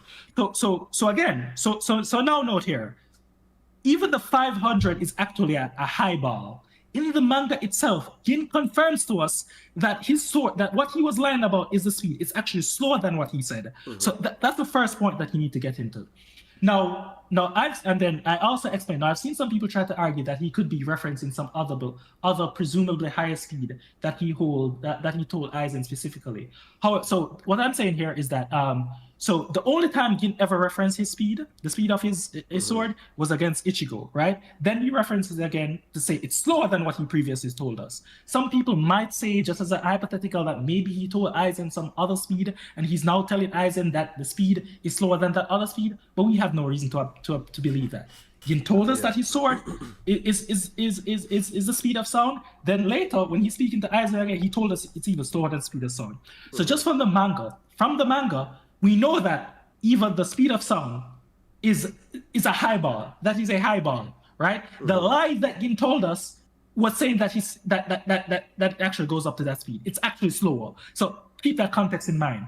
Where people will try to kind of muddy the waters is start to bring up data book. The same thing you're bringing up with this narrative thing. Just trying to say, oh no, the data book says this. No, again, it is silly that I even have to engage with this. But but like, you know, because we make videos, we engage with it. So let's actually go through the data books, right? Let's go through the data books. So thus we know that Bankai is slower than Mach 500. But hold on, you'll often hear some people such as the current official Gin Ichimaru respected on Reddit say that it's not slower than Mach 500, right? And can extend up to 13 kilometers because the Bleach Unmasked data book confirms that what he actually said when talking to Ichigo was true. So it's saying that, oh, you know, so it's calling into question what he said to Aizen, right? The Bleach Unmasked data book supposedly says that what he told Ichigo was true. Now, this is on page 46. Again, with this one specifically, I always try to reference things as much as possible, but I want people to be able to go check this shit themselves. Now, this is on page 46 of the Bleach Unmasked data book, where it says what I just said, that, Gin says that his Bankai can move at Mach 500. However, if you turn literally to the next page, that is page 47 of the same data book, it again reconfirms that Gin was lying. So what happens, what data books basically do, they basically just summarize what's happening, right? And for the life of me, I don't know why people are just this dumb, right? The only things you should really be taking from data books, new information you actually get from data books is demographic stuff like sizes and whatnot. So what was actually happening is on page 46, it was summarizing what happened initially, and people just stopped there. But if you actually just weren't just line hacks, like you just go to page 47 and then it actually just summarized what he said to Aizen. So again, even in the data books that people will cite to you, and you can check the pages because I literally cite the pages. But even in these data books that they'll cite to you, that Gin actually went back. No, the data books just confirm what happened in the manga, right? So let me see if I see anything else. No, the only other thing else I mentioned is that his battle whatever is 2 times faster. So again, we know for a fact that Gin's Bankai is slower than the speed of sound, or slower than Mach 500. It's 5 times whatever, right? This is just a fact, and anyone telling you otherwise is lying. So then you put this. The only other thing I would mention is that, interestingly, and this is why I'm always telling you, like, just follow the source material. In one of the French data books for I can't remember exactly which one, it says that Gin's Bankai is actually the speed of light. Now, obviously, that's just I wouldn't really say a mistranslation, but obviously that's not to be taken seriously. Anyway, though, Wait, hold on. I gotta step out for just a second. Continue. No, you're good. But I just have to go do something real quick. Okay. All right. So yeah, I'll talk to you, chat. So no, you're fine. So we know for a fact that Gin's Bankai is what it is, right? And like Gin was a captain, and Gin has shown against both Ichigo and Hitsugaya, right? So to try to argue, right, like when you have clear facts about Gin's Bankai speed, as well as clear facts about Gin and his speed, with respect to like Ichigo and other characters, to try to argue that certain beginning of series character is faster than this is actually light. It's just silly. It's silly. We all know it's silly. Everybody knows it's silly. But because we're online playing this dumbass power scaling game and trying to wank our series to high heavens, we have to engage with these obviously dog shit ideas. Everybody knows. Everybody knows this. Everyone knows this. It's just like y'all. We're just playing these dumbass games. Literally, we're just playing these dumbass games for no reason. Oh my fucking god. Anyway, that's a rant. That's the video that we're eventually. That's the video we're eventually going to make. Which is like, I am just so sick and tired of having to engage with these same dumbass things every single day. And this is what I was saying. Like Bleach is super strong. Like you are taking out. Like you put Yuha back against a lot of other verses, and he just negs those verses. Why do we have to throw our brains outside, take our brains outside of our skull and throw them away, all in the sake of agenda? Yeah, the only addition I said there was that so we know for a fact what Gin's Bankai speed is, and you've had feats of Gin versus like Toshiro as well as Gin versus Ichigo, and he was overwhelming them in speed for a lot. So we know for a fact that these beginning of series characters aren't faster than Light. They aren't faster than Gin Ichimaru. It's silly. Everyone knows it's silly, and this is just online power scaling brain rot, right? And eventually. I will. You can check out you can check the data book yourself just to confirm that I'm not just lying to you. But like, all of this is just silly stuff, right? It needs to just when these things come up, rather than engaging with them, this is sensible stuff. Like, I personally like, and obviously you don't have to follow me, but I personally, all of this should be stamped out, right? It should be treated like the ruthless nonsense that it is. That's what should happen, right? Trying to make it seem like these sort of discussions make any sense at all, or giving it even the slightest veneer of respectability is dumb, right? And I'm going to stomp it out whenever it comes up. And that's why I actually just check the sources myself, because like, anyway, yeah, that's that rant. I hear you. Let's see. Sky Usopp is faster than light. Skypiea Usopp is faster than lightning and the Raikage. Usopp and the One Piece verse are just too broken. Yeah, it do be like that. Let's see. I hate Itachi more than Usopp on Goku. I don't know, man. To be fair, lightning chakra can be faster based on the technique, so natural lightning used as chakra lightning could potentially be faster. Yeah, wouldn't necessarily disagree with that. Itachi was originally glazed so much, I hate his character, I hate his power set, yeah. I don't know, man. Are there any interesting matchups that you've, like, tried to figure... Oh, actually, I wanted to ask you a question about this. I don't usually verse equalize, right? But, like, there's clearly an issue here with Bleach, and I feel like I'm gonna get called out as, like, a fucking hypocrite if I ever make, like, a Bleach versus One Piece matchup or Naruto matchup, just because, like, people are gonna be like, but they can't see them, but they can't see them, but their souls, they can't hit the souls. No, stop. I'm gonna stop you right there, because again, Ian, this is why I keep telling you these things need to be ruthlessly stomped out. Yeah. They need to be, because like you saying this. You saying, and I know it's just because you haven't actually had the time to go through a lot of the stuff with Bleach. But this is what I mean. These nonsense statement gets propagated so much when they're just nonsense. So let's go through, and I know this might not be exactly what you wanted to, and we can talk about what you're actually going to talk about. But I just need to weed these shit out. So let's go through the statement that you can't actually see Bleach characters. How did that? Let me actually find the because I have the panel in my video right now. So let me actually just find the panel real quick so I can literally just quote it to you. Right. But as a short version, how that came about was because of a early. What the fuck? Why is this not open up? Okay, I for some reason this isn't. Oh, here it is. How this came about was because of a early Rukia thing. Let me actually just find the panel because I want this to be. I know they have like this thing with like the Kompaku, and I find it weird that like if they're souls, they still have to breathe, and then like they also have like blood, but their bodies are like tougher than the average human. I don't know, man. Yeah. Okay, so, crash outs aside, when are we getting Power Rangers glaze? All right. All right, as you were saying. Okay, here. Okay, so this comes, I think it's somewhere from chapter 1 to 3 of Bleach. It's one of those. Right. But Rukia says, do you think normal people can see a Shinigami? A Shinigami is a spiritual entity. You can only be seen by other spiritual entities, right? Yeah. So this is where this, you can see Bleach characters thing came about from, right? Where basically, like, if you're not a Shinigami, you can't see other thing.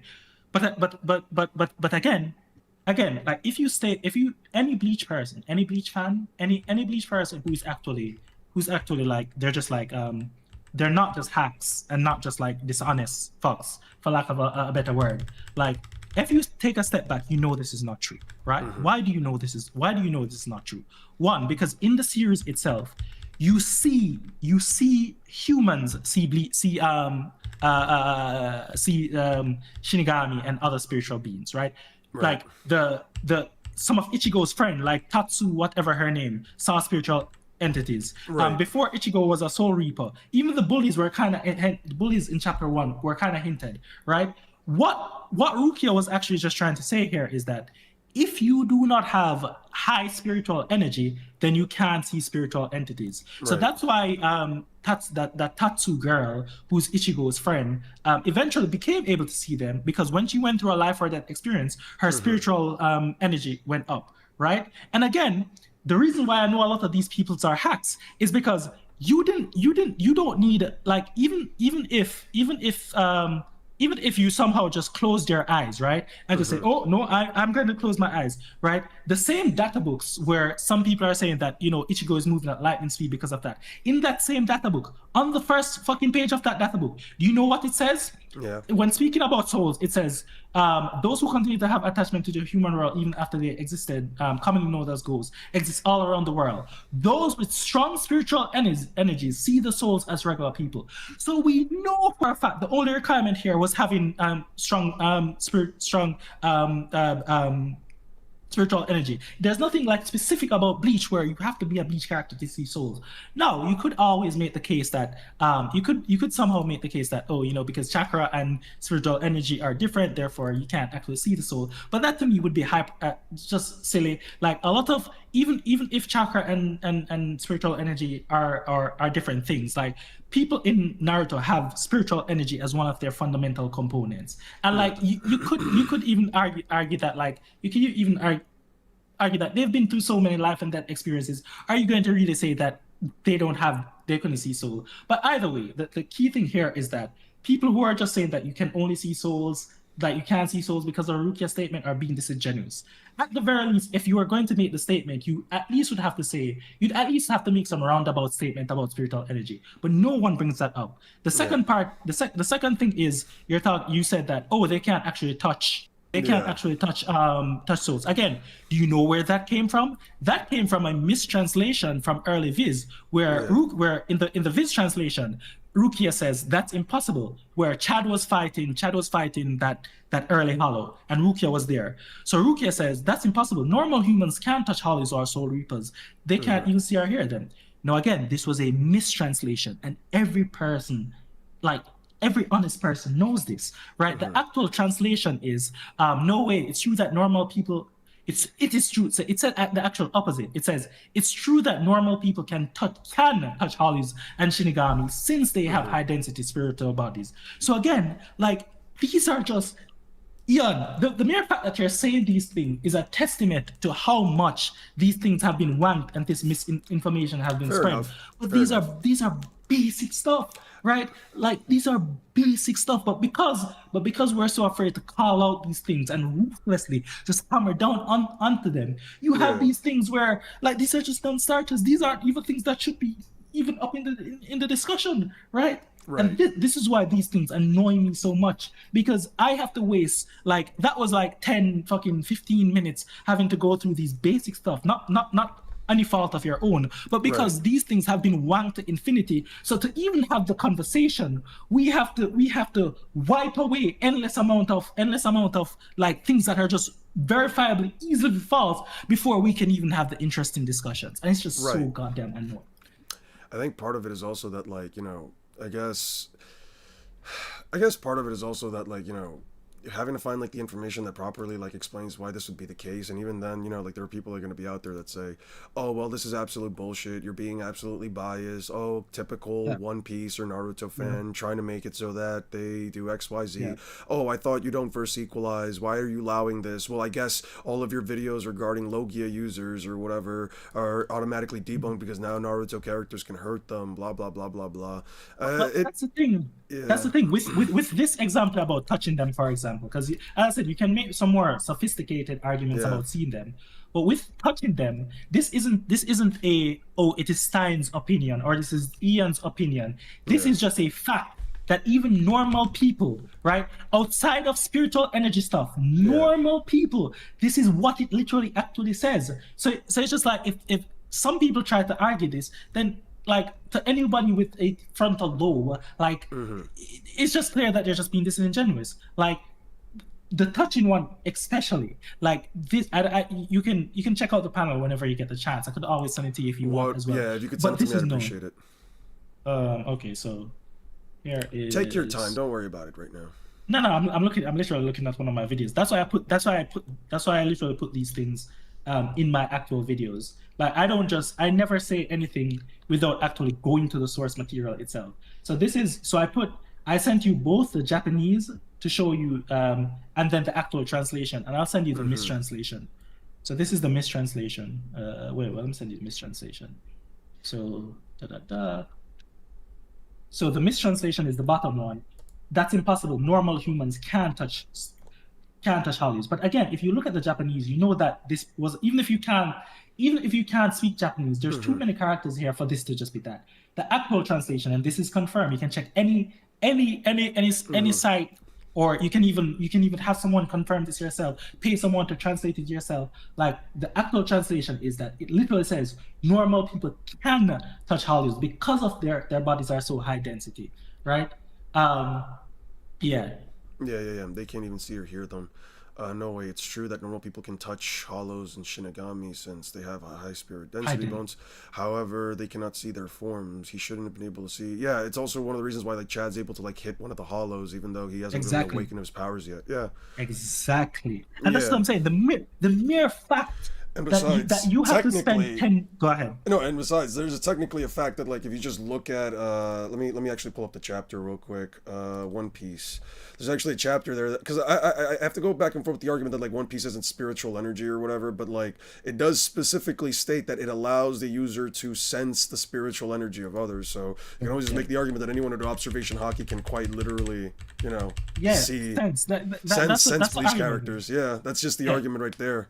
Able to sense spiritual energy and overpower enemies. Yeah, no. So, like, what do you want me to tell you? Like, against any Bleach matchup, I can just say, well, hockey clears that front right there. And as for also, here's the thing. You know how like there were people saying that like, well, I've had people say that like, well, like Bleach characters are way too overpowered anyway. They rip the souls apart out of the humans. They attack the soul directly or all that crap, which I don't necessarily believe, because like. Again, why does the soul have blood, and then why do their attacks just not go straight through Chad and attack him? And why did their attacks, for example, like when Moritora slashes Chad, for example, right? Like why does it cut his arm off and not just immediately go straight for a soul? You know what I mean? But anyway, that's like a minor nitpick. It's more so the idea. It's more so the idea that like fuck. What was my point with this? Oh, I'm sorry. It's more so the idea that like, shit, I forgot what my point was. Oh man, I'm so sorry. It's all good. I'll come back around to it. With the soul thing specifically, I'll give you some time to think about it. But with the soul thing specifically, another thing that people need to understand that just because something is called a soul doesn't mean you have a conception of what a soul is in your head from just real life. You think of the soul as this ethereal thing that doesn't mean anything. Like whenever someone says the word God, for example, right, in anime, you can't just be like, okay, God, therefore all powerful. No, you have to actually sit down and do the due diligence. Exactly. Yeah. So for example, I might have privated this video, but it's a physiology of souls in the Bleach verse, right? Yeah. Going over the specific things. A soul in the Bleach world is functionally just a human body, right? Right, but that's a specific type of soul that's higher, that's souls with more spiritual energy.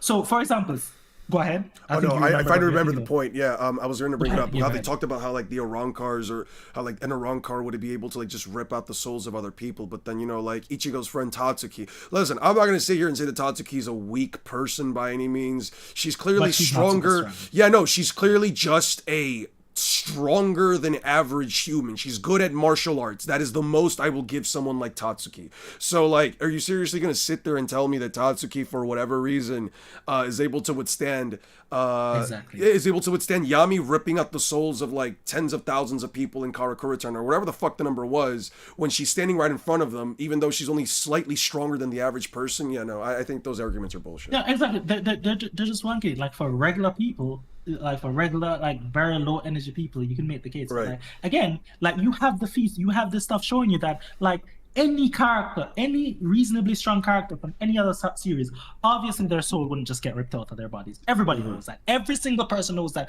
They're just being difficult, right? And then going back to the physiology of souls type thing, again, again, that's for high density souls, by the way. Low density souls, Mm-hmm. like the regular ghosts, they function more like the regular souls that you think of. These kind of intangible souls that don't need to eat and all of that. But the high Mm-hmm. density souls, like higher level rankers, Shinigami, like those are functional. Like they have nerves. Like I literally go into all of this. Like they have nerves. That's why Yeah, Paramita they have. ability works because it Yeah, works on the. They they have have blood. nerves. They That's have that's blood what vessels. They have blood. specific Yeah, organs that like allow them they to have create their organs. relations. Yeah. Exactly. In the manga itself, like Mayuri drug is specifically stated to work at I think an area in the either the Yes. mesencephalon or diencephalon of the brain. Mm-hmm. Again, a lot. And this is why it's actually just so super fucking hard for me to make videos because I have to sit down and wade through all of this, go through these source material one by one, then lay out these fundamentals for everybody, and like Mm-hmm. you'll just have a Bleach or Naruto Wanka who'll just be like, oh yeah, but they can't actually touch the soul. I'm just like, no, you're all fucking retarded. Oh, sorry. You're fine. Um, You're fine. um, yeah, so that's the thing. It's literally going into it, Eon. And of course, as I said, I know you just haven't gotten the chances yet to wade through all the material as yet, because this is a super. It's a lot. It's a lot. That's the thing Exactly. about Bleach though, and I feel like that's where like the power scaling is like not just like the power scaling, but just like the conversations around it are so annoying because it's like I Yeah. was thinking about making 3 videos, right? I was thinking about making I already made the Ichigo Getsuga Tensho sucks one. I'm probably gonna make a whole series about like just what are like some of the best or worst signature moves in Shonen. But there's also like the review I want to make on Bleach. I'm probably gonna make a second one for like the Thousand Year Blood War when like all 4 cores are out, and I'll separate like manga versus anime for that. But then I was also thinking about making a video on like just like how complex just talking about bleaches as a whole, specifically from like the power scaling perspective, but just as a whole, because it's like when it comes to Bleach, and this is the same case even with like Naruto, that like something that like you and I or anyone would just have to deal with when you're talking about like any series and you just don't believe that like the characters are as strong as like some people say that they are, right? Like it's the issue that comes in where it's like, okay, I've said this before. I might as well just like try to like make this. This is kind of like the logo for my channel, but like power scaling is all about interpretation, right? Depending on how like you choose to view a specific feat, statement, or whatever, it's gonna change immensely how you scale something, right? And I think that's fine, right? I have some people here telling me star level One Piece. I have some people telling me island level One Piece. I don't really care, right? At the end of the day, they're just all opinions. But like when it comes to a series like Bleach, especially one where like you have I would say that the Bleach fan base as a whole, like they kind of like they keep to themselves in a lot of ways, obviously, but like they also try to like upscale the series to like Dragon Ball levels, and then you have the people that, especially I've seen some of the members like one of the members in my group in my own channel, Thor's Hammer, where he's like they're the more reasonable Bleach scalers would say like they're around like the country, continental levels, planetary, maybe like multi-planetary max stuff like that. It's like it's very complicated because Bleach doesn't really it goes into like also Kubo's vagueness like the writing, as you mentioned, like he doesn't want to just like lay things out as easily for you. He wants you to like think about things a little bit more. But at least when it comes to like the power scaling perspective of it kind of makes it a little bit troublesome because, like I said before, it makes certain statements or certain things kind of hard to quantify, right? Like again, for Senjo Maru, you can kind of find some definitive stuff like again the shaking all 3 realms, right? But then you have like the light speed stuff with like the Negation, but then you have like the Ginichimaru stuff, but then you have like the Candace lightning bolt stuff. Then you have I don't know. You have like Ulquiorra being able to like blow up the entirety of Las Noches, but then you also have like the Gran Recero not actually blowing up Las Noches. There's like a bunch of like small contradictions and like a bunch of vagueness between it. You know what I mean? I had somebody ask me a while back, yo, how strong do you think like the Bleach characters are? And I just tell them honestly, I'm like, well, in the Soul Society, Kenpachi slashed a large building. How big that building is, I can't tell you, right? There's one of the Arankars when he was fighting Ikaku Madarame. He blasts a large blast of fire energy, right? And it covers like a couple of it covers like a couple of houses and like a block or two, right? So I just tell them, I'm like, I'm gonna be honest with you. they're several tens to hundreds of times stronger than city block level. I don't know what to tell you, right?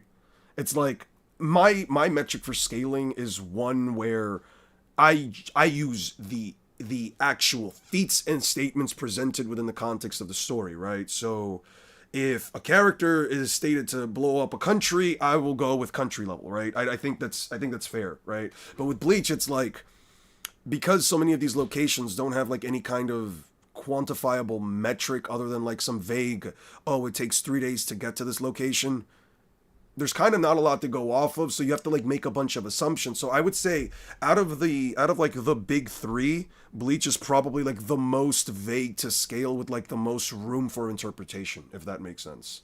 With One Piece, I would say it's like has like the tightest scaling lines, you know what I mean? I don't know if you would agree with that. And Yeah, with Naruto, it's somewhere in between. It's gonna kind of come off though, because I'm a One Piece guy. You're on. Well, I don't even want to say I'm a One Piece guy. I made videos on One Piece, but that's just because like that's the one that I saw. That's the one that I saw getting downplayed the most. Yeah. If Bleach was getting downplayed more than Naruto, more than One Piece, I would have made videos on Bleach. Yeah. If Naruto was getting downplayed more than anyway, but continue what you're saying. No, that's basically it. You know, it's just like there's so much vagueness when it comes to Bleach that like it could honestly just be like, I feel like, you know, if you really want to make an argument for like any of like these different extents of like the verse, I think there's probably like some level of justification for it. Maybe, you know, maybe not like on the higher ends of like, oh, they're all universal and shit like that. But you know, I think that there's some room. That's why like when you say they're like galaxy level, multi-solar system, I'm like, yeah, you know what, I haven't fully read through the 1,000-Year Blood War yet for power scaling purposes. I'm not going to say whether or not I agree with that, but you know, I can definitely see that as like a lot more reasonable than like universal. But at the same time, when I hear like Naruto is solar system level, I'm like, well, yeah, that's well, no, because the only thing that was going to blow up the solar system, quote unquote, was the ETSO, but the ETSO was going to nullify the actual time space, which is a byproduct of Ame no Minaka, not because Kaguya made it. You know, it's like saying Obito is universal because he has the infinite Kamui dimension, but you know, Kamui is just a byproduct of his jutsu. You know what I mean? It's I don't know.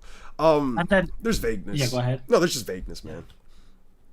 You can go. Yeah, I mean, like, as I said, like when I end up like, because I'm still, as you probably realize, like I've gone through a lot with Bleach right now, but before I scale something, I like to go through multiple rounds of it, like go through all materials possible, and then I just kind of screw by screw tighten up the scale, because I want, whenever I make videos, I want you to kind of understand everything. I don't want you to just watch one of my videos and just be like, oh, well, Stanley so said this. So that's why I create like fundamental series and things like that, so you can kind of understand the full picture.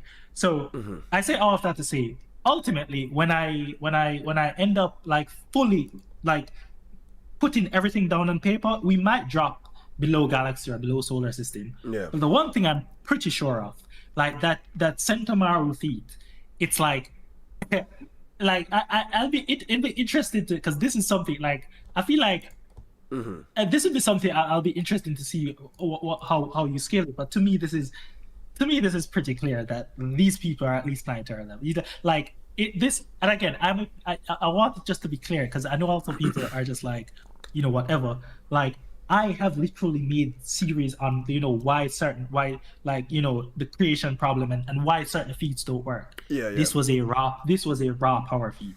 Like trying to argue, and there's certain, like, just like how I'm vehemently like I will strike down any of the wanks that I see or the people just spreading misinformation. When something actually is something legit, then I'm going to you know, stand up for it. Because at the end of the day, I'm not just making videos.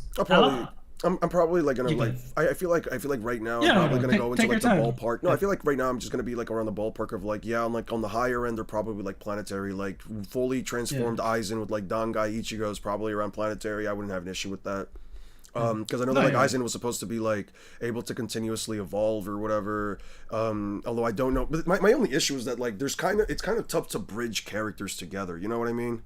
Yeah. It's like I was bringing up this concept to like my chat and everything, where it's like, you know how people like change scale, where it's like, oh well, X character did this, but that and Y character is like allegedly stronger than X character, so it means Y character should be able to like replicate. I don't agree with that. I mostly like to go off of bridges, like Luffy, for example. I think that Luffy's like one of like the best bridge characters within the series, and by that what I mean is, Luffy has fought so many characters and has interactions with so many other characters that like you can kind of get an idea of how powerful one character is to another based on how they interacted with Luffy. That's why I say things like Katakuri wouldn't stand a chance on the rooftop because of his interactions with Luffy versus like, you know, the others. 100%. Yeah, versus like the others who 100%. were like on, yeah, then that's what I mean. Like you need a bridge, right? Like Luffy is a bridge for Katakuri's scaling up until Wano, right? But Yeah.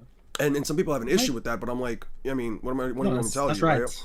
But then That's you have right. like, No, you go ahead. You no, finish. yeah. So because I was gonna say that like, you know, but then you have like, let's say Squad Zero. None of them really interact with any of like the villains that we fought prior, right? Like you have like Squad Zero. Some people will say that like, you know, who would win between Senjumaru and Aizen, and I'm just like, I don't fucking know.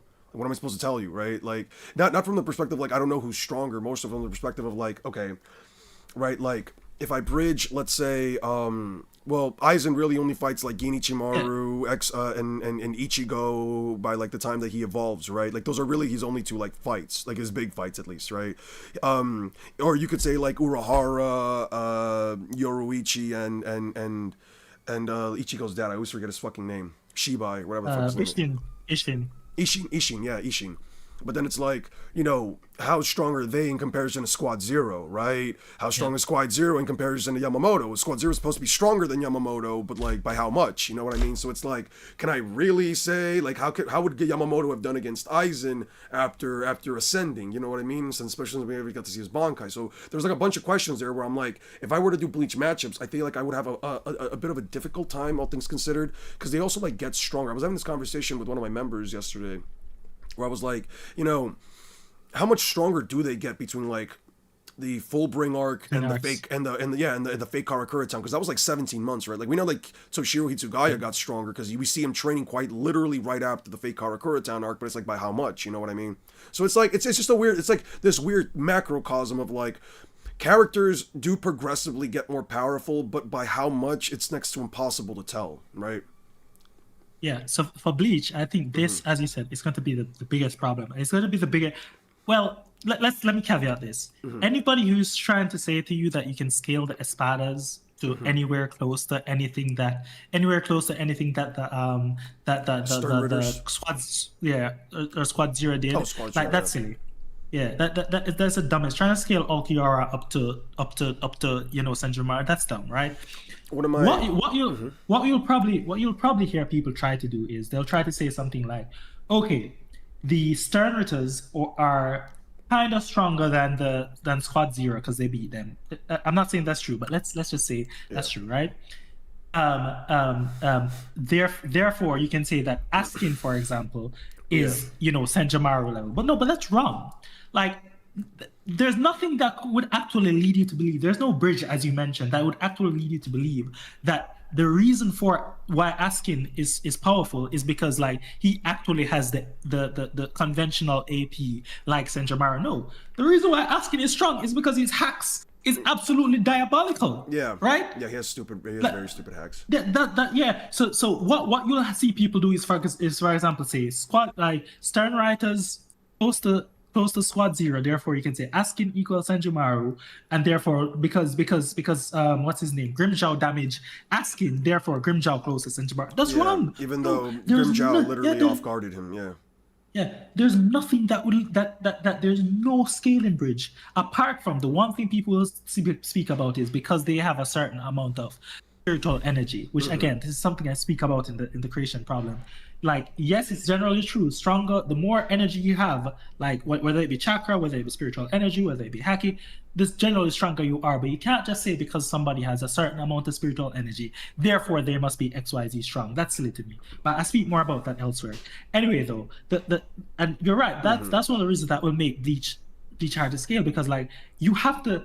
A lot of people aren't going to like it, but when you clearly delineate the fact is Askin is probably weak, all things considered. Like take away Askin's hacks and just like scale him from attack potency and all of that. Ulquiorra probably beats him, right? It just is what it probably is, right? The reason Bleach characters are so fearsome a lot of times is because of their hats, not because they're all above like planetary level. There's only a few characters in Bleach that are all actually above a certain level. Even think about it. Even what's his name, Gerard. Most of the time, Gerard is on the field. he's not super powerful. He's Yeah, just no, getting he's just plowed through, he's getting and curb he get stomped. Yeah. yeah, and he's just coming back stronger with his thing, And it's right? also kind of weird because it's like Kenpachi got stronger, Byakuya got stronger. I don't know when the fuck Toshiro Hitsugaya gained more power, but they were like doing more against Gerard, especially when he powered up, than like Renji, who kind of just stopped acting against Gerard after he powered up for the first time. So it's like, how much stronger did Renji then become by comparison? Because you'd think he'd be like captain level by that point. And he'd probably be stronger than some captains because he did beat a guy that beat some captains. But then it's also like, well, those captains clearly didn't go all out because they didn't holify. You know what I mean? It's so Yeah, weird. yeah, I feel like, again, it just kind of goes back to my issue about like just there being certain decisions made that it just makes it kind of weird, right? Like, yeah. where I could make like videos on like, let's say, One Piece versus One Piece, you know, where you're like, you just make like certain like in canon matchups, and you can kind of like get an idea of like, okay, well, there's maybe like an argument that like this character could win over this character, even in Naruto, right? Like, I've been watching Six from Tokyo. I don't know if you've seen his content. He's been making like some like Six from Danzo. Tokyo. Yeah, Who's that? he's another YouTuber. He's worked with Swag Kage before. Um, he makes a good bit of content mostly on Naruto and stuff like that. Okay. He made a video specifically, like he made two videos specifically, like Tobirama versus Danzo, or like Kabuto versus Danzo, and it's like, yeah, you can get like these inverse matchups that are like kind of close. With Bleach, it feels like there's so much vagueness in between many of the matchups that it's kind of like, I don't know, like, could Renji beat Toshiro Hitsugaya in a fight? Full adult Toshiro Hitsugaya? It's kind of weird, right? Because like he's stronger than some captains, but he wasn't really a part of the fight against Gerard Valkyrie after a certain point, right? It's like, actually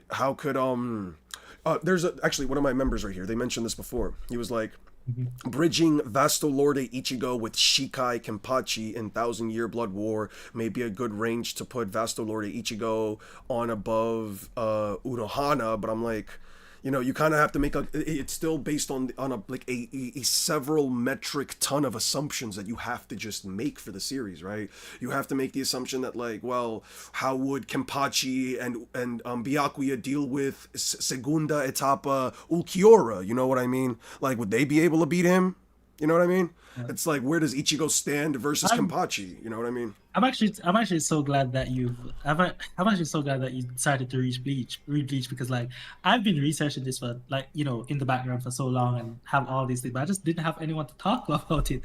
Right. So I'm actually Yeah. really excited. So okay. So one of the fun things that well, I say fun, but one of the scaling decisions you'll eventually need to make is, when Ichigo gets back his power, how strong is he? That's a scaling decision you're going to have to make. That's another right? fucking issue that I have, right? Because it wasn't just him getting back. It wasn't just him getting his powers back. It was him getting a blade jammed within him that has the powers of all the fucking captains, including Yamamoto. And it's like, you know, he was as powerful as he was at the start because he got like Rukia's, you know, energy, but now he has the powers of all the captains together, right? Does that, and in addition to his full bring, how powerful is his full bring in comparison? How does it stack up to where he was before in terms of like his hollow powers? Is he stronger than with a hollow mask? You know, there's just a massive that is no, but there's just a massive gap, man.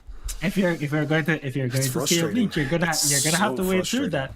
Yeah. Like, and that's going to have a lot of implications for you know, your further scaling. Because like, if you think, let's say, just after nothing too crazy, I'm just trying to get a feel of what you're thinking. Yeah. Like, well, there's a bunch of in terms of true Shikai Ichigo versus full Vastolorde Ichigo, who was fighting Ulquiorra, full Vastolorde holified form. Yeah. Which one's stronger? Just no big answer. Just tell me what your general feeling is. So Vastolorde Ichigo and who? Versus True Shikai Ichigo. I would probably put my money on True Shikai Ichigo. I'm not gonna lie to you. Like, okay. But I say that mostly because he's finally got full synergy with his powers, and like Ichigo's also got like this massive issue of like, there are so many points within the story where you can just argue the whole mental nerf standpoint. I hate that fucking standpoint, but it's like Ichigo's mind is like so many times back to back. It just never seems to like be fully locked in. You know what I mean? Where it's like against Renji. How about this? How about this? How about Tsushika Ichigo versus Mugetsu Ichigo? So Mugetsu Ichigo is Fuck, the dude. final Getsuga Tensha Ichigo. That's a fucked question. No, That's a I'm fucked just trying to get question the general because feeling. no, I know. Like there's like there one could argue there's no right answer in this one, but it's like okay, so you have a version of There has to Ichigo be. whose power. No, there has to be, right? There has to be, but it's like again, there's such a level of vagueness here because it's like we don't know how Aizen would have done against Squad Zero. I know there's maybe a statement from was there like an actual canon statement from like from Kubo that said that like Aizen would have beaten Squad Zero because that might actually I don't recall that. Yeah, I don't think so. But Ichigo, it's like true Shikai Ichigo without like the Horn of Salvation and stuff like that. You can maybe make the argument. just regular. Yeah. You can maybe make the argument that it's like Mugetsu Ichigo because like his powers transcended to a point where like even Aizen like couldn't comprehend, like he couldn't sense his energy. Aizen also gets stronger by the time of the 1,000-year blood war after like the Hogyoku like stabilizes again or whatever. You can maybe make the argument that Mugetsu Ichigo is stronger, but then Horn of Salvation Ichigo is more powerful with full Bankai. I don't know, man. It's like So these are the kind sucks, of fun questions about scaling Bleach, and they're actually the right answers. I'm not gonna tell you my current thought process about this. I want you to. I wouldn't want mind you to research it.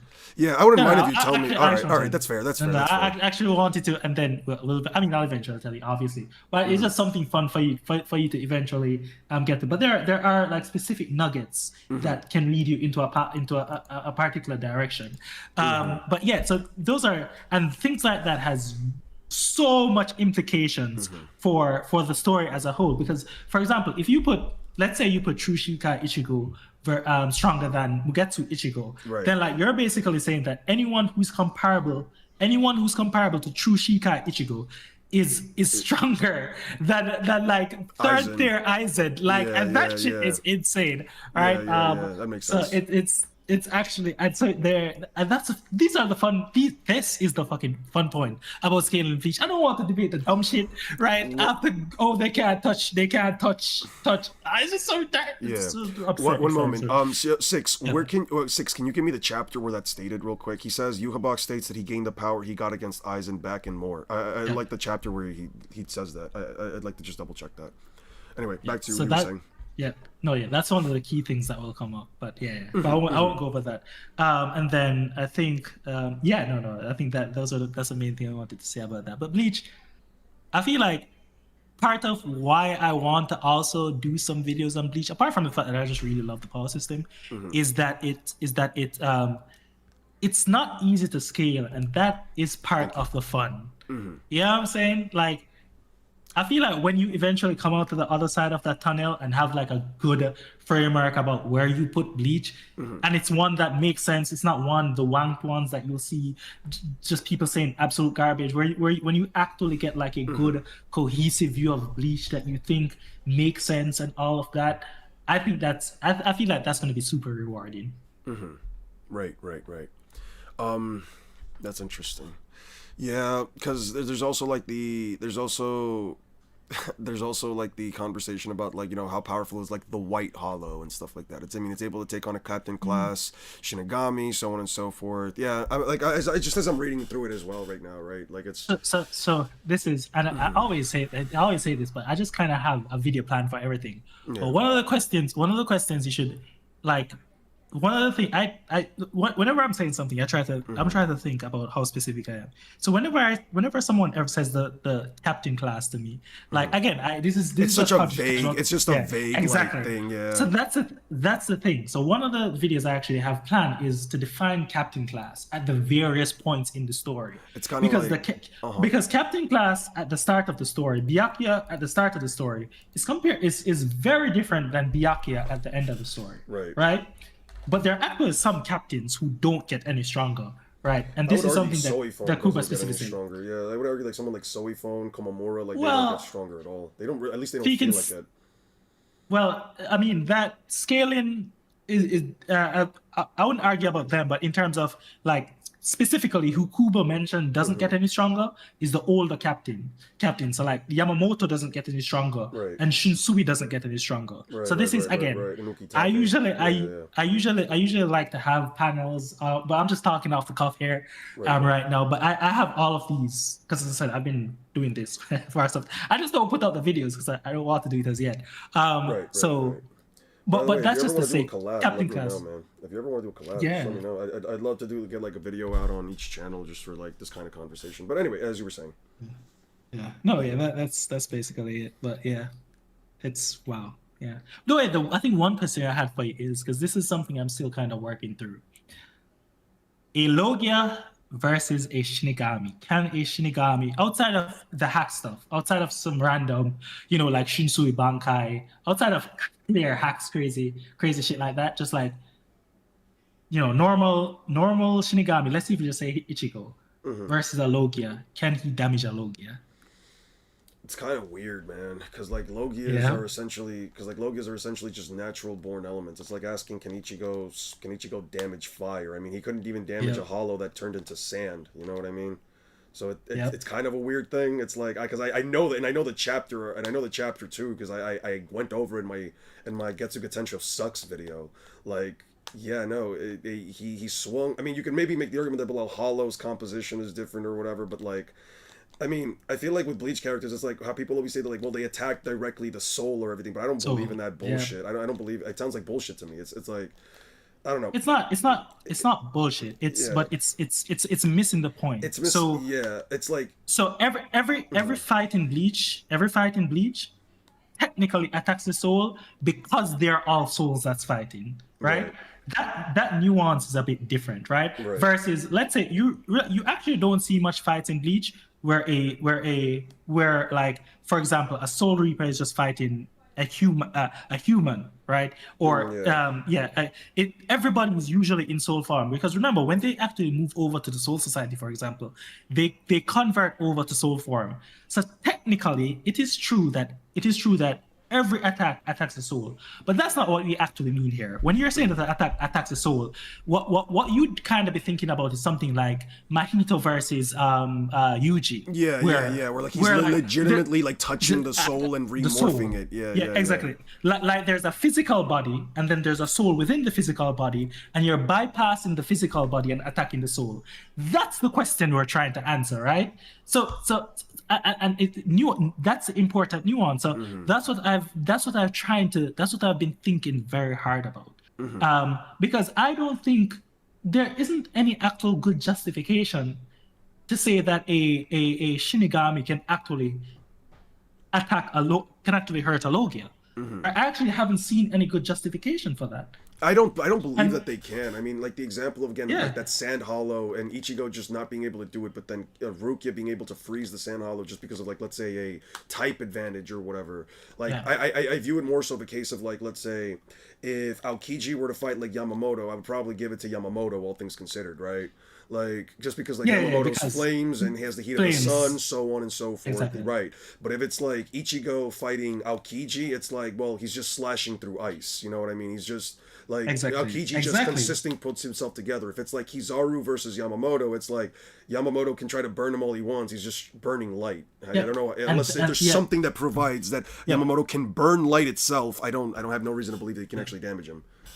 That's the important part, and I really just want to emphasize that nuance. Like everybody will always say Bleach people are attacking the soul, but again, that's because they're literally fighting the fucking souls. They're literally fighting souls. They're fighting as souls. They're fighting as souls, right? The question that we're trying to answer is: can they, if we have a character who has a body as light or whatever, can they bypass the light to attack the soul within the light, similar to how Yuji can bypass? And then this is another interesting question I'm thinking about as well. Like, could Yuji actually damage a non-solid Logia, so a Logia like Kizaru? I definitely think he could damage a. I would argue Yuji over most Bleach characters because he's aware of the 100%. Contours of the soul and he can directly target the soul to deal damage through binding vows. But get why I made this differentiation in terms of like. Aokiji, right? Like the ice basically functions as a body, and it's a Yeah. solid body that It's a solid Yuji body that he can can make touch. contact Right. with, but he can't do the same with Exactly. Kizaru, who his body would literally phase through. Exactly. Yes. That's what I'm wondering about. You get what I'm saying? Because like Yuji still has to make contact with the thing, but he'll just be punching too light as Kizaru. Yeah. Or at least that's how I'm thinking about it. But yeah, so those are some fun questions. Yeah, no, but, because yeah, but currently, Loki is functioned slightly different. No, because Loki is all functioned slightly differently. It's not like all the Exactly. same rules apply to them. Because, like, for example, Aokiji, if you throw water on him, he would still freeze you regardless. It doesn't matter. But like Crocodile, he just can't become intangible, right? Someone like Smoker, who should probably have a stronger fruit than he normally does. I mean, it doesn't really offer much application besides the fact that his body is more intangible than someone like Akainu, who is still a solid object in the sense that it is magma, it's just viscous, drooling magma. Yeah. And that's the key point that I'm thinking about. Like, if Yuji can't actually make a solid contact, then I don't actually have good reason to think. Because if you punch through Smoker, then you'd just be punching through smoke. I think he actually would needs have to to make be a like solid contact. it would have to be like under the conditions of like a domain expansion, or even that'd have to be verse equalization. But that's not the here nor there. By the way, and I'm thinking about. Also been thinking about. You're probably the best person for this, Sukuna as well, because Sukuna can attack the soul, but if he was placed again a non-solid Logia like Smoker, it's the same type of thing that I'm thinking about. Wouldn't the slashes just go through the smoke? The slashes would go through the smoke. I do agree with that. There's probably an argument, and I say this like, okay, I'll preface this by saying that this is technically falls under the lines of headcanon because Sukuna never does this, but considering that he is the king of curses and he can copy anything that anybody does as long as it follows within the confines of Jujutsu sorcery and binding vows, Sukuna can technically do the same thing as Yuji, because he simply doesn't have to, because he doesn't have to he's aware of the contours of the soul. He's aware that you can make binding vows that tie your attacks directly to the soul like Yuji does. So I would argue that I know that he can attack the soul. He can attack the soul. But that's what I'm saying. His slashes wouldn't be able, assuming that like again he can attack the soul. I don't know if his slashes though, because I don't know if you have to I don't know if it would have to be pertain to like the idea of like landing a physical touch again, specifically because Yuji does it through physical touch, but his application of the shrine curse technique, is all physical. Unlike Sukuna, who uses dismantle slashes that are long range. All of the Yuji slashes are close range. It's not the same technique. It's not the same tech. Wait, here's the thing. Sukuna directly states that the technique is the same, but the era and sorcerer in which it came from makes it different, right? So they have the same technique, but they innately function differently. Or at least their applications are slightly tweaked differently. You can maybe make the argument that Sukuna's slashes, while they are invisible, could potentially target the soul regardless, but it still falls under the lines of headcanon because, again, Yuji who does it always does it through physical contact, even though his are also considered dismantle. It's weird, man. It's just weird. Yeah, so that's a matchup because I wanted to put Sukuna versus somebody, but like that is something I've kind of been thinking about. I was actually thinking about making a Sukuna runs through the One Piece gauntlet. So like Sukuna versus all of Luffy's opponents. I was thinking about actually separating it into 3 portions where Sukuna realistically stops. Someone just said, because I just want to get your thoughts on it. Someone says the world cutting slash should be able to hit Logias. The world cutting slash can. No, it's just cutting space. I don't think it's targeting immaterial stuff. So to be clear, it cuts everything within space, within the existence itself, within the quote unquote world itself. Anything inside of the boundary target range of the world cutting slash will be split. Yes, it will split a Logia user. No, it will not deal damage because it does not damage the soul directly. It splits them physically. It does not split the soul.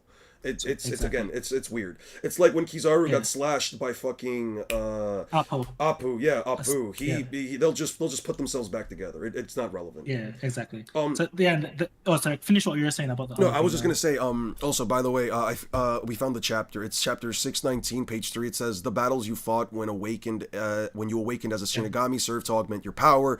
The augmented power served the purpose of defeating Aizen Sosuke, and then you regained the power you had lost defeating Aizen Sosuke in order to dispatch the Spirit King before my very eyes. If depending on how you choose to interpret this, he's either referring to the Final Getsuga Tensho and all like then like Dangai Ichigo's powers, or it's everything prior to Dangai Ichigo. I don't know, man. It's somewhere there. No, that's what I'm saying. That's what I'm saying. I want you to take some time and just like it's there up to more, interpretation. there are actually more panels like that. That isn't the only panel, It's not the only panel. Um, I imagine. So when we can talk about that more when you actually take some time and digest it and figure out what you want to do. But I'm probably going to lean on the side that, because I like to give things the benefit of the doubt when it's reasonable, right? So I'm going to say that Ichigo is probably, true Shikai Ichigo is stronger than Dangai and Mugetsu Ichigo. Mm-hmm. But I'll wait until you go through all of that. Mm-hmm. But yeah. Also, I wanted to say, so so for Sukuna, right? I was thinking about like maybe separating into 3 different portions, right? So it's like how Sukuna gets through realistically. By the way, I'm just gonna throw in like Mahoraga and like Agito into it, just because I'm like, fuck it, just give him his full arsenal at that point with Kamotoke. Yep. But then here's the issue, right? So you have Sukuna in for one version, right? But then I'm thinking, okay, what's the farthest Sukuna could get through if I do give him a binding vow that allows him to also damage the soul, right? Realistically speaking, I don't think he needs a binding vow to be able to damage the soul. Well, it's important specific. Base. Well, it's important specifically for characters like Enel and eventually Kizaru, right? But what I'm saying, because there might be a disconnect here. Yuji is able to damage the soul just because he understands the contours of the soul, right? Yeah. That is something that Sukuna should be able to do at base. I don't think you need to give him a binding vow to do that. The question I had is, it's the same question with Yuji, where like for a solid Logia or semi-solid Logia, you're actually making physical contact with the thing, so you can hit the thing and hit the soul. But whereas for an intangible Logia like a smoke Logia or the light Logia, then you aren't actually making physical contact with the thing. You just go through it. So I think you probably would not be able to hit the soul within it, right? So that's the same type of thing that I'm asking about Sukuna. Like at baseline, I think Sukuna should be able to hit. That's not a question to me. Oh, well, it's also like there's also like a question to be asked about like for Lokia users that have observation haki, right? Are they able, when they separate their bodies, or when like like they warp their bodies around attacks, like when Aokiji does it to like Whitebeard's thrust, right? Is it a case where like, is this like, let's say like a case potentially, right? Where like when they mold their bodies or they shape their bodies, right? Are they also shaping the souls? Does the soul move along? Or like if Kizaru, let's say like Kizaru crumbles down, like not Kizaru, Aokiji, right? Let's say like when Aokiji crumbles down into like, let's say like a pile of ice, right? Like, is each individual body part, like, is his soul also crumbled down with it and it reforms himself, or is like is his soul still standing up there and he's just like reforming it along the contours of his soul? I don't know, man. This is one of those questions it's just weird. I don't. No, the answer to that is just yes. Yeah. Right. The thing about Logias is, and I'm going to make I've already made a kind of in-depth video about Logia, but I'm going to go way more into Logia physiology. But like, that's why the question here is like, I lost my train of thought. But anyway, so a Logia, so there's a specific panel of Luffy holding Smoker while Smoker is in smoke form, right? Like literally holding the smoke itself. If like each individual part of the Logia that counts as part of the Logia, if you have a mechanism of actually physically interacting with it, then you can damage the soul. There's a soul within it, or there's a part of the Logia body within it. That's just how that works. Wait, repeat that. I'm sorry, repeat that. Yeah, each individual part of a Logia that counts as part of the Logia. Yeah. If you have a mechanism of bypassing that part and hitting, there's a part of the real person within it, right? So that's why I give the example of Luffy holding Smoker in smoke form, like actually holding the smoke itself. So that's why the question here is that like, for let's say Yuji can't actually interact with smoke, right? I'm thinking that his fist would go through the smoke, so that's a problem. But if Yuji could actually, the way he can solidly interact with ice, Yeah. because the ice is serving as the medium for the soul. Yeah. So the question is, would the could you make that same case for a non-physical logia like a smoke logia, or because the fists would move through the smoke, would it actually still hit the soul? That's the question I'm kind of grappling with. It's kind of weird, man. I don't know. It's like one of those questions Yeah. that you kind of just have to ask the author and be like, "Hey Oda," in an SBS, like, "Hey Oda, when a Logia user reshapes their body, does it also reshape their souls?" I don't know, man. Yeah. It No, I'll probably figure it out pretty yeah. soon.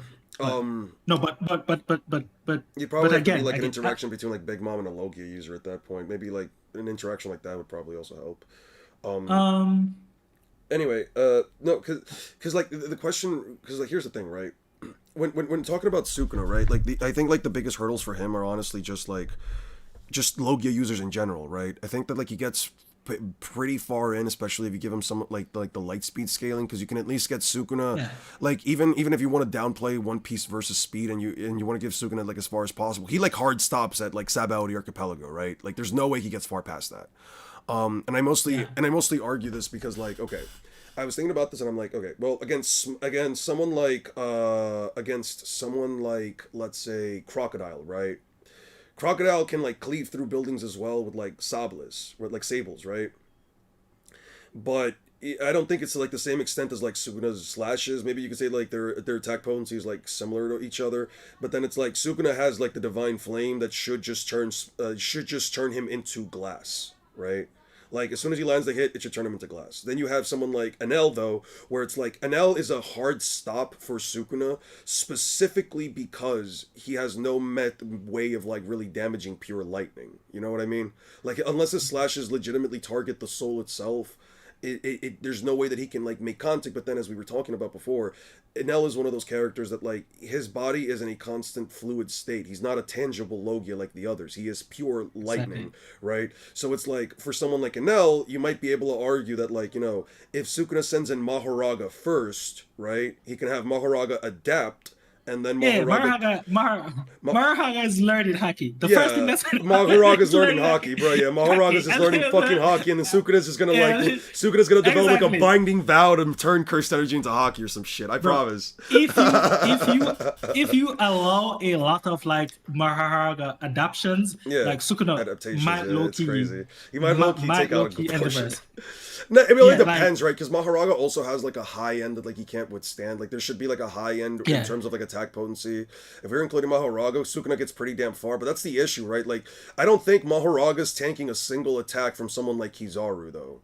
You know what I yeah, mean? no, he's yeah, Like he's Kizaru, I doing would argue that Kizaru's fucking light beam explosions that can take out a 10,000 meter long fucking tree just one shots it casually by mistake. I think that's more powerful than like a full powered hollow purple from Gojo. I'm not gonna lie to you.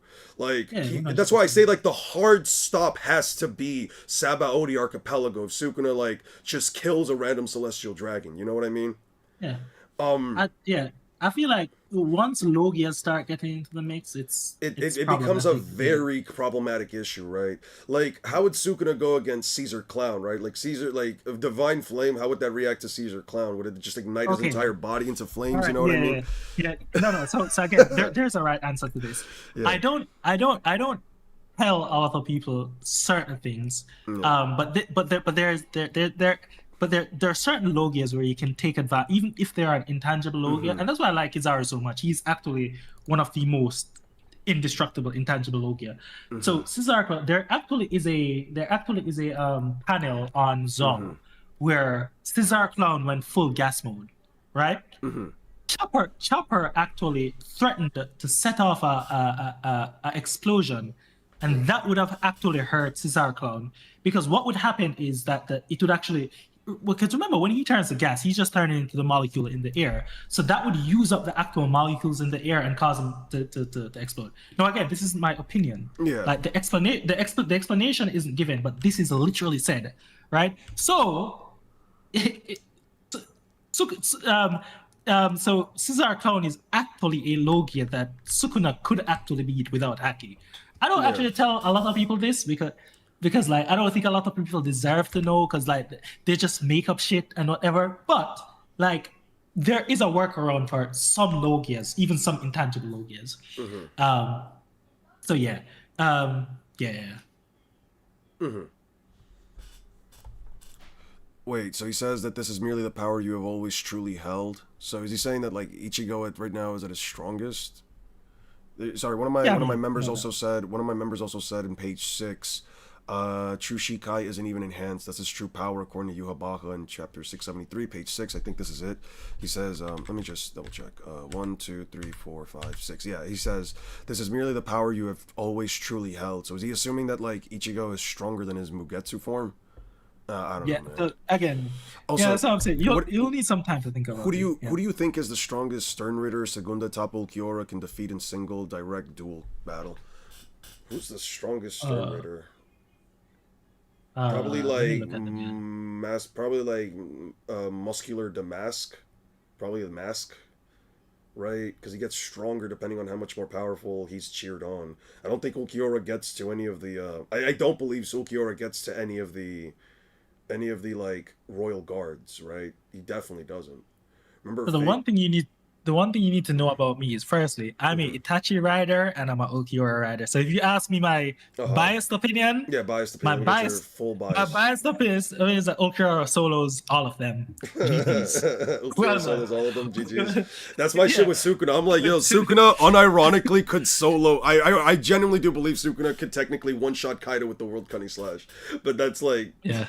but like you had to Yeah, just have that's it. Kaido just stand there and just tank that shit, Yeah. man. But then the actual fair scaling Mhm. opinion, he's not beating Jugram, I don't think, because I It's not don't being think he has the Jugram. damage output. Let me He's remember not beating. Jugram. Let me remember That's a Jugram. guy who reflects damage. Jugram, yes. The balance. Also, the balance Yep. and the antithesis are like the same fucking ability, aren't they? They're basically the same fucking Yeah. ability. Yeah. Yeah. Pernita, um, mm, I think. Do you think he can Let me beat see. Gremmy? He can probably beat Gremmy, right? No, because Gremmy, No. no, Yeah. Gremmy, there's no way he beats Gremmy. No, there's no Yeah. way. Grammy is a hard one. Gremmy, there's Um, no way. Maybe BC9. I don't remember what BC9 does, honestly. BC9, Bleach. Let's see. Bleach. Is a this dude, the K. I don't even know who the fuck this is. A Yeah, tall I don't even individual know who what wears I the don't even know what thing. they've done. Yeah. BG9. Oh, it's BG9. BG, sorry. Yeah, Okay. yeah, yeah. It's medallion. What's his powers? Rayatsu, Sumibachi, spirit weapon, Volsten dig. When he activated, released, reformed. Volsten dig. Yeah, but Honestly, what the fuck is the I think K? he could. Yeah, I don't know. I don't even remember him, honestly. Mm-hmm. Honestly, I think he could probably also beat Basby. Basby's Mm, probably fair. You guys think he could beat Basby? Jugram is way stronger than the version of Kenpachi that beat Gremmy. He wins pretty easy. Fair enough. Yeah, Gremmy gets bullied. You guys think yeah. Gremmy gets bullied? Grammy does not get bullied. Gremmy does not get bullied. Yeah, Grammy, couple meters, GG. Yeah. Honestly, it's like, He definitely beats Candace. I think he definitely beats Candace. He beats Candace. He mm, probably beats Bambietta. Probably beats the zombie chick. Probably he definitely beats the zombie chick, right? No, he definitely does, right? He just blasts all their zombies away. They don't really do much. The food, the mouth chick too, the glutton. He definitely beats the Keelgay too. Keelgay. How would Basby fare against Ulquiorra's Schiffer? But Basby's only got like the burning fingers stuff, right? What's his yeah. Stern Ritter It's thing? just it's just fire. I think he just makes claims. That's all I can really You know, I'm not remember. gonna lie to you. It's he. No, he uses heat. He uses heat-based attacks, and I'm gonna be real with you. I'm just gonna say it right now. I think it's total bullshit that like you have all these people having powers to like affect causality and shit like that, but not causality, like concepts and shit like that. But you have this guy just affecting heat. Bullshit, if Yeah. you ask me, man. What's this stuff? Oh yeah, he gets his arm cut off by Hash Vault. Oh yeah, and don't they like go against fucking Hash Vault and Yuhabaha because they realize that Yuhabaha is gonna just Ashvalan them away? Yes. Yeah. Yeah. They were. Yeah. Imagine following a dude just for you to realize that he's gonna fucking kill you in the end too. Yeah. What the fuck was Yuhabaha's goal? He was gonna merge all three realms and remove the concept of Yeah. death or something, but he was gonna do so by Exactly. killing. He was gonna do so You by know. killing all of his men. What the fuck? Yeah. If you were to like, that's one thing I've always like bro, what's the actual point here? Yeah, like Like, why I've never, do it? I've never like his whole thing is that okay, I want to erase a world where there's no death, I guess, and no one has to be This afraid of death. man was just So trying I'm to do like, Elden Ring. He was just trying to do the it was plot of like, Elden Ring. It's just it that. was like, why though? What the? I guess. It's like, I guess it's just the plot of Elden Ring. So by that logic, the tarnished from Elden Ring Solo's Bleach, I suppose. I mean, I haven't scaled Elden Ring No, myself, but I Elden Ring heard that scale's Elden crazy. Ring scaling go. Oh my They god, bro. so the tarnished apparently have the capacity to like actually kill. So in Elden Ring the concept is that Marika essentially broke the she broke the Elden she shattered the Elden Ring itself, and she essentially brought by in the lands between a world where death no longer exists. Everyone respawns, which is part of the reason why like the tarnished can constantly come back to life regardless, right? By the way, Sworn, please stop spamming. So it then creates an issue, right, where it's like the tarnished actually does have the capacity to kill all of the enemies that they kill, and they eventually even get to the point where they obtain destined death, which allows them to essentially kill beings who are meant to be immortal. Eventually, it reaches a point, especially when you get to when you kill the Elden Beast, which is essentially the avatar or like the progenitor of the will. Of the greater will. So by sheer virtue of killing an actual god, which in this case is the greater the visage of the greater will, yeah, no, the tarnished are absolutely fucking nutty. The only issue with them is that technically light speed scaling. Like, here's the thing. You can argue that even someone like Yuhabaha might not actually stand a chance against the Tarnished just because of their ability to constantly come back and fight you over and over again, improving themselves every single time. It's more so the issue that, like, they kind of cap out at somewhere around, like, FTL ranges of, like, because Radon, and I know you have, like, an issue with, like, calling shit light speed, but, like, Radon with the powers as the at least going into the DLC, the new Radon that is now the hand of Mikola, who also has the ability to enchant all of those around them. Radon has fused with Mikola, has the ability to actually move at the speed of light and attack the user at light speed. I think there's a statement within one of the I think there's actually a statement within one of like the descriptions of the weapons that you get from Radon that actually goes into talks about like Radon's new ability to like move at the speed of light or whatever. It's kind of crazy. It's kind of crazy the scaling. Like Radon, even while like affected by the Scarlet Rot's able to quite literally stop the heavens themselves, the stars from even remotely moving. He just keeps everything within space itself sort of just held on while also going through like madness. He's doing it out of like just pure instinct. It's fucking crazy, dude. Yeah, no. If I ever do I go out of my way to scale Elden Ring, I think well one of my mods here saying that the Tarnish doesn't even lose once to Yuhabaha. I don't know if I would agree with that, but the scaling does kind of go a bit insane. No, yeah, no, definitely. I'm sorry. I just thought that, like getting into Elden Ring conversations, dude. No, It's fun. stupid. No, it's fun, but it's like really stupid with like the shit that you have to talk about because like it does go into like some conceptual tiers, and when stuff gets into like conceptual. Wait. What'd you say? The Tarnished has inaccessible, immeasurable speed scaling from the Placidusax realm. Fuck me, man. That's what I hate Oh scaling yeah, sometimes. no, Because yeah, that's a little crazy. because Placidusax essentially exists in I think Placidusax either exists or you fight him in a realm where time doesn't move forward because it was separated there for some fucking lore related reason. I forgot what the reason was, man. I'll look that up real quick. But what were you gonna say? I'm sorry. No, I basically said that once we start getting into like inaccessible, Yeah. blah, infinite, I'm just like, I just, nah. Lord Placidusax Elden Ring. Let me just look this up real quick. Is a boss in Elden Ring with two massive heads. An ancient dragon is found in the crumbling Pharaoh Mazula. He reigned the current Elden Lord at some time before the reign of Marika and the Golden Order, and presumably ruled alongside his god, who later fled.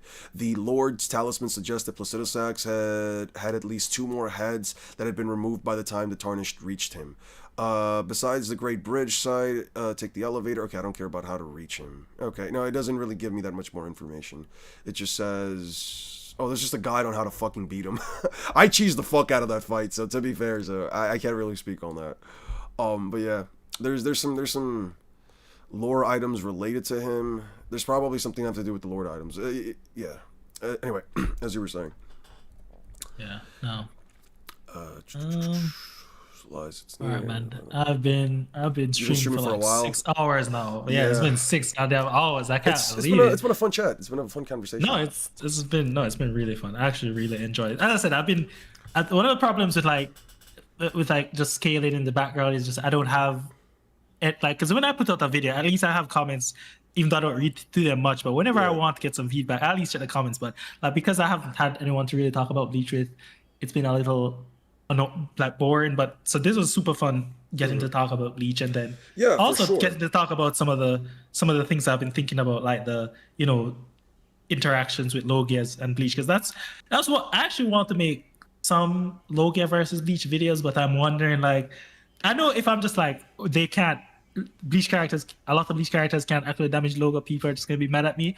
But if I genuinely don't believe it, I think it's good to also bring in this kind of discourse into the conversation, because whether or not people say that you're wanking, at the end of the day, there is an argument to be made, right? It's like, none of these series, like, it doesn't matter what if people are going to be upset by it. It's a simple fact that, this is a theory crafted conversation. It's if you can bring up the evidence that says that, like, they attack the soul because they're literally fighting souls, rather than their attacks are actually going through the body and would literally target the actual contours and the boundaries of the souls, and it simply reflects on the outside, like it does in Jujutsu Kaisen, which is not inherently stated. One thing I'm actually just thinking about right now as well, to get Ichigo's soul out of his body, Rukia has to, I mean, I'm not saying everyone has to do this, but she has to literally put on a glove, the soul glove. Like, so it's like, again, I honestly, I've been really holding back, because I actually try my best not to make I only actually make certain videos when like my boiling point tips over, and I'm just like, I can't stand this nonsense anymore. I mean, so like, Naruto, if you want, we can do a collab if you want, we can make a collab on Naruto versus Law. Like, Law solos Naruto. We could just make a video on that if you want. But like, I say that to say that, like, I actually go out of my way not to make certain videos when I feel it's gonna be too much of a stomp, right? Because I'm just like, I'm not out here just trying to shit on a verse or anything like that. Choose violence. It's just like, bro, I actually believe some of these things. I want a lot of people to know what I know as well. I just push the agenda. Exactly. Oh my god. No, yeah, for sure. I agree. I mean, here's the thing, right? Like, I've gotten to these points myself, because I'm just like, listen, I mean, am I really gonna keep myself shut up? Am I really gonna keep myself quiet about, like, an opinion that at the end of the day, it's the same as any of my other videos? What's the difference between me saying that, like, Kaido solos the 5 Kage and Kaido curb stomps every version of Madara, or like me saying that Sukuna can actually take down EMS Madara since he can't see the slashes coming? Like, he just has no way of anticipating them, right? Even then, it's like what? Because some people are gonna be upset by that. Let them be upset. Let them comment on the video. It's gonna do is just essentially make. All it's gonna do is essentially just make my fucking content, or at least make my video pop up more in the algorithm, because I'm getting more comments. You know what I mean? And sometimes it's not a bad idea to just make a video that's like a bit on the violent side, in terms of like, you know what? No, fuck it. I'm just gonna do this because guess what? It's a justifiable opinion. It's not wank, and here's all the evidence. I have the receipts to back it up. If I say, like, when I was going back and forth with some of my members, they were like, one of them is saying right now, the Yamanaka can handle Law. No, the fuck they cannot. They all get literally split into tiny little pieces with a single room slash. Yeah, he just. Yeah, it's not like a person. It's like, you have to. But people don't understand. Like, the reason Sasuke was so impressive in that fight against Madara is because Madara can't literally just be like, "Oops, no, you can't teleport me." Yeah. Sasuke tries to pull that shit against someone like who potentially stronger. Potentially stronger than Madara. Yeah, no, who has negation abilities, like hacks, like hacking negation or any type of negation abilities. That shit doesn't work, and that's what people don't get about. That's what people don't get about Naruto. Yeah, they just don't have they don't actually have the capabilities to negate a lot of these hacks in a lot of other verses, and that's so any sufficiently powerful hacks character, right? Just it doesn't matter if it's Kaguya. It doesn't matter if it's Madara. It's It also doesn't the matter case of who like, it and is. it's also the case of like, I always feel like, yes, Naruto characters do have very impressive hacks, right? Kamui's a very impressive hack. Dust release is a very impressive hack. But like, you're sitting here and saying that like, oh, Kaido gets dusted by dust release, by like a particle style jutsu, but it's like, it doesn't land. It just does not land. Exactly. Like Exactly. Kaido has observation haki. We know that he at the very least uses it, and if he knows that an attack is going to kill him or hurt him, he's just not going to take it unless you've given him a reason to want to like clash with it. You know what I mean? Like Luffy had to go through all of that bullshit before Kaido said, you know what? No, that big ass fist. All right, bet. Let's both put our dicks out on the table and say who the fuck's actually gonna win this shit. I'm sorry, like Exactly. No, exactly. like Kaido's not gonna do that with Dust Release. Kaido's not gonna do that with Dust Release because he doesn't have any respect for the Five Kage in the same way that he has respect for Luffy after fighting him for multiple hours on the rooftop. They're not gonna get multiple hours. The other thing that I feel like people don't understand is that like, okay, listen. Yes, there are certain hacks that if you just sit there and take them, yes, they're going to kill them. I won't disagree with the idea that Dust Release could kill Kaido. I don't disagree with the idea that Dust Release could kill Luffy, but is it going to land? That's the question. The difference here is that when I say Law cooks someone like DMS Kakashi, it's like, what about Kamui Shurikens? Shambles. The same thing Sasuke can do, except difference is that like, oh, but what if Kakashi flies above the range of room? He's gonna fly a distance of a fucking island away from Law to throw a projectile that has to still travel that entire distance to hit Law, and all Law has to do is just teleport himself away from it. Like, what do you want me to tell you? Ian. The people who say that Kakashi is gonna fly away, they're forgetting one outside of room. They're forgetting one major thing. Yeah. Law's awakening allows him to localize the room. He can literally just shoot the room. Yeah, no, he just shoots the room at them. But even then, he doesn't. Even if Kakashi realizes, oh, I have to get out of this thing's range, he doesn't do it because Law just shambles him back into the fucking room. Yeah, he did exactly. You can localize the room. Yeah, so it's like, but yeah, and one other. This dust release thing gets brought up a lot as well, and there's one specific interaction. Again, there's one specific interaction. I just usually don't bring it up simply because it's usually not needed. But this is a fun conversation, so I will. So remember we just spoke about what's his name, Caesar Clown, and like him literally turning into the literal kind of atoms and molecules in the air, right? Yeah. Remember how dust release actually works. Dust release works. People actually forget this a lot, but dust release, the name reminds you how it works. Yeah. What it does is basically turn you into dust. Put more sophisticatedly, it just breaks you down into smaller into smaller particles, molecules. Right. But when you place that against, for example, Logia, like let's say again, Caesar Clown, for example, who literally already by himself in his natural state can just turn into those small particles, that attack doesn't actually do anything. Right. It's the same thing when you think, and I like to use Caesar Clown because it's the clearest example that most people will understand. Caesar Clown already can turn into those small particles. Yeah. The small particles that the reason why dust release is so lethal to a lot of characters is because they can't just turn their body into small molecules in the first place. Right. But the Logia, who's intangible Logia, like Kizaru or Smoke or Caesar Clown, obviously it would be very effective against a non-intangible Logia like Aokiji or Akainu. Exactly. Yeah. Exactly. Right. And again, these are the reasons why I hate breed up Logias, because they're just so strong. Yeah, no. The ability to just be an actual element is absolutely fucking ridiculous. And then you have to like consider that like the characters have to be able to quite literally manipulate the elements themselves, right? Like a character like Natsu Dragneel versus Ace, this was a question that was asked to me a while back. Like I would say Natsu was honestly a really good matchup versus Ace because he could just eat Ace, right? Like Natsu's a great negative matchup. But then if you have a character like, let's say, I don't know, I'll just say like Itachi, right? It's like there are arguments to and for each side, but at the end of the day, at that point, it's not a matter of whether or not Itachi can like. As a matter of fact, I wanted to ask you this: do you think the Totsuka blade, if Ace molds himself around the Totsuka blade, do you think it could still absorb? It could still like take his soul? Sorry, you No, could still like it seal can't. him. Yeah, it can't. That again, and this is the touch. This is the important point about this touch discussion. Yeah. Again, for it to work, remember Orochimaru actually survived that because he just split off part of himself as a snake, Yeah. right? The For it to even work in the first place, it needs to touch him, Yeah. right? It is like again. Remember when Whitebeard punctures through Aokiji, like if that attack had touched, it would actually work because it's coated in haki.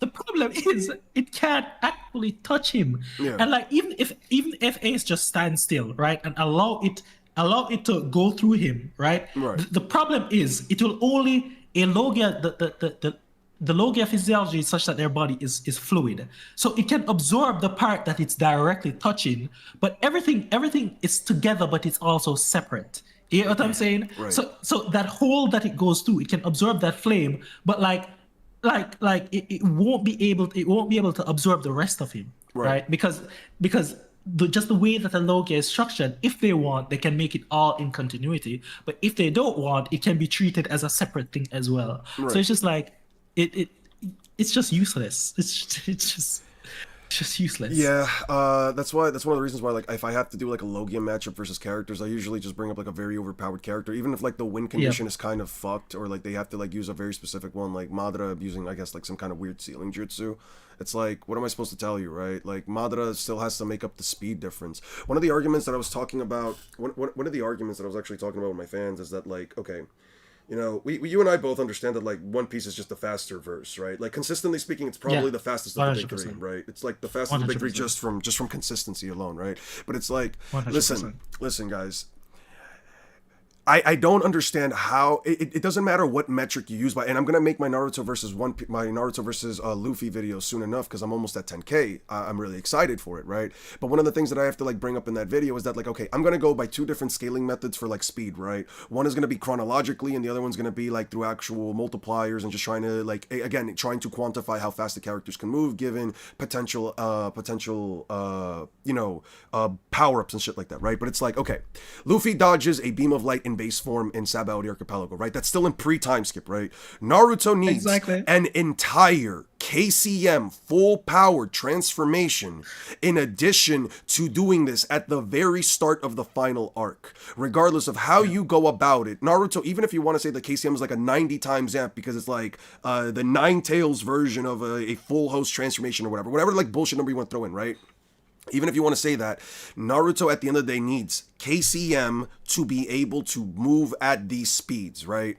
That's fine. But here's the issue. We're comparing KCM Naruto to pre-time skip base Luffy.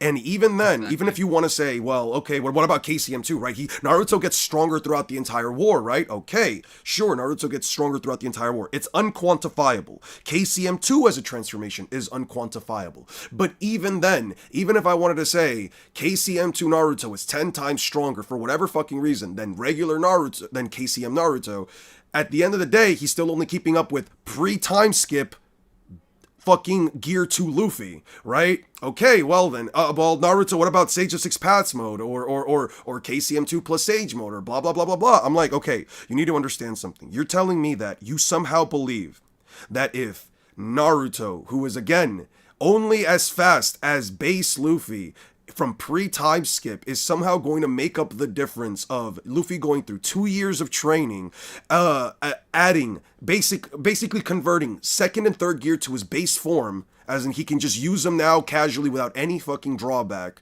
You're gonna tell me that Luffy, who goes through 5 or 6 arcs of constant fighting, goes through multiple speed increases in addition to a Gear 4 form that improves his body several times beyond its limits, a second Gear 4 form that goes beyond speed, and then you go all the way that into Gear 5, which blatantly speed blitzes Gear 4 based on Luffy casually dodging Kizaru's kick that he couldn't do before, and you're gonna sit there and tell me that Naruto can make up that speed difference in exactly 1.5 days? No. No, I just don't believe that. And observation haki as well. And future sight. There was an argument there. There was an argument. And here's the thing. And I was having this discussion. I was actually having this discussion with a lady friend of mine, which I was just going into the whole tism side of One Piece and power scaling as a whole, right? And I was telling her, listen, Let me ask you something. So you see, so here's a statement from Naruto, right? It says he can now sense all things in the universe, right? What the fuck does that mean? What the fuck does that mean? Because here's why. Now, if you take the statement hyper literally, then that would give Naruto potentially one of the greatest forms of precognition of all time, right? But here's the thing. We know for a fact that it doesn't allow him to sense all things in the universe because, for example, he still gets tagged, right? He gets tagged by characters that move faster than him, right? Sasuke, for example, instantly teleports behind him and punches him in the face with a Chidori when he sends him flying, right? There's an example of Kaguya completely blitzing him in Sasuke. There's examples of Naruto with Sage of Six Paths mode in Boruto getting stabbed by Sasuke's blade. So again, if you take the data book statement of him sensing all things in the universe and you take it as literally as possible, it is inherently debunked by the very things that allow him to take damage. And it's not like the characters he's fighting are that much stronger than he is. I'm sorry, but I don't think that Shin Uchiha, for as strong as some people might believe, can somehow blitz Naruto and Sasuke in terms of just raw speed or his ability, right? Like if Naruto can sense all things while on guard with a Nine-Tails cloak on top of him, in addition to protecting two children, you're telling me that he can just somehow get randomly stabbed even though he can sense all things in the universe? I don't believe that shit. Here's the thing. If you were to ask me between a form that has a very vague and interpretation-based ability, like quote-unquote Sage of Six Paths mode, versus the ability to literally see into the future, I'm sorry, I'm going to just take the ability to literally see into the future because we know for a fact that Luffy will always know what the fuck his opponent's gonna do before they do it. The only way that that's beaten, and we know this for a fact because it's shown consistently in One Piece, is if you are objectively faster than even they can react. Because it's a case of future sight just happening in a flash. Luffy does it all the time. You can see with Luffy all the time. Future sight just happens sporadically and randomly, even when Luffy is fucking eating food. You can see it when Luffy engages against a pacifista defense patrol doll that's just walking by, and Luffy, they're just eating, they're having fun. Luffy all of a sudden gets a flash of future sight and immediately just squares up and just is ready to fight the thing because he knows it's about to run at them. You know what I mean? It's like, What do you want me to tell you? Like, Naruto's going to beat that? With what feats? Yeah, with what speed? Bro, it's just like when you sit down and you just think of what, it's just so silly, bro. It's just like, come on, guys. Like, what is Naruto truthfully going to do? Like in terms of speed, as you said, it's just like one thing that I really like to bring up a lot, right, is just Chopper dodging the light speed beam from the Queen. I'm just like, guys, get your people to Chopper's level, and then come talk to us about Luffy. Yeah, no, right? Like, what am I going to tell you? Chopper's level. Yeah, what do you want me? What do you want me to tell you? Like Nami and Usopp. And here's the thing. So the SBSs, and I mentioned this before in my one speed is light speed video, right? I mentioned this before. The SBS being a goofy little quote or whatever you interpret, or like somebody interpreting it as like, oh, Oda maybe is not being that serious, doesn't change the fact that it's still a canon statement. I bring it up with, like, for example, Hawkins' eyebrows and how, like, they're not actually eyebrows. He just draws them in. You know what I mean? Or like he shaves them that way. And it's like, well, Enel, he technically makes a statement that if you want to dodge Enel's lightning blasts, you have to duck at the speed of light. It's just right there blatantly, right? Now, I don't personally believe it, but what I'm saying is I don't use it and I don't agree with it, but what I'm saying is, hey, listen, that's a direct quote from the fucking author. All I'm saying is Nami and Usopp are technically faster than 99% of Naruto. 100%. But yeah, anyway, it really just depends on what you choose to like assume is like consistent with the narrative. Like I've said before, and I've told people this, like with the whole like, you know, like the SBS statement, it's like I think that mostly goes towards Luffy because he also specifically says give him a golden right with a bit of rotation. Exactly. So you can argue that that's specifically for Luffy, but that's neither here nor there. But I'd still have Luffy at light speed from Skypiea. Yeah, you could still say Luffy's light speed. I'm not sure if you noticed, like versus Battle Wiki, actually, I think they're updated their One Piece section. They're using the Foxy Nora beam right now. Finally, like in terms of scaling. I feel Yeah, like so the Foxy Noro beam is also fair Yeah, because it's like, what's the counter argument for it? It's stated to be light 3 fucking times. How, like with Naruto, you have to use a data book statement, bro. And I told people that there's nothing wrong with using the data books, but if your entire light speed meta, if the entirety of your light speed meta is reliant on the data books, I'm sorry to tell you this, it's just not going to compete that well against a series that has consistent narrative implications versus just some random statements being made in a supplementary source. If you just go by series versus series, no fucking data books, yeah, no, One Piece clears instantly. There's really nothing you can go off of for Naruto. And that's why I've always like. That's why I was just so upset when I started. That's one of the reasons that spurred me to make videos because I'm just like, ain't no way we all are looking at the same series and One Piece is getting this downplayed. Yeah. Guys, One Piece has the best meta for a lot of speed, especially. Like if some people were just kind of make the case that okay, maybe we don't have that many destructive feats, whatever. I'll be like, alright, whatever, sure. But speed. You guys are really fighting. Like, listen, I will always say this, and I'll even say this in my video. If you want to consider the AP, okay, one of them is saying once we involve AP and durability, it's like speed into a wall. It's like speeding into a wall. And here's where we disagree, because again, internal destruction, they bypass durability. Naruto characters do not have durability feats when it comes to their internal organs. It's never once been proven. You cannot prove that Sage of Six Paths mode improves internal organs durability. It's just not provable. But what can I tell you? Luffy has continental scaling. He has beyond continental scaling, and he has the ability to just inject all of that damage into their internal organs. I feel like people got mad at me when I said Luffy could unironically shoot out a barrage of Gum jet Gatling at Naruto with internal destruction, and he would quite literally destroy the entirety of Naruto's midsection from the inside out. And Naruto's not regenerating from that. There's no example within any of Naruto that would prove to me that Naruto's healing factor would allow him to like grow back every single internal organ from his midsection, from like his waist up. There's no way I believe that. Yeah, and so regen is a specific thing as well that again, just because we speak about verses, but I try to make fundamental series on this. So and YouTube pissed me off so much because the first time I released this video, it got like 90,000 views, 90,000 views. But I had to take it down because there was something that restricted it. I don't know, whatever. Anyway, same for my Gojo versus the 5 Kage video. That pissed me off, dude. That's just so sucky. For a scene that was more animated and more like edited than anything I had used before. But whatever. Yeah, it's just like, bro, oh my god. Anyway, though, so I kind of, because Battle Wiki has their classification of regeneration. I don't really like it, so I just kind of made my own.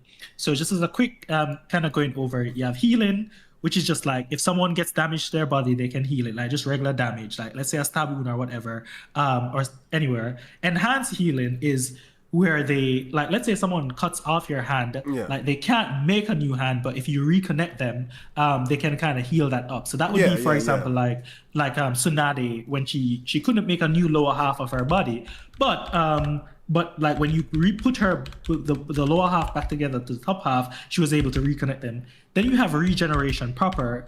With the lowest level in the regeneration is core organ regeneration. So what I say separates healing from regeneration in my classification is regeneration is like you are able to fully reconstruct a body part, right? Basically.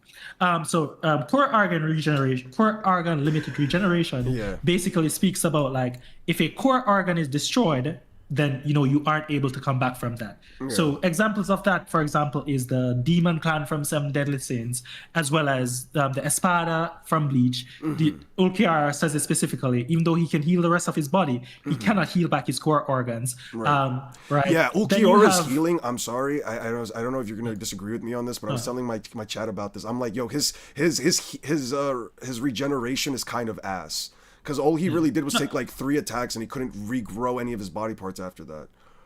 Well, he couldn't regrow his organs, right? Yeah, the core organs. Yeah, no, but he also couldn't regenerate his legs either. Like what I mean is he regrew his legs, but he said they're just for show. His arms and legs are just for show. Yeah. because he's going to die anyway because he couldn't get back his organs, Yeah. right? So like again, I don't. It's a fine regeneration. It's just under a classification. It's just core organ limited, and that type of regeneration is what most people have, Yeah. right? Yeah. Yeah. Most true regenerators have that type, meaning the core organs are usually the heart as well as the brain, right? Yeah. Then you have a matter limited regeneration. Yeah. This is a As long as regeneration where as long as you have there's a some part of matter. you, yeah, as long as there's some matter of you, Exactly. like cell, where like as long as he has the nucleus, he can come back from anything. Yeah. Exactly.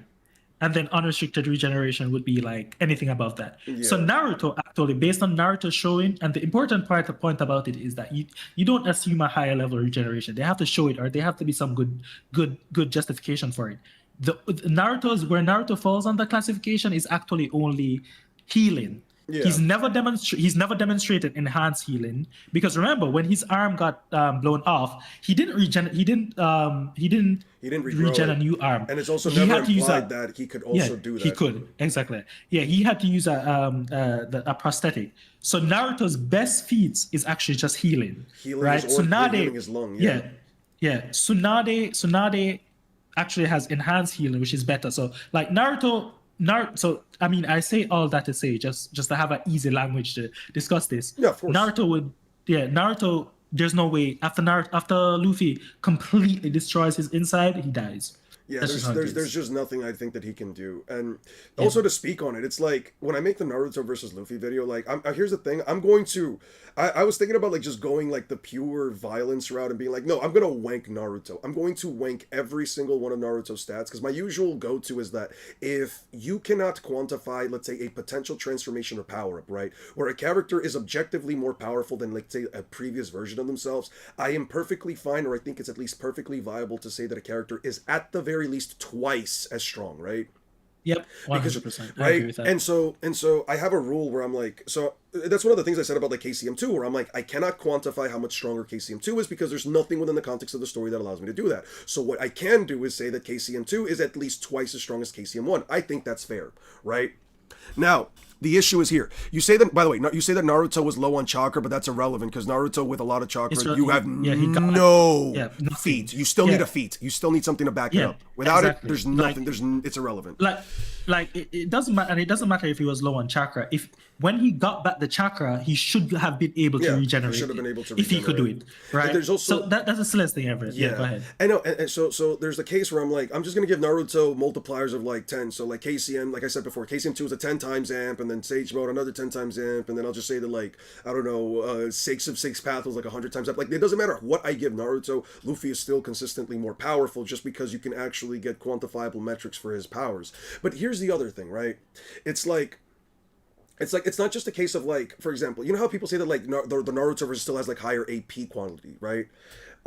Which, you know, sure, I'm not one to like really dispute it, although again, you kind of have to go by calcs, otherwise you're kind of going off of like, well, the god tree could spread across the planet, but that's more of a case of, again, like Madara just having the chakra. That's a creation problem where like Madara again has the chakra to like essentially cover the entire planet in like a giant god tree, but it doesn't exactly pertain to AP because it's not an actual attack. Exactly. It's just a metric by which he can put people into the infinite Tsukuyomi, right? So it's a case where like Naruto can maybe sever the god tree, but what's the durability of the god tree, right? Is it just a regular tree in terms of like durability? It's just massive in terms of its mass and height. You know, it's just a big tree. Yeah, exactly. There's nothing to suggest that that's some super durable tree or anything like that. Exactly. And even then, if you wanted to say like, well, like the tree can still cover like the mass, not so much the root, but like the size of the tree in circumference could be like the size of a giant continent. I mean, sure, but then all we're saying there is that like he didn't cut the whole thing. He didn't cut the whole thing. He cut through the whole thing, but he didn't cut through the giant god tree that Madara made. He cut through the one that Obito made that was going to be used for the infinite Tsukuyomi.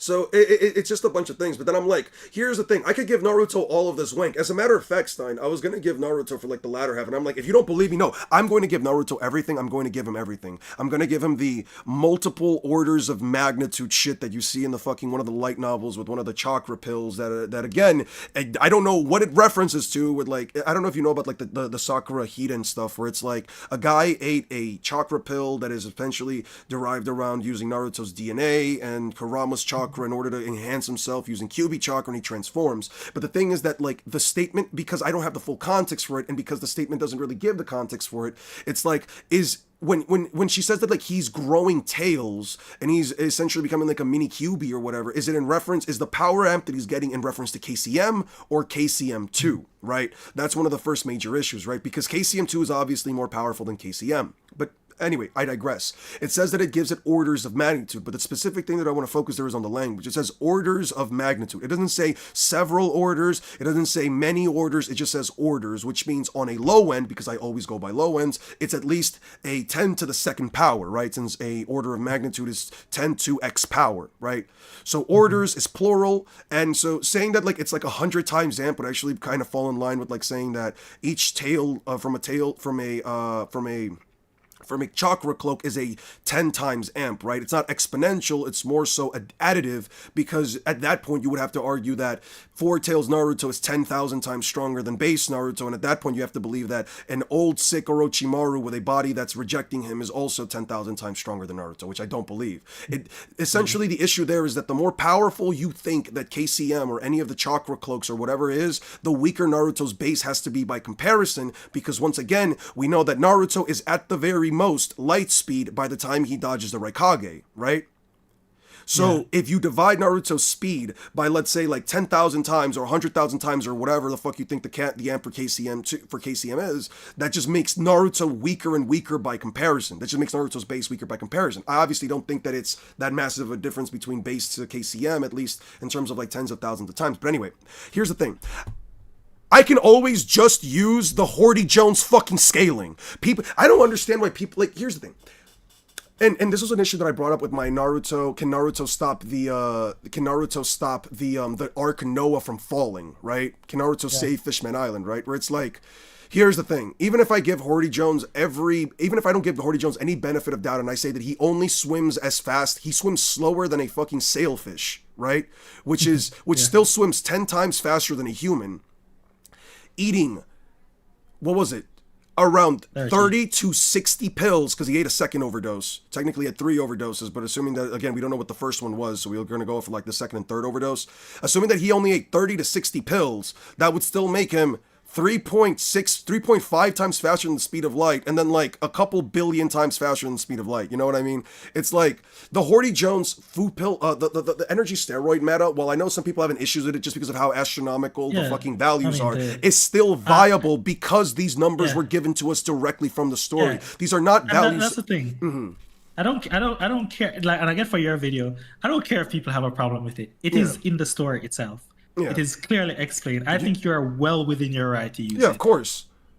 I can use that. I can also use the Doriki scaling, where if Luffy gets 5 times stronger after fighting Bluno, because he had to have gotten stronger between fighting Bluno and eating before he fights Rob Lucci, because he says, I cannot beat Bluno in my base form. He basically says, I cannot beat you like this. He has to use second gear, yet he's fighting Rob Lucci later on, whom Frankie also fights and is not able to damage whatsoever, because Rob Lucci says it himself, I am 5 times stronger than Fukuro, who is slightly weaker than Bluno, right? Yet Luffy is easily keeping up with a base Lucci in base form as well, right? So there's an argument to be made that you could actually quantify how much stronger the Straw Hat Pirates get from island to island, with 5 times being the bare minimum, right? And 5 times is the bare minimum. Technically it's 4.8 times, but you can technically say 5 times is the bare minimum, because Luffy didn't really try all that much against someone like Bluno, but we know for a fact that he tries a lot harder against Kizaru, Kaido, Doflamingo, so on and so forth, right? So even then, it's like 5 to the 13th power, depending on how many islands Luffy's gone across, or how many tough fights he's had against Cracker, against Katakuri, against Doflamingo, Caesar Clown, all Horty Jones, all of these characters that pushed him further than Bluno. You can literally say that Luffy, after every single fight, is literally getting, at the very least, 5 times more powerful than his previous self, right? You can technically use it 3 times on the Kaido fight, since every single time he fights Kaido, he becomes progressively more powerful. From his first go around, getting one shot, training, going back in, fighting Kaido again, losing to a Ragnaroku, unlocking Advanced Conqueror's Haki, losing again, coming back. Like, he's consistently getting stronger. So it's like, if you throw in the Horty Jones scaling and the Doriki scaling, like, unironically, Luffy might be the strongest out of the fucking big 3. But that's like if you just throw everything at once. My bad. No, you're good. You're absolutely right. I've said to people that, like, if you weren't like so scared of like seeming like we're out here wanking Luffy, Yeah. then honestly, Luffy is already continental from Fishman Island, and like massively faster. Like, Oh yeah. but a lot of people just aren't ready for that They're just conversation. not I'm ready like, for alright. it, and that's the thing. I feel like the issue is that like when you have series like Naruto and Naruto and Bleach, where like stuff is a lot more vague and obviously it's up to a lot more to interpretation. I feel like the issue is that like with One Piece, where things can be a lot more easily quantified, it's like why should I believe any of these values at all, right? Like this is just another interpretation. Why should I believe it? But it's like, well, you don't have an issue with me. You just have an issue with the way the author wrote this stuff. Exactly. Yep. No, 100%. I would also say yes, Black Clover and One Piece are very close. I would argue that Black Clover does still dwarf One Piece in terms of outright AP. Six would actually argue, one of my mods would actually argue that it's universal, but that's neither here nor there. This has been a fun chat, dude. Yeah, I've seen that, but I don't know. But yeah, all right. No, definitely. We'll do this again For sure. at some point. Yeah. Yeah. Thanks for having me. No, See you, for man. sure. Likewise. Real quick, before we say goodbye, if anything, Okay. if you do want to do like any kind of collabs at any point, just hit me up, dude. I'd honestly be really down to do like a Sukuna runs the One Piece gauntlet, or like Law versus like the Naruto verse. If you want to do like just spite matchups for both of our channels, I think that'd be fun. All right. Yeah, we'll talk to you. We'll bro. talk. Yeah. All right. Have a good one, man. All right. See you. See ya. Bye. Well, guys, that was a fun conversation.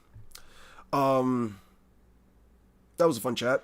I mean, Luffy didn't try until Whole Cake. I don't agree with the whole Luffy didn't try with until Whole Cake. I think Luffy legitimately did try, but it's been fun. We've had a lot of people come in and leave. It's been overall, yeah, it does sound better. It's just because Stein also took a good bit portion of the time there to chat. I really do appreciate him for that, because it really did let my voice rest. Hope you guys enjoyed it. And how fast is Luffy? Listen, if you want me to give you like a real high ball for Luffy, I can get him to like the billions to trillions to quadrillions of times the speed of light if I just go with everything. Like, let me do something real quick. Let me do something. If you go by like the Horty Jones Fishman meta, if you go by like the what the fuck?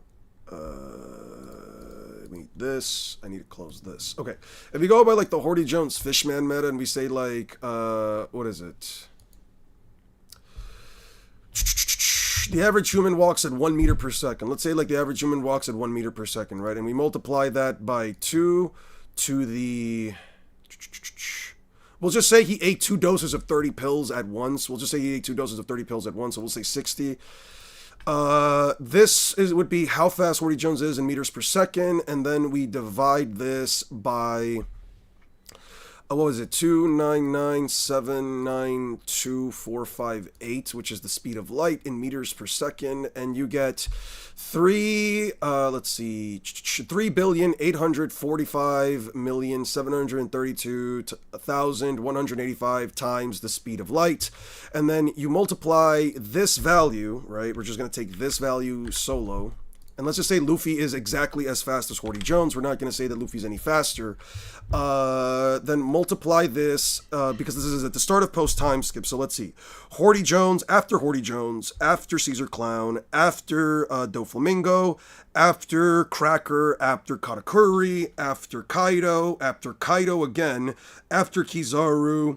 That's 8. We're going to multiply this number by 5 raised to the 8th power, we're just gonna see that, and yeah, you get Luffy being 1,000 millimeters, 1,502,239,239,239,239 1,502,139,134,765,625 times the speed of fucking light. That is how fast Luffy would be on a high ball if you just grant him the Doriki scaling, the Horty Jones food pill meta, and yeah. Oh, and wait, that's without accounting for that's this value without accounting for I don't know, Gear 5th, which is at least twice as strong as second gear If you multiply this by 10, you get the gear third multiplier. If you multiply this by 3 for the several times, and then you multiply this by, I don't know, 2, saying that it's assuming that fifth gear is at least twice as strong. Yeah, it would actually be this in gear fifth. Yeah, it would be actually this value. If you grant Luffy like everything, there's no way Naruto keeps up with this. There's no way Naruto keeps up with this. Do you think Bleach has some of the lowest combat speed and reaction speed of the big three when it comes to the general cast? I do think so. I do think most of the cast is not that powerful, all things considered. Horty, before taking any pills, was relative to Zoro. I don't think he was relative to Zoro. Zoro one-shot him. Horty, before pills, was already faster than light. What if we also highball Naruto? I'll give you... Okay. Assuming that Naruto is at a 1, right? Assuming that Naruto is at a 1 meter per sec... Actually, we're not even going to go with that. Assuming that Naruto reaches the speed of light... Assuming that Naruto reaches, like, the speed of light, which would be 299.792, 458. Assuming that Naruto reaches the speed of light in KCM and then gets at least a time... You know what? Fuck the times 2. As a matter of fact, I'm going to be disingenuous here. Let's say Naruto gets 10 times faster. Let's say Naruto gets 10 times faster from KCM2, right? 458 times 10. This is how fast Naruto would be in meters per second. This is how fast Naruto would be in... Sorry. That's meters per second, my bad. Let's say this is Naruto's base speed, right? So 1 will be the speed of light. This 1 will be the speed of light, right, for Naruto. Times 10 for KCM2. Times 10 for Sage mode. I don't know how strong Sage of Six Paths mode is, right? You know what? I'll say it's at least 1,000 times stronger. That's how fast Naruto is. You know what? Fuck it. I'll even say, let's just say Naruto is also 100,000 times stronger in Baryon mode. This is how fast Naruto would be. 10 billion times faster than the speed of light if I just wank him and just throw in random numbers into Naruto. There's nothing to go off of. There's absolutely nothing to go off of with Naruto. As a matter of fact, let's say Naruto's base is this 1. Naruto's base is the 1 and the 1 is light speed, right? Let's just say I give Naruto 10 to the 9th power or some shit.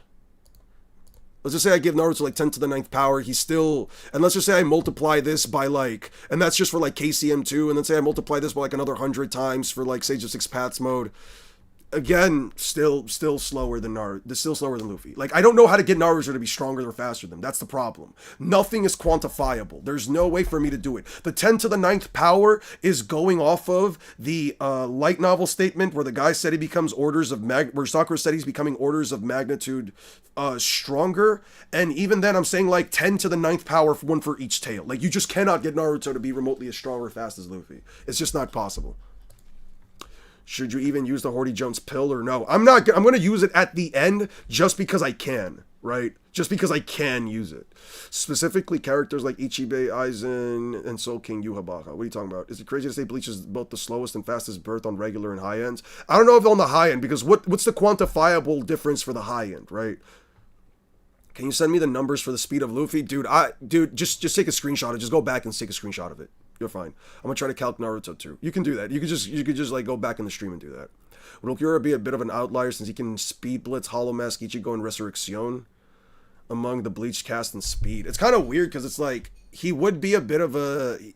I guess that's possible, but it also is dependent because like that would be under the assumption that like Ukiura...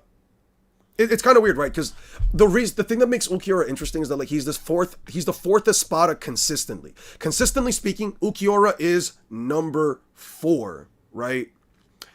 A Resurrection, at least his first Resurrection, would only make him 10 times stronger. There's no way you can go above that without like just making up some random numbers. That would still mean that Halle Bell, Baragon, and Coyote Stark are still stronger, so I don't know if that would necessarily make the argument that he's an outlier against Hollow Mask Ichigo, since Hollow Mask Ichigo, if anything, would also get speed blitzed by like Halle Bell, Baragon, and what's-his-face, and Coyote Stark. Pretty lively for a guy who lost an arm, aren't you? I'm a little impressed. Oh yeah, then it charges the Sero, damn it. Oh, it shoots an arrow. Who the hell is that? A Quincy. This is not part of the plan. I will eliminate her. Wait, let's observe what happens. It goes in, hold it, shoots the arrows. It's fast. I can't keep up with its movements, in which case. What are you doing? Right now, I've got you. Ah, so she stabbed it. Blasts its head out. It explodes. He goes in. He exploded. This cannot be. Are you okay? Are you alright? I mean, he was able to blitz an explosion. Cool. Are you alright? Yeah, sorry about this. I appreciate it. I feel pathetic. A captain like me having to have his ass saved by a girl. Don't say that. It was me who was saved by you. If you hadn't defended me, it wouldn't have been. Haha. Then let's say we're even, right? Hold it. I'll heal you up. Thanks. Still, that was impressive work taking that sucker out all on your own. Who exactly are you, young lady? What now? What should I say? How will a Shinigami like him react if he finds out I'm a Quincy? My name is Kurosaki Masaki. I'm a Quincy. Oh, right, a Quincy. First time I've ever seen one in person. Man, I feel kind of lucky getting to meet a Quincy firsthand. This man, what is he? Is this what a Shinigami are like? Or all Shinigami like this? I kind of hope they are. After all, if they are, I'm sure Ryu-chan and my aunt and everyone else let us leave. Katagiri, Masaki is safe. Nothing untoward happened to her. Understood, of course. It is as you say, young master. Oh, okay, next chapter. I'm over it. Alright, you said he has infinite speed. But don't say that to a bleach fan or your cook. What do you mean? You said he has infinite speed once. You should read Toriko scaling, and I'm joking, Toriko scaling is a headache. Is it really a headache, 6? I think Thine would probably, like, German suplex you if he heard you say that. I'm saying that soaking Yuabaka through use of Almighty can get to such insane speeds. I guess. Calculate Hori's speed with base light speed being... Ah, shit, dude. I do not want to calculate Hori Jones' speed. You want me to do that? Sure. Sure. Assuming that Hori Jones... Wait, not paint. Assuming that Hori Jones is, the speed of light... It has a feat every 3 panels. That's annoying. So I guess Naruto's Speed Blitz is Soifone and Byakuya? I guess. Thine would agree with you? Alright, that's fair. If you say so. What the fuck? Now the calc stuff isn't popping up. Search for an app. Give me a calc. Give me a calc. In case you guys didn't know, calc is short for calculator. Guys, it's chapter 6, 7. 6, 7. Alright, fuck it, I'm using Google Calc. Calc. Let's go, calculator. Okay, assuming that Hori Jones' base speed is light speed, assuming that this 1 is the speed of light, times 2 raised, where the fuck is it? Raised to the 60th power equals 1 point this to the billion to blah blah blah blah blah. Then you multiply, yeah, so he would actually be, fuck, I actually might need the Romo calculator for this. It's not spawning in, damn it. What? Calc is short for calculator? Yep, type shit. It also has an outlier scaling. It's extremely weird light speed stuff. Does it have outer scaling? That's right, Dine did explain that. Fucking shit. Well, Toriko is a relatively short series. I can actually read it. I can read it after Bleach. Oh, man. What the fuck? What the fuck is this bullshit? Ah! Alright, whatever. I'm over it. It's very blatant high outer. That's fair. I'm gonna leave Bleach here. I probably should have been downloading all those chapters, but I guess talking with Stein had me more focused on that. I guess I didn't do the script today, so I'll probably do that tomorrow. Guys, I hope you guys have a wonderful rest of your nights. Please drink some water. Please don't be like me and go on a 5.5 hour stream while also not drinking that much water. One Piece Infinite Speed is really on. Ulquiorra, no matter how you slice it, is the 5th strongest. Espada is crazy. That's crazy, I guess. Because you have Yami, Stark, Calibel, Baragon. Yeah, I guess he would be. Fire Collab? Yeah, thank you. I appreciate that. I'm sure Stein would appreciate it too, guys. And thank you so much. By the way, I forgot to mention this before, but Lapis, if you're still here, thank you for the 12 months, man. I really do appreciate you. And I appreciate every single one of you guys. Thanks for having the chat be lively while, you know, me and him were just yapping it up. Thank you, Leticia. That's very kind of you. Now, I believe Ulquiorra is the strongest in Segunda Etapa. That's fair. If anything, Thor, if anything, if you ever do get, like, a gifted membership or you become a channel member, you're more than welcome to also debate this with anybody in the Discord that would like to debate about who the strongest Espada truly is. I'd be down to listen to that. It's more... You guys are more than welcome to do that. I'm down to host streams for my members to debate if they'd like to. But anyway, guys, please have a wonderful rest of your night. I'll probably stream again tomorrow. I will do my best to actually get through the. I'm gonna scale the speed of Naruto. See you later. Yeah, have a good one, Blab.